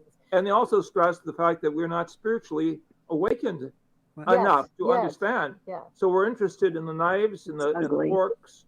So we say in the surgery of the specimen, we're not interested in the soul of the And specimen. that goes into remote viewing and our abilities to tap into that consciousness field on the same level that the alien intelligence are. We are co-equal with most extraterrestrial intelligence, but we have not developed our inner nature on the yet. capacity of the soul. But it also goes with, we have to overthrow the materialistic worldview, because it obviously does not work within this expanded paradigm. You just can't fit in, even starting with consciousness. Consciousness is only the hard problem if it comes last, but it's the easy solution if you start from consciousness. But Alan, we can influence the material world by higher consciousness. That's what we do, right? Well, that's why we still requires but consensus. You don't throw it out. You influence it. You bring it forth. You bring in the energy. We can't start there. We have No, you Tara. don't start there. You end we there. have to finish Tara, right? Because you're a materialist, reform materialist, right? I am. I'm a recovering materialist. That's right. I 10 years ago, I would have been ontologically shocked that I would be here on this podcast. But I have to say, on the show, but I have to say that it really is. I think it's in some ways an individual journey, and maybe this is me thinking about it as a psychologist, and I'm going to. That's interesting. It would be interesting to know what changed her we can hold her all of these points, but idea for me, from then to now. For me, the transition from materialist to an experiencer of the collective consciousness was one that involved me getting over my own fears. I first needed to overcome a fear of death, a fear of victimhood, a fear of fill in the blank. I mean, pretty much anything.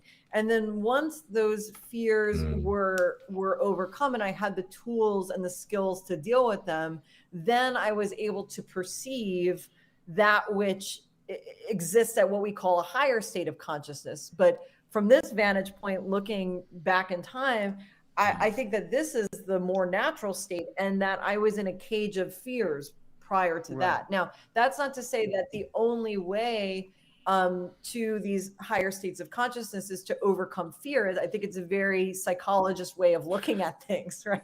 You know, when you have a hammer, you treat everything as a nail, but fear and overcoming fear is the common element in so much spiritual writing, religious writing, and everything else. But there are ways that, for instance, to get the grace of the guru, to be around a master such as Amma, who has a huge electromagnetic field around you. It's palpable. You can feel it when you are around her, or even a football field away from her, right?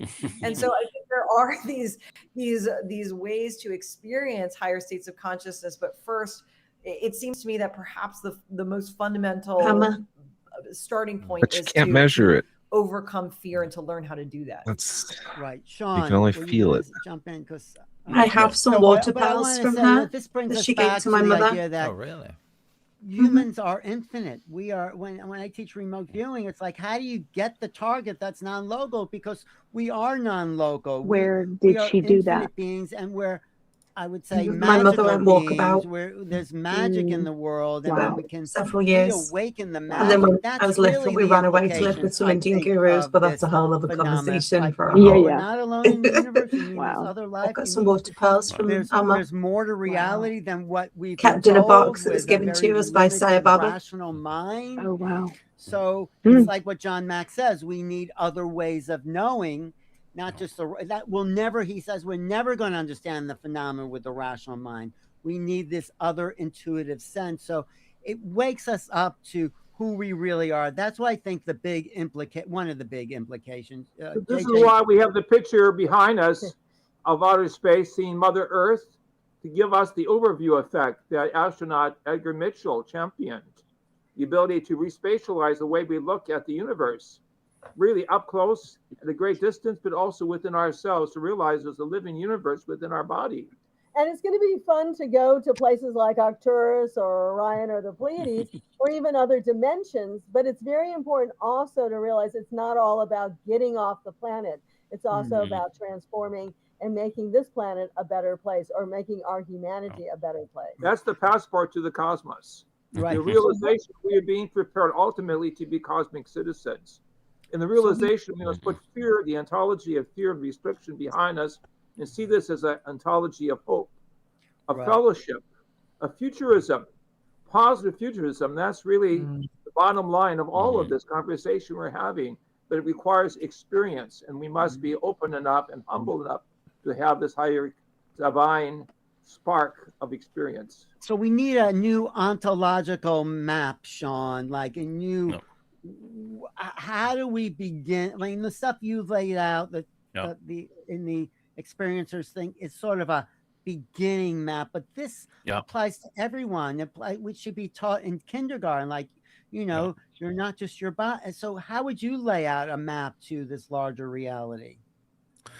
Yeah, I mean, that's a big focus of a lot of my work, and I tend to just draw on a lot of different sources to try and kind of get all the pieces on the table. You know, so, you know, currently I'm teaching a course on the cities and the superpowers that Hinduism, Buddhism, and Taoism, you know, talk about. And so by looking at those traditions and how they understand these expanded human capacities and these different abilities, you know, of telepathy and levitation and, you know, out-of-body experiences and contact with non-human intelligences, as Jeffrey Kripal said earlier today, like, it's all of this is in the religious traditions, right? And so by going back into them and getting reacquainted with how they understand the transformational process, like, how do we activate these capacities? How do we integrate them? How do we develop them? How do we expand them? And how do we do that in an ethical way and in a grounded psychological way, an emotional way, right? So that's one example, is by this kind of comparative method of looking at traditions and the indigenous communities and their cosmologies. You know, when we look at the different types of beings, when you look at the experiencer reports on beings, which is one of my favorite areas, there are at least 8 major categories of types of beings, with ETs just being one of those, right? We have celestials, we have, you know, different types of what I call metahumans, like non-physical human beings, or they're physical humans in other dimensions, right? Like, there's so many fascinating I wish they'd discuss analytical overlay. They have not brought in the fact that we are fallible machines yet. And compiling it, they're just taking all of this as they all should be given the same weight. This is such a bigger cosmos than we realize. It's so much more dynamic and diverse and story, and it's just like fascinating. So I think a lot of it's just like kind of this comparative, integrative, multidisciplinary, multi-mode of report it, but like if I took my own experience, it's completely different than everything else they're talking about. Exploring and you know, and so is that one more we add to the list? Ontological generosity, right? Like, you're open to many different possibilities, and it's epistemic that's what they humility. teach us in remote very viewing. Humble as a knowing being. Well, you need repeatability and you need that measurement. Combination and without those two things, there's, you know, humbleness with ontological generosity. It's like, just be a kid in a candy store, just like, wow, this is like a crazy, amazing, multidimensional reality that I'm finding myself in. Right. And there's so many different types of beings. There's so many different types of realms. There's so many different types of practices and traditions that can help us become this more expanded mode of embodied consciousness, right? It's just like, we are wired to be that. We are so, it just like, we trip over ourselves and it happens, right? Like, it's like, it's just so fascinating that it's been so regulated and dismantled and set aside, when it's just, it's our inherent nature. Right. I love your enthusiasm, because it reminds me, we are the breakaway civilization. Right. We could be stuck in this old mold where you can't do anything, you're limited, or you could realize, no, you're not limited. You can be telepathic. You can move objects at a distance. You can change the weather, which Desiree did in Sedona. You know, we can do these things but there's this, it's like a straitjacket we're in, or we have to break. I mean, that's the fight. That's so, I mean, yeah, we're making it happen by talking about it. And of course, Dr. Hurtak had this really transformative experience. You know about that, Sean? I mean, Tom? No. He was shown some of those dimensions that we're talking about. We'll talk to Sean more. Yeah. And actually, yeah, and as we transition, I would just like to say, so Dr. Hurtak, as I mentioned earlier, have written about remote viewing and practice remote viewing. And one of the major things that really struck me as by the way, I sat with AI for about 20 hours to understand all of the Hurtak's work, and just in summary, I mean, it's so expansive. Dr. J.J. Hurtak has not just 2 PhDs, but 11 honorary PhDs. I mean, we're covering a lot of ground. Well, I think that's what AI said, at least. That's what AI said, yeah. 2 real ones and a few honoraries, yeah. A few honorary. So one of, and correct me if I'm wrong, but one of the predictions, or something that you saw, Dr. Hurtak, was that there was a hexagonal shape on Saturn in 1973, which wildly was later confirmed by our next guest space probe. So Dr. Brophy, when he was at NASA, built the Cassini space probe, which in 2004 confirmed that there was a hexagonal shape on Saturn. So we can sit here and kind of laugh about these cities, but when we have, a documented case of there being a hexagonal shape on Saturn predicted decades before a space probe that our friend built, it starts to get very verifiable in the 3D. So this is where the same as Ingo Swann seeing rings around Jupiter, and that's what we mean by the esoteric and the exoteric coming together. The inner micro universe and the macro universe coming together, and we are the thinking membrane in balance and harmonics, if we wish, to deal with these greater realities. Well, let's take that point. Yeah, we have to. Then go the wrong direction. Civilization goes backwards. We'll come back to you, Desiree, but to kind of wrap up, let's take these really wide discussions that we've had here today. But what does the future look like as we embrace this phenomenon, as we embrace this expanded part of who we are as human beings? What does the world look like, Sean, from that perspective? Very open, very dynamic, overwhelming, exciting, like pretty much every adjective you could imagine. I think it's going to be a wild ride, like put your seatbelt on, keep your heart open, keep your mind open, and, let's jump in together into the deep end, because it's going to be amazing and terrifying and so incredibly, wonderfully important. Well, we are in the deep end. I mean, this conversation only can happen if you can swim to the deep end, Yeah. Sean, how can people find you and your work and everything you're doing and exploring? It's so amazing.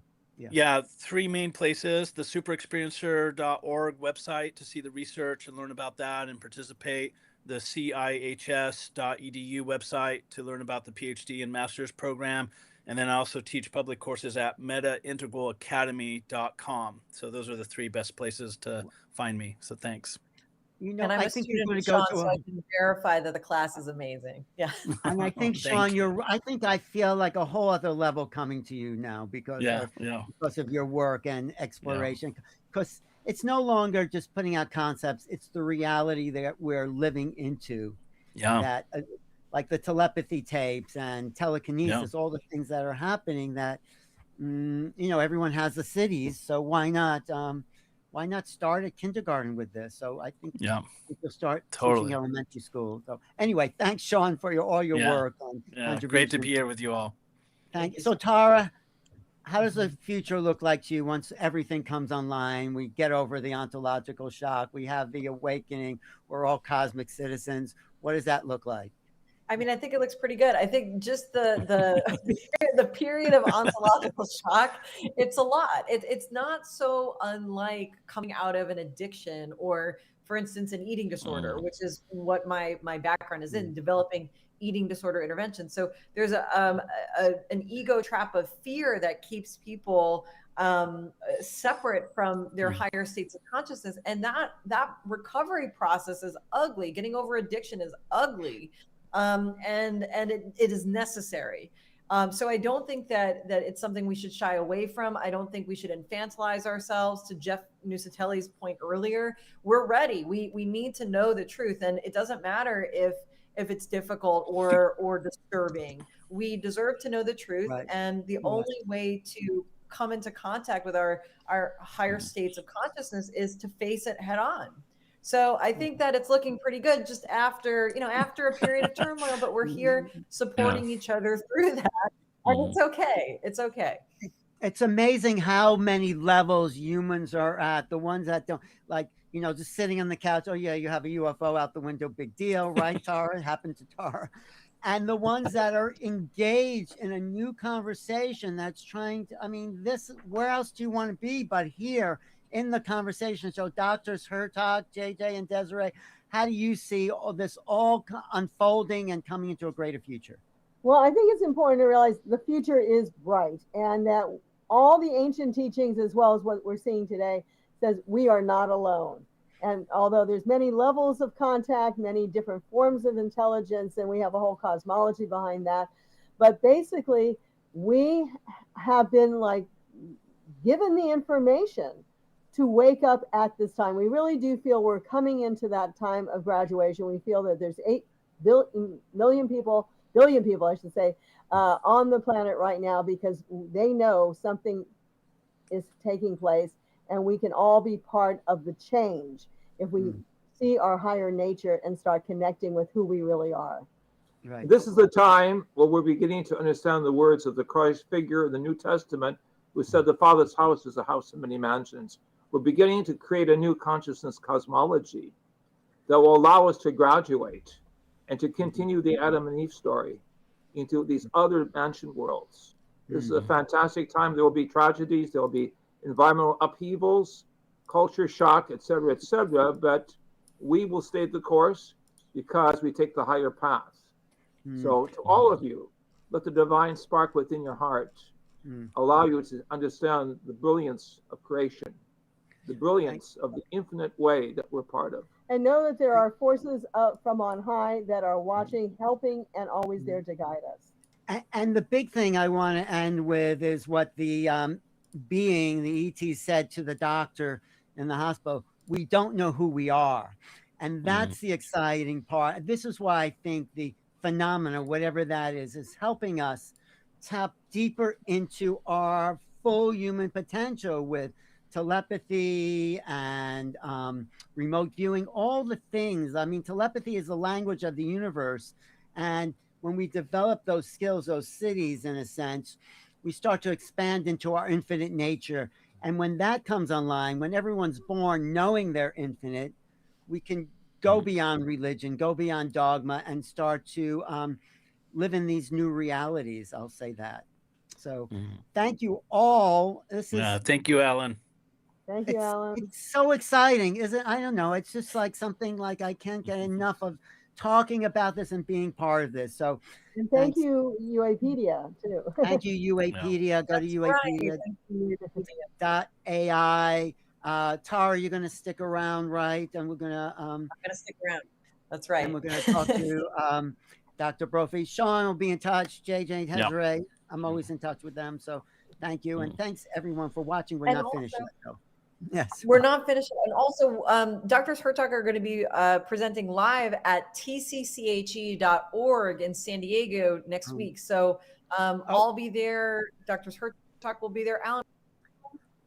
No, but I will be with the Hurtaks at the Conscious Life Expo in LA, February 20th to 22nd. Come CLE at the LAX Hilton. We're going to be talking about remote viewing and the divine nature of the soul and everything. And there's going to be fantastic people at that conference. So I really support that as a way of engaging this conversation on a whole other level. And you can see where we are at keysofenoch.org. Thank you, Alan. Right. Thank you, Tara. And thank you. Right. Okay. And Tara, how do people find you? Oh gosh, I don't know if you can. Right now, you can check out my work in the consciousness space at inherentlyvaluable.com. That's pretty much all I have right now. I'm really headlong in the tech space, but if you want to see my work in consciousness, inherentlyvaluable.com. All right, great. But the show's not ending. We have one more very special guest. So Tara, you're going to introduce Tom Brophy, or should I? Yes, I will. I'm going to introduce Dr. Brophy, and then after Dr. Brophy presents, we're going to have a fireside chat, and we'll close out the event. Thank you so much, Drs. Hurtak and Dr. Sean. We'll see you all soon, and very excited to bring Dr. Brophy on now. Yes, thank you. Thanks. That was that was exciting for me to get all these points of view there. I'll be right There back. he is, Dr. Tom Fromm. Sean, stick All right. around if you want to. Okay. Okay. That's okay. Dr. Brophy, it's so lovely to see you. So for all of you who don't already know, Really Dr. Thomas great. Brophy, Again, this is his great bio. lineup Dr. of Brophy is the people. president of the Institute of Amazing Noetic topics. And I Sciences, or know. IONS. Excited Jack, to by the hear way. the end. I don't know. Absolutely. Alan, Yeah, I hear some of that too. I mute. There we go. Okay, so IONS actually was featured very prominently in the most recent Dan Brown novel, which is very, very exciting. At IONS, Dr. Brophy integrates scientific inquiry with the exploration of consciousness and human potential. Holding a PhD in physics from UC Boulder, he's worked with NASA, JPL, and the University of Tokyo. His innovative research blends fundamental physics with contemplative practices, and he's a published author. The Mechanism, Demands, and Mysticism is my favorite book that he wrote, and he's also authored numerous peer-reviewed articles and books. So we're very excited to be here with the esteemed Dr. Brophy. Welcome. Thanks so much, Tara. Hi, Alan. Hi, everybody. It's really to nice see you. To be here. I also want to say the Institute of Noetic Science was founded by Edgar Mitchell, the sixth astronaut to walk on the moon. After going as far out into space as a human can, he decided to go and study consciousness, go far into space, in the inner space. So you're the inheritor of a great tradition, Thomas. So thank you for being here. That's right. Edgar Mitchell founded IONS soon after, like just a year after he got back from the moon, and so it's a wonderful tradition.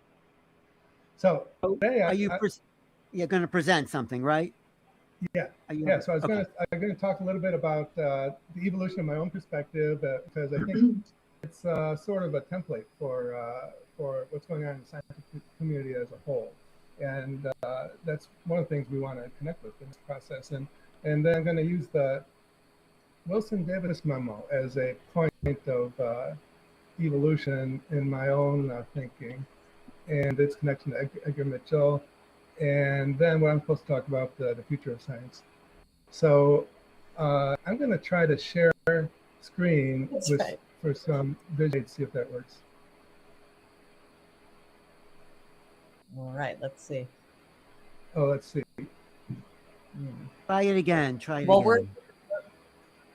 Well, we're figuring this out. Yes, the future of science, it is actually very important, right? So we started this event talking about, whether science could examine these phenomena, and it can. And you're the guy that's actually doing it. You're the guy that's the president of the institution that is studying consciousness. And so we're just thrilled to be here with you. And let me know if you're having. Did you press the plus button, the plus sign below the screen where it says, yeah, there you go. You got it. All right. Thanks, Dr. Brophy. Perfect. Okay. All right. I'm still here, right? Yeah. So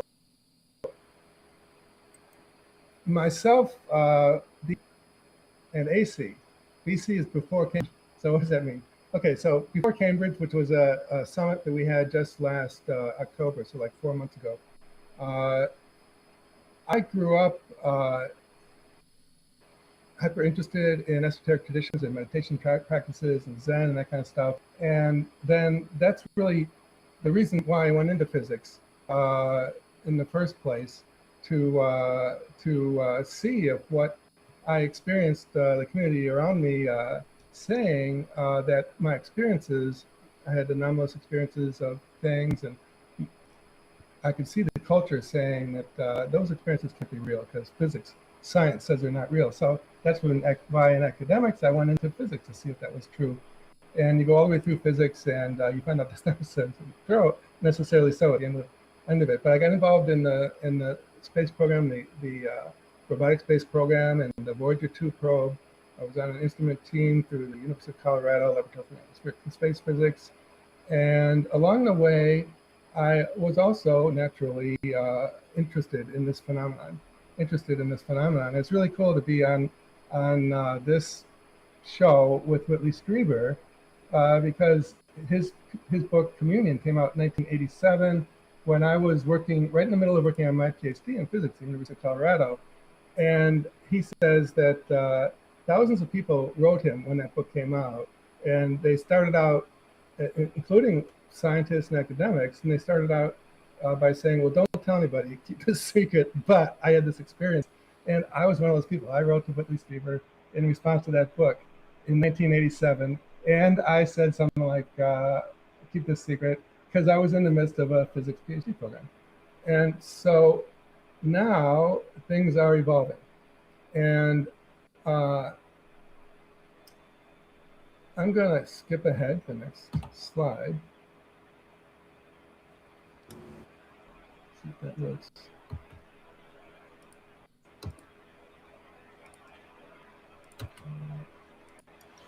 Good old technology. Okay, the slide.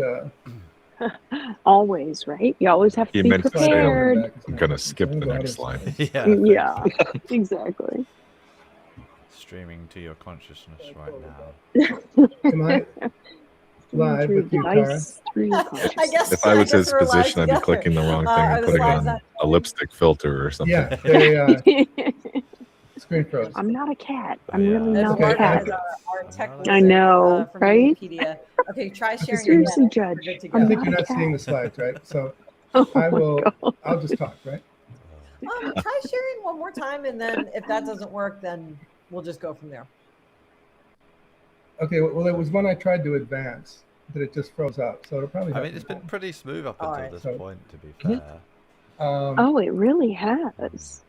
Cambridge was a. I think most people are relatively forgiving when you're doing it remotely. I know. I think we're all so versed at this point. You know, last October. In the beginning, it was, I think I rolled my eyes quite a bit here and there when things didn't go perfectly, and then I'm like, oh, this is how it works.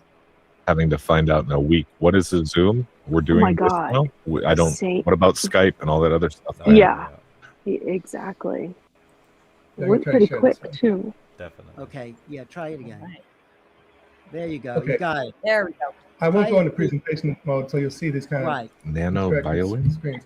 And technical difficulties. She's affiliated with both MIT physics and Harvard physics and Harvard Medical School and Harvard Business School. So kind of the whole Cambridge mafia and of science. And she had this summit, and we co-sponsored it. IANS co-sponsored it, and I helped Anita design it. And there were at least two Nobel Prize in physics recipients there, and really elite level scientists.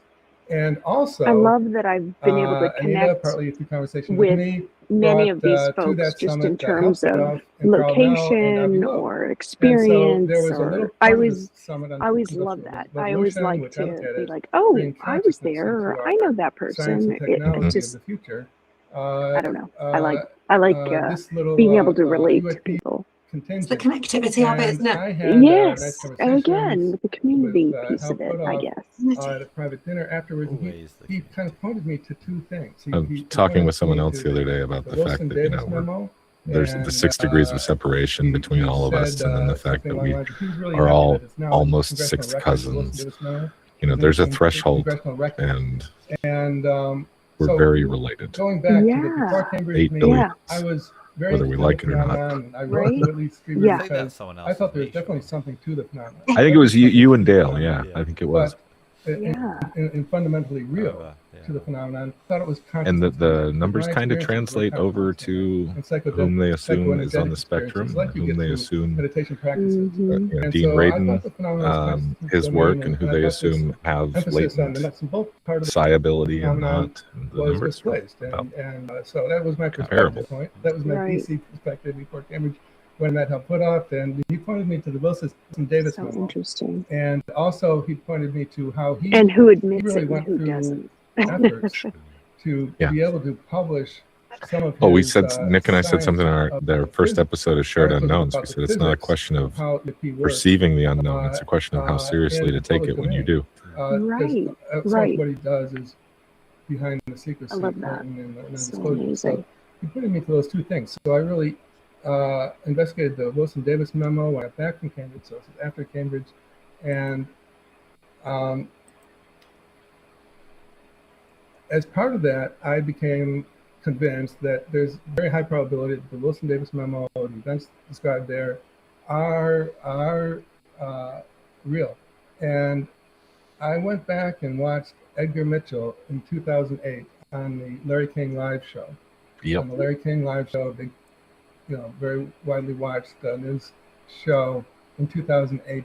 And now, at this point, knowing about the Wilson-Davis memo and all the details of it and how it's found in Edgar Mitchell's estate after he passed away. And so he certainly had it in his possession in 2008 when he was on Larry King Live. Larry King did a series on UAP phenomenon and cover up or not this cover up. memo will always be Edgar Mitchell surfacing. on adjacent to. I drove all the way to EG&G to take a picture in front of it for that reason. Doesn't have any it's just law, isn't it now? LORA. It went very badly. I've talked to a couple of the Edgar principals. Mitchell, They've he told only me different said stories at something different like, times. He talked to, or he and his friends talked to an admiral who said there is this legacy program of crash retrieval, but he wasn't able to get access. And so Bill Nye kind of I would have loved to have met Edgar Mitchell. Oh my God, me too. A big deal. And what did you? And it did not go well. Edgar Mitchell did not come off well at all in that show. And after researching not all as this, much as I'd like to meet Tim Taylor. He knew he had the Wilson-Davis memo in his possession at that time. And so it wasn't just some admiral. It was Wilson was the I'm not sure. The It's gone so cold. The person in the government, in the military, who should have access to these programs. And the fact that he was denied really means something important. But he protected in a very patriotic and honorable sense. He protected that information because he knew Wilson didn't want his name out there. So when you rewatch this, the government bumped into this phenomenon and then spun off countless stovepipe special access programs. And a new eye to what's going on with this phenomenon. And its disclosure. If I thought the legal system were worth a darn, that was where we should focus. But that's why I call it ACE after Cambridge for me.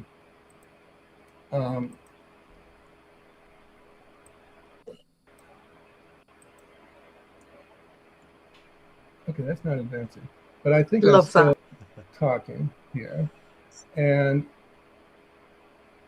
so for 80 years, has the scientific community basically been a bunch of chumps?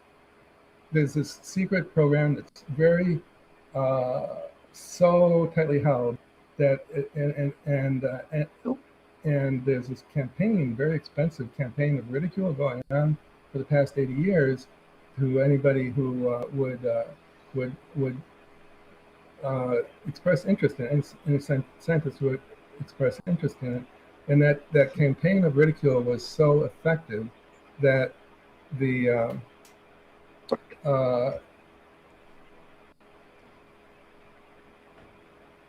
it hampered our progress. It hampered our progress in science.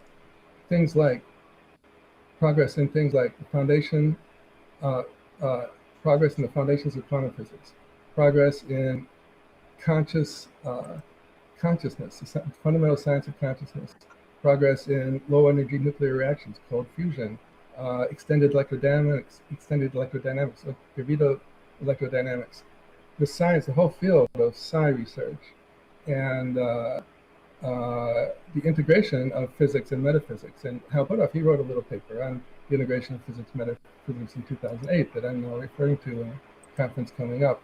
And so, and there also was this Stargate program started in 1972, declassified in 1995. HELP was the head of it at one point, and Dean Radin, our chief scientist, was a worker in the Stargate program, and it basically shows that there is reality to remote viewing. And so this psi phenomena and the UAP phenomena are very closely linked, like some of the speakers today have talked about, and the whole consciousness aspect of the psi phenomena. So my BC to AC transition was from BC, I thought UAP phenomena was real, it pointed to a real aspect of reality that's beyond the physical, non-physical, but real aspect of reality. But I didn't think the physical stuff was real. Now, you got to admit that there is these crash retrievals, and probably with high probability. And so the physical aspect is real too. And so this points to an entirely new domain of science that we need to enter into to understand this and to start to integrate it into our future way of being in the world, and that we've been hampered from making any progress on for the past 80 years because of the absurdly extreme secrecy around the whole phenomenon. And just a little tiny bit of the kinds of new things that come up is Beatrice Villarreal, really wonderful astronomer, is very open-minded to this. She Definitely did a gatekeeping, reanalysis for sure. of old, before Sputnik, Absolutely. Palomar observatory plates, and found thousands of UAPs. And if it were merely basically just the in the technology sky. for public safety, that would be And one still, thing. it's But been the peer-reviewed and published conclusions in that the Nature technology Science Reports, very good gives. journal, and the Right. Pacific Astronomical Society Pacific. Exactly. And but it points to there is all these unidentified phenomena in the historical record of these astronomical observatories. So that's just one example of the kinds of things that we'll start to be able to ask, kind of the questions will start to be approaching, and that we've been barred from being able to bring into the scientific enterprise. Then a quick note about science itself. So science is a method. I want to emphasize that science is a method. Science is not a story or a perspective. It's presented as a story or a perspective that the world is, the universe is only material, the reality is only material, but it's not really. Science itself is a method, and it's a method with three strands: injunction, apprehension, intersubjective validation. And injunction is what scientists traditionally call a hypothesis. Apprehension is do the experiment, test the hypothesis. Intersubjective validation is publish it, repeat it. But if you expand that to injunction, apprehension, interceptive validation, you can see it's been going on for thousands of years. And the ancient meditative yogic traditions of cities and how cities work followed this scientific method. So we need to go back to the fundamental scientific method, and that will help us transcend the materialist paradigm. Because science isn't the materialist paradigm. It's a method that helps us find out whatever reality it really is. And in modern quantum physics, for example, there are things that happen that are not explainable. They're not understandable at the rational state. This is just some basic physics experiments, and which logically it contains things that happen in the real world in actual terms, where A is not A at the same time. That's the Schrodinger's cat dilemma, where the cat is alive and dead at the same time until you look at it. And also things where the future affects the past. Probability. In quantum physics experiments. And that one's really hard to grasp. And so they like a Zen koan already. Zen koan, or transitional trans-rational stage cognition is required to even approach them, and like speakers have already talked about today. So that is there in physics already, but it's been swept under the rug. That's the just shut up and calculate approach to physics, that quantum physics that's been going on ever since quantum physics was discovered 100 years ago now. Because if you think about it, you can't solve this at a logical stage. That's why the foundations of quantum physics have never been solved, because it's not solvable at the rational stage. But that doesn't mean it's not solvable. Just like a Zen koan is a question that's not solvable at the rational stage, but it is solvable at the trans-rational stage. So I have a really short time. So we're at a point. Are we going to be the last island of the savages? About 25 years ago, there was a paper published in American Scholarly Journal about this island, North Sentinel Island, where the people are so remote that they essentially have not been contacted till modern times. and they repel contact. And missionaries for decades, off and on, have tried to contact them. They're dangerous, some of them get killed. And when they give gifts or donations, the people, kill the gifts if they're alive, or bury them, and maybe use something if they're useful. So it's kind of a metaphor for what seems to be going on with us humans and this phenomenon, and especially the crash retrieval part of the phenomenon, which is the ultra secret, apparently undisclosed, still undisclosed legacy program. Okay, I think I'm a little bit over time, actually. Are we going to go to a panel discussion?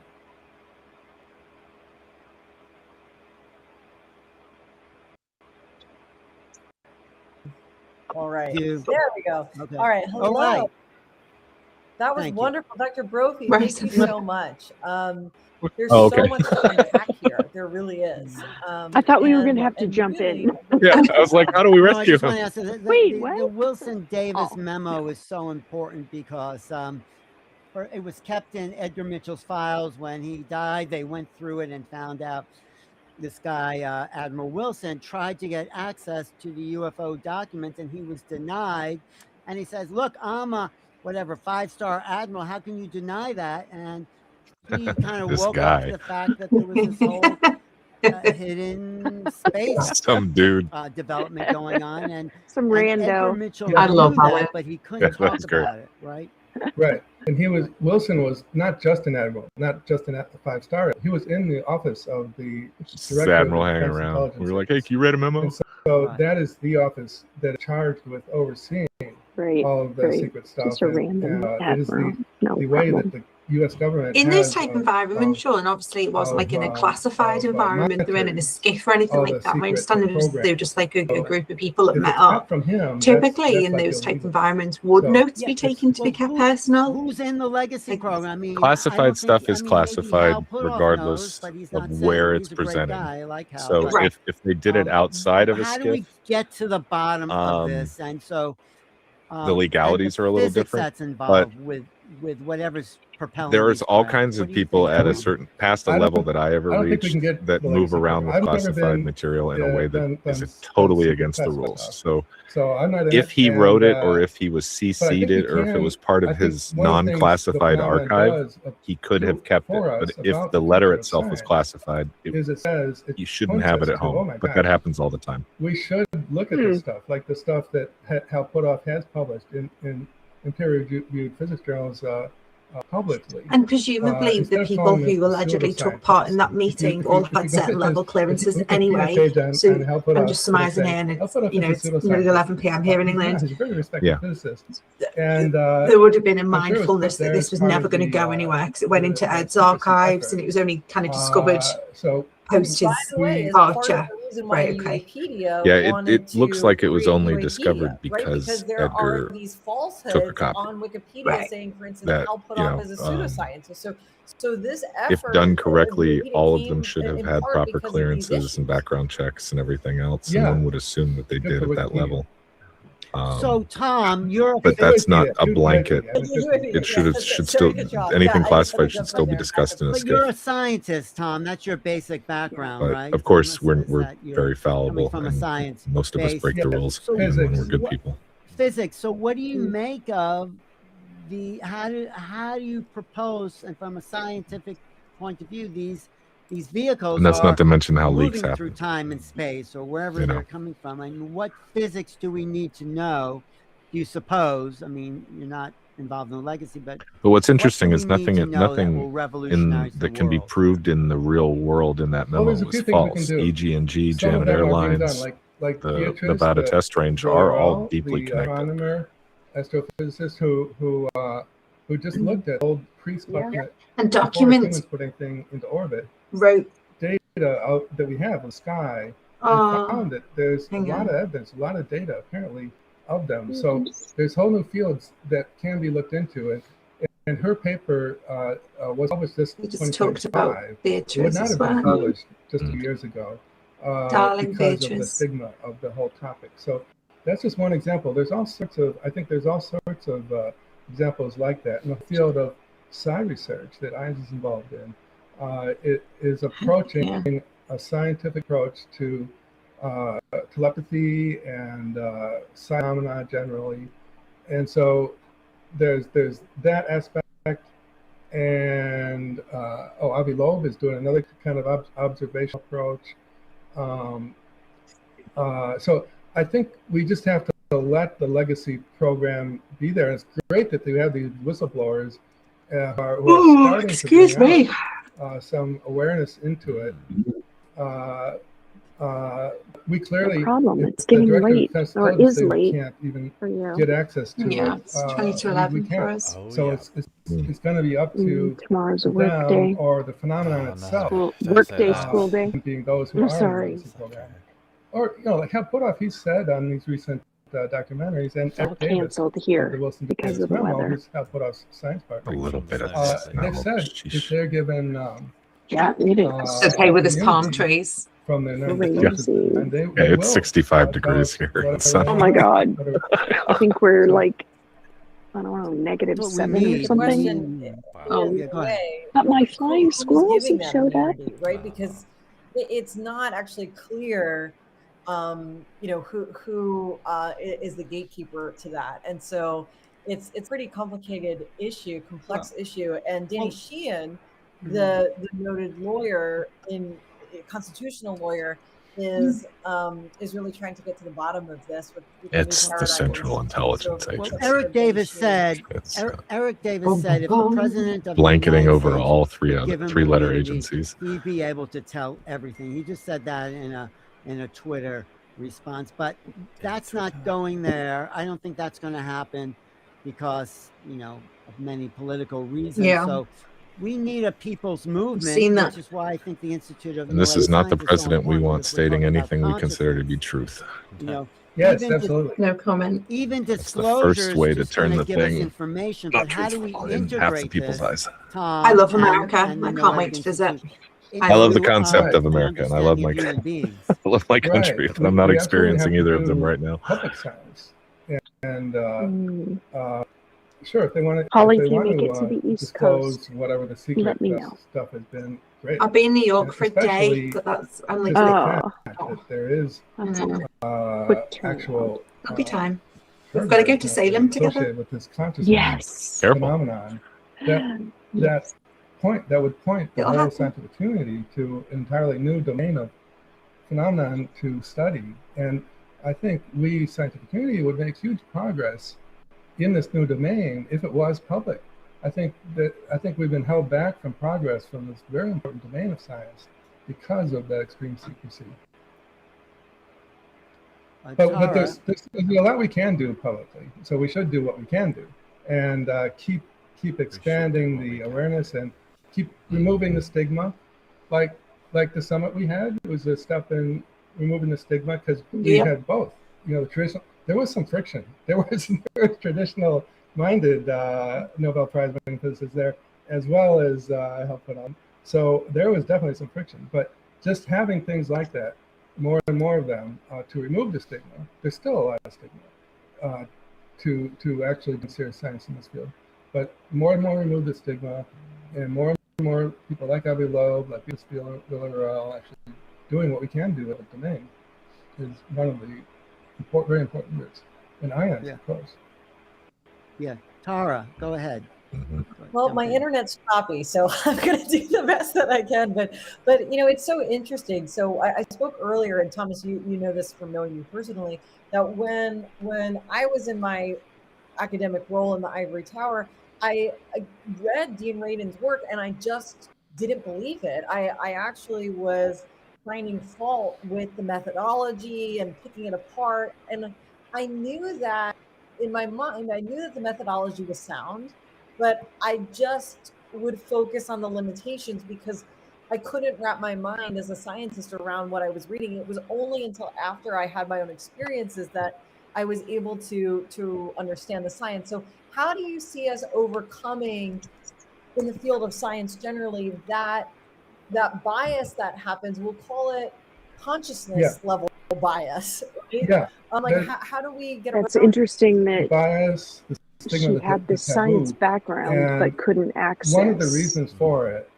is we I don't want to say the truth, but she couldn't access that's why the other side of it until she had an experience. The assumption is and is that by design? Our kind of ontological basis of most people. I want to is that these careful here, but think about all of the religious people who fall under so that's why people have like Christ's teachings of compassion. Where a conventional minded academic haven't had personal there's experience research data with certain things in life, and so they feel that they're not okay.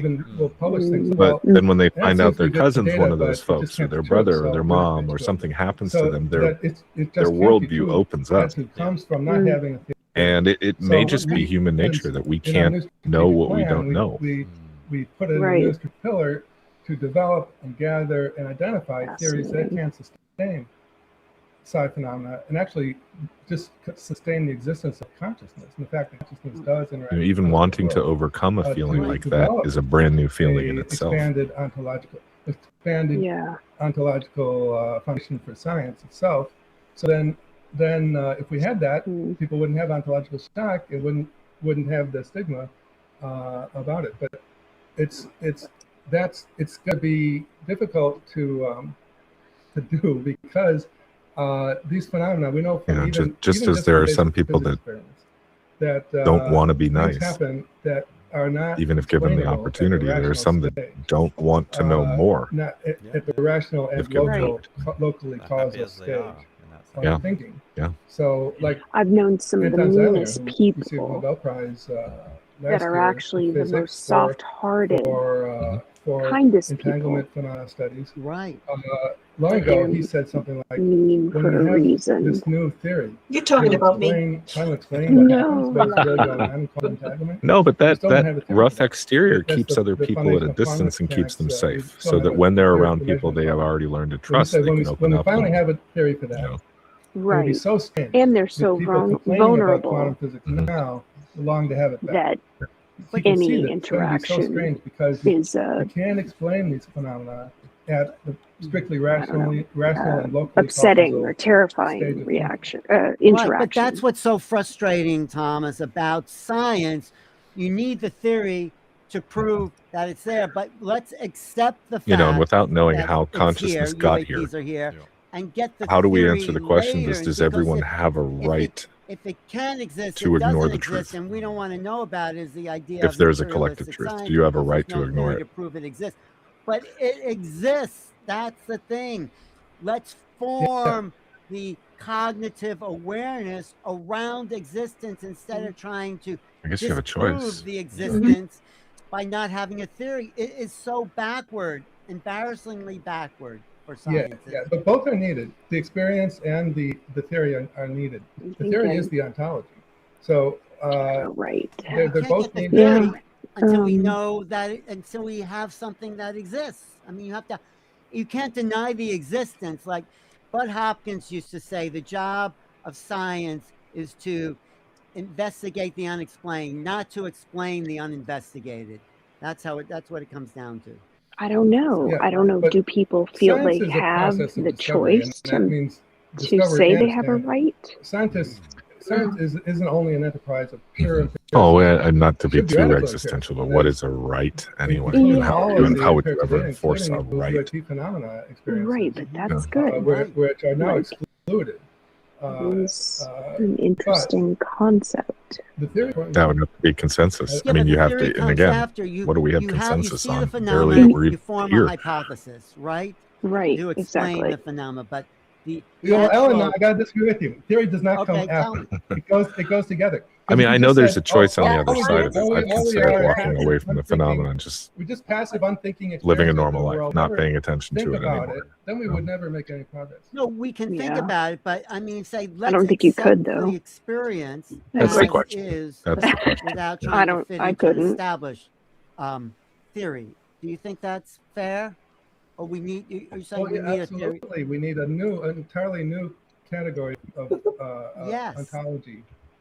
Yeah. But we can't get there if we deny the experience. We have to accept it, right? Stepping back, I think what's really interesting is that there are two things going on here and two worldviews, right? So the scientist sets out with a hypothesis to then test it and then gets a fact and then, holds that fact lightly in the context of limitations of the study and a theory, right? That's what a scientist does. From the experiencer perspective, right? You have an experience and then you try to make sense of it retroactively. But we need both, right? And that's what this summit really is about. It's about bringing the experiencer experiences forward and data forward, and not gaslighting and not rejecting it, but holding these points as true while bringing in the scientific minds. And I really do think that we need both, because there's been such an over-reliance on government disclosure. Like, we're children wanting our parents to tell us if something is true or not.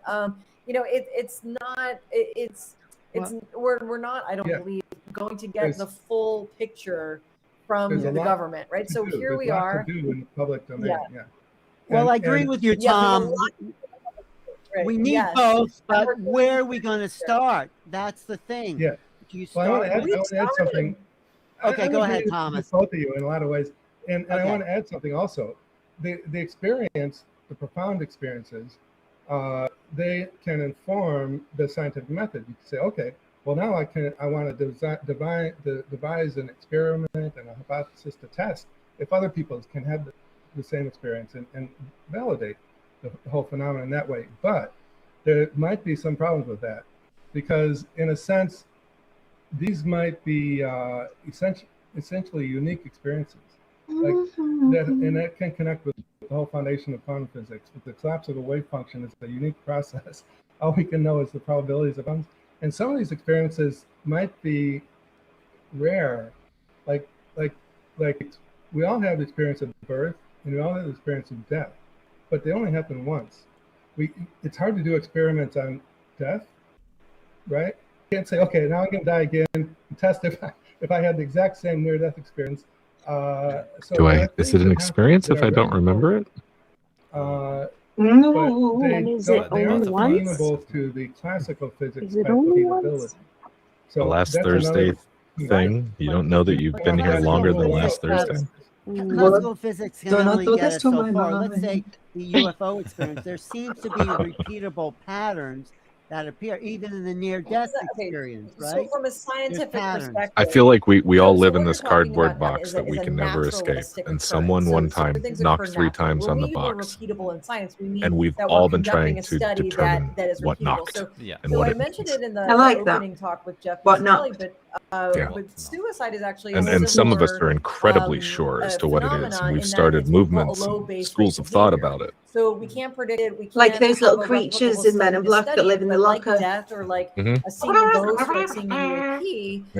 To some extent, suicide is the same way. I have 2 songs in my mind from that. We have to study low base behaviors in this living in a box. Consciousness. But yeah, what I'll say is that we can also, though, when you if we think about the individual state of consciousness and the individual state of consciousness being linked to a phenomena, we actually can start to measure it. So, for instance, we know that Hindu practices, puja practices, the marbles, and you actually can measure the degree to which, charm on the cat, for instance, practices collar. would produce that's an us. event. And Orion, doing that practice Orion, and where they are in I remember as a child noticing that the atom looked like and the solar system. Repeatable with the right In my mind going, methods. boom, From a the solar I system think just a bigger scientific atom. method freezes things in place. Let's study the river by taking a bucket out of the river.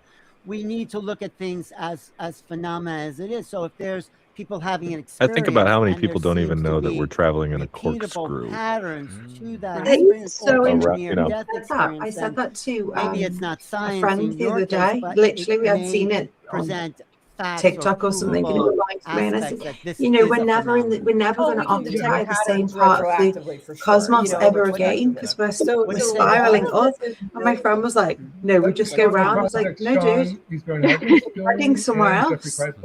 We're spiraling in a wave circle. There may also be aspects of the phenomenon that are even. I don't know what camera to look at. I know. I'm looking at the feed and I'm like, where's my arm? Which may be real too. It's because you're circling in a corpse. Right. And so just to kind of bring this to a close.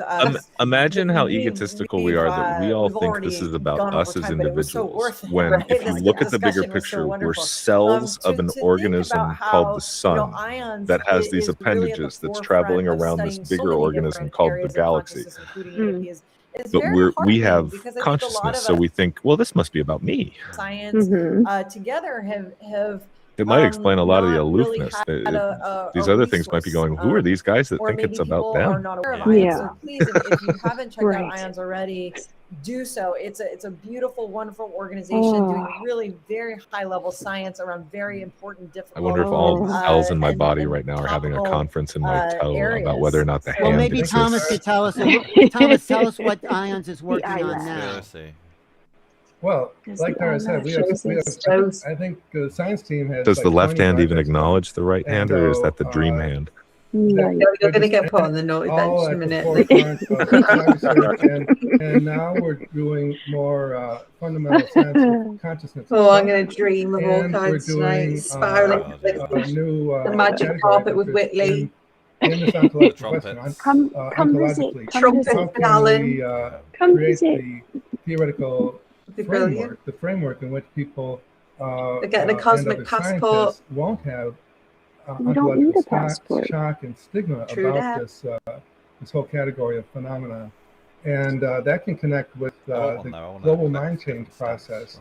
The first president of IONS, Rizwan Harman, said that we need. I wonder what the summer's like. Is that to articulate? That's part of the next. I wonder how they summer. Well, it's such an important organization. How do people find it online, Thomas? Noetic.org. Why is it really hot there? Noetic.org. I'd assume so. Right. Well. Yeah, I don't know why. I think I would agree with you, but yeah, why do I think that? Is it because of what? I think that it's really what was it, Project Serpico? That came out and they said that the 12 of them were taken there, and that it wasn't. I think they described it as a desert planet. I bet that's where. Conversation. But if we're going to be scientists in this space and reporters like you, Alan, in this space, we need to be reflecting the reality. And they say, and everybody says that they like the area around the Nellis test going range, into to any field, you think like, okay, I'm going to be open and I'm going to study these. But I mean, again, these we're back exciting to things and discover new facts. You can Seems find hot yourself to me. mired in the institution and desert, I guess. In my head, it looked like New Zealand, but maybe I've just been watching too many. Rather limiting space cognitively, and so to be outside of the mainstream academia where there are so many limiting constructs, IONS can do so much work. And then we have Dr. Jeff Kripal in Rice. I cannot keep my stims in. I'm now. I was going to say, I need to focus. Focus. That must be tough for him. I'm starting to meow. I think he loves it. I think he. I bet he loves it too. But I had a good one yesterday. I kept going. St. Helens Glass is the class. It's like a glass company in the UK.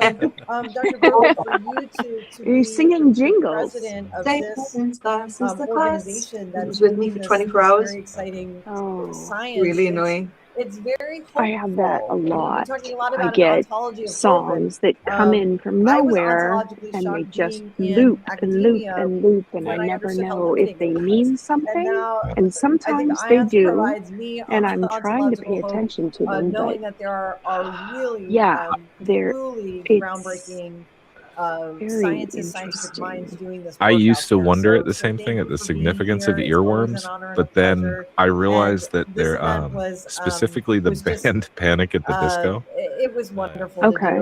I like this one album by them, but I can't listen to it because it's so technically well written, even if you don't like it, alternative to Yeah. Wikipedia, that it almost there's it this, sticks in my head for 3 days. I don't want to hear Right. it for 3 days. almost like And so if I It's don't listen to it, it there's doesn't happen. Yeah. So I wonder. There must be. So for UAPedia to be I Might be dialed into my grassroots frequency or community something. effort to put the completely truth agree, out but there, these are this is just what so science is really about. random. This is what And reporting is one really about. particular, Which brings I me have to our a dear friend who closing comment lost here, which is we're someone, doing this and I again. could We're not doing a get second this out of my UAPCon mind. It in kept Q2 coming to of this me year. and We're going coming to have to Linda me, Moulton Howe join us and and I Colin, who works eventually very closely with mentioned her it. at Earth Files, Yes. and some other really Just announced amazing the guests second UAPCon. in the reporting Oh. space, in the journalism space, whether it be Amazing. documentarians or people that have been on the History Channel, some of our friends on Ancient Aliens. What we want to do is again bridge Very the experience nice. report with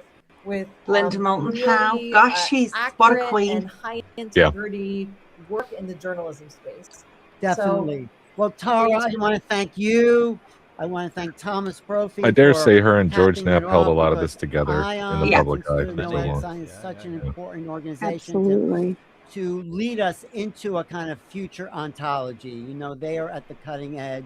I want to thank, of course, everyone who's been watching for the last, how long has it been? 5 hours and more. We've had about 1,000 live blissful viewers. hours Wow. with you And I'm all. going to rebroadcast Testament that on we're my- still here, yes, how on my how New good of a Realities YouTube conversation channel, it is. youtube.com/New Realities. Of course, we have to thank Tara, Tim Spenny, and Eduardo Mace for being the geniuses behind putting UAPedia together, UAPedia.ai and UAPcon.com, putting this whole thing together. It takes a team, takes a village to create something like this. And all the fantastic people that have spoken here today, it seemed like, could that have really been 5 hours? I think we just started. But the information here was really valuable, something I'm going to watch again and again. I encourage everyone to watch it again. Leave your comments. Go to UAPedia.ai. Leave your comments there. Join the community. It's like a guild. Contribute and add your insights, because this is a community project. We're never going to really understand this until like everyone's participating with their experience, their understanding, and how to move into a new future. So, Tara, thank you for the genius of creating this event. Really. Oh, thank you so much, Alan. It felt that we needed to do this, right? We're ready. We need to talk about this. The academics need to come out in the open and really usher in this new phase of looking at these phenomena from a scientific perspective, from a grounded perspective, and as Dr. Hurtak says, with an ontology of hope. So thank you all. We've had almost, actually, I was corrected, almost 1,800 people viewing live. Oh, that's great. And thank you know, and thank the people who supported, like Holly Ann Panic in the Wood, Disco. Going grocery shopping England, before and a all those major people, blizzard. Nick and Holly, and all the people on all the channels there.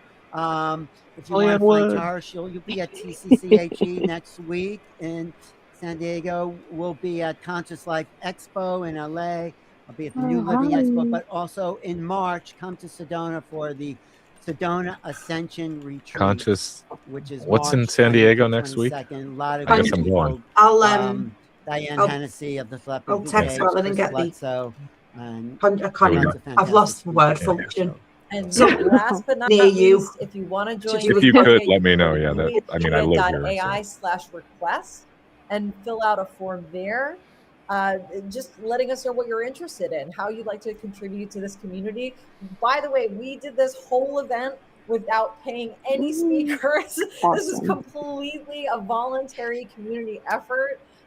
Everybody wanted to contribute because they feel and they know that this is such an important topic. And so it really is a grassroots community at UAPedia.ai and here at UAPCon. Dr. Brophy, thank you so much again for contributing so generously. Thank you, Tara. And thank you all so much. Thank you, everybody. Thank you, Tom. I love agreeing to disagree because that's how perspectives expand. So thank you for all your work and What a great insights. talk. Thanks. Until next time. Bye, everyone. Thanks, everybody. Right, I think we'll say our goodbyes as well. So thank you everyone for tuning in. Thanks for everyone who joined us on off their stream. I love you. Absolutely. Thanks for being here. Be well. Nanu. Absolutely. Thanks, everyone.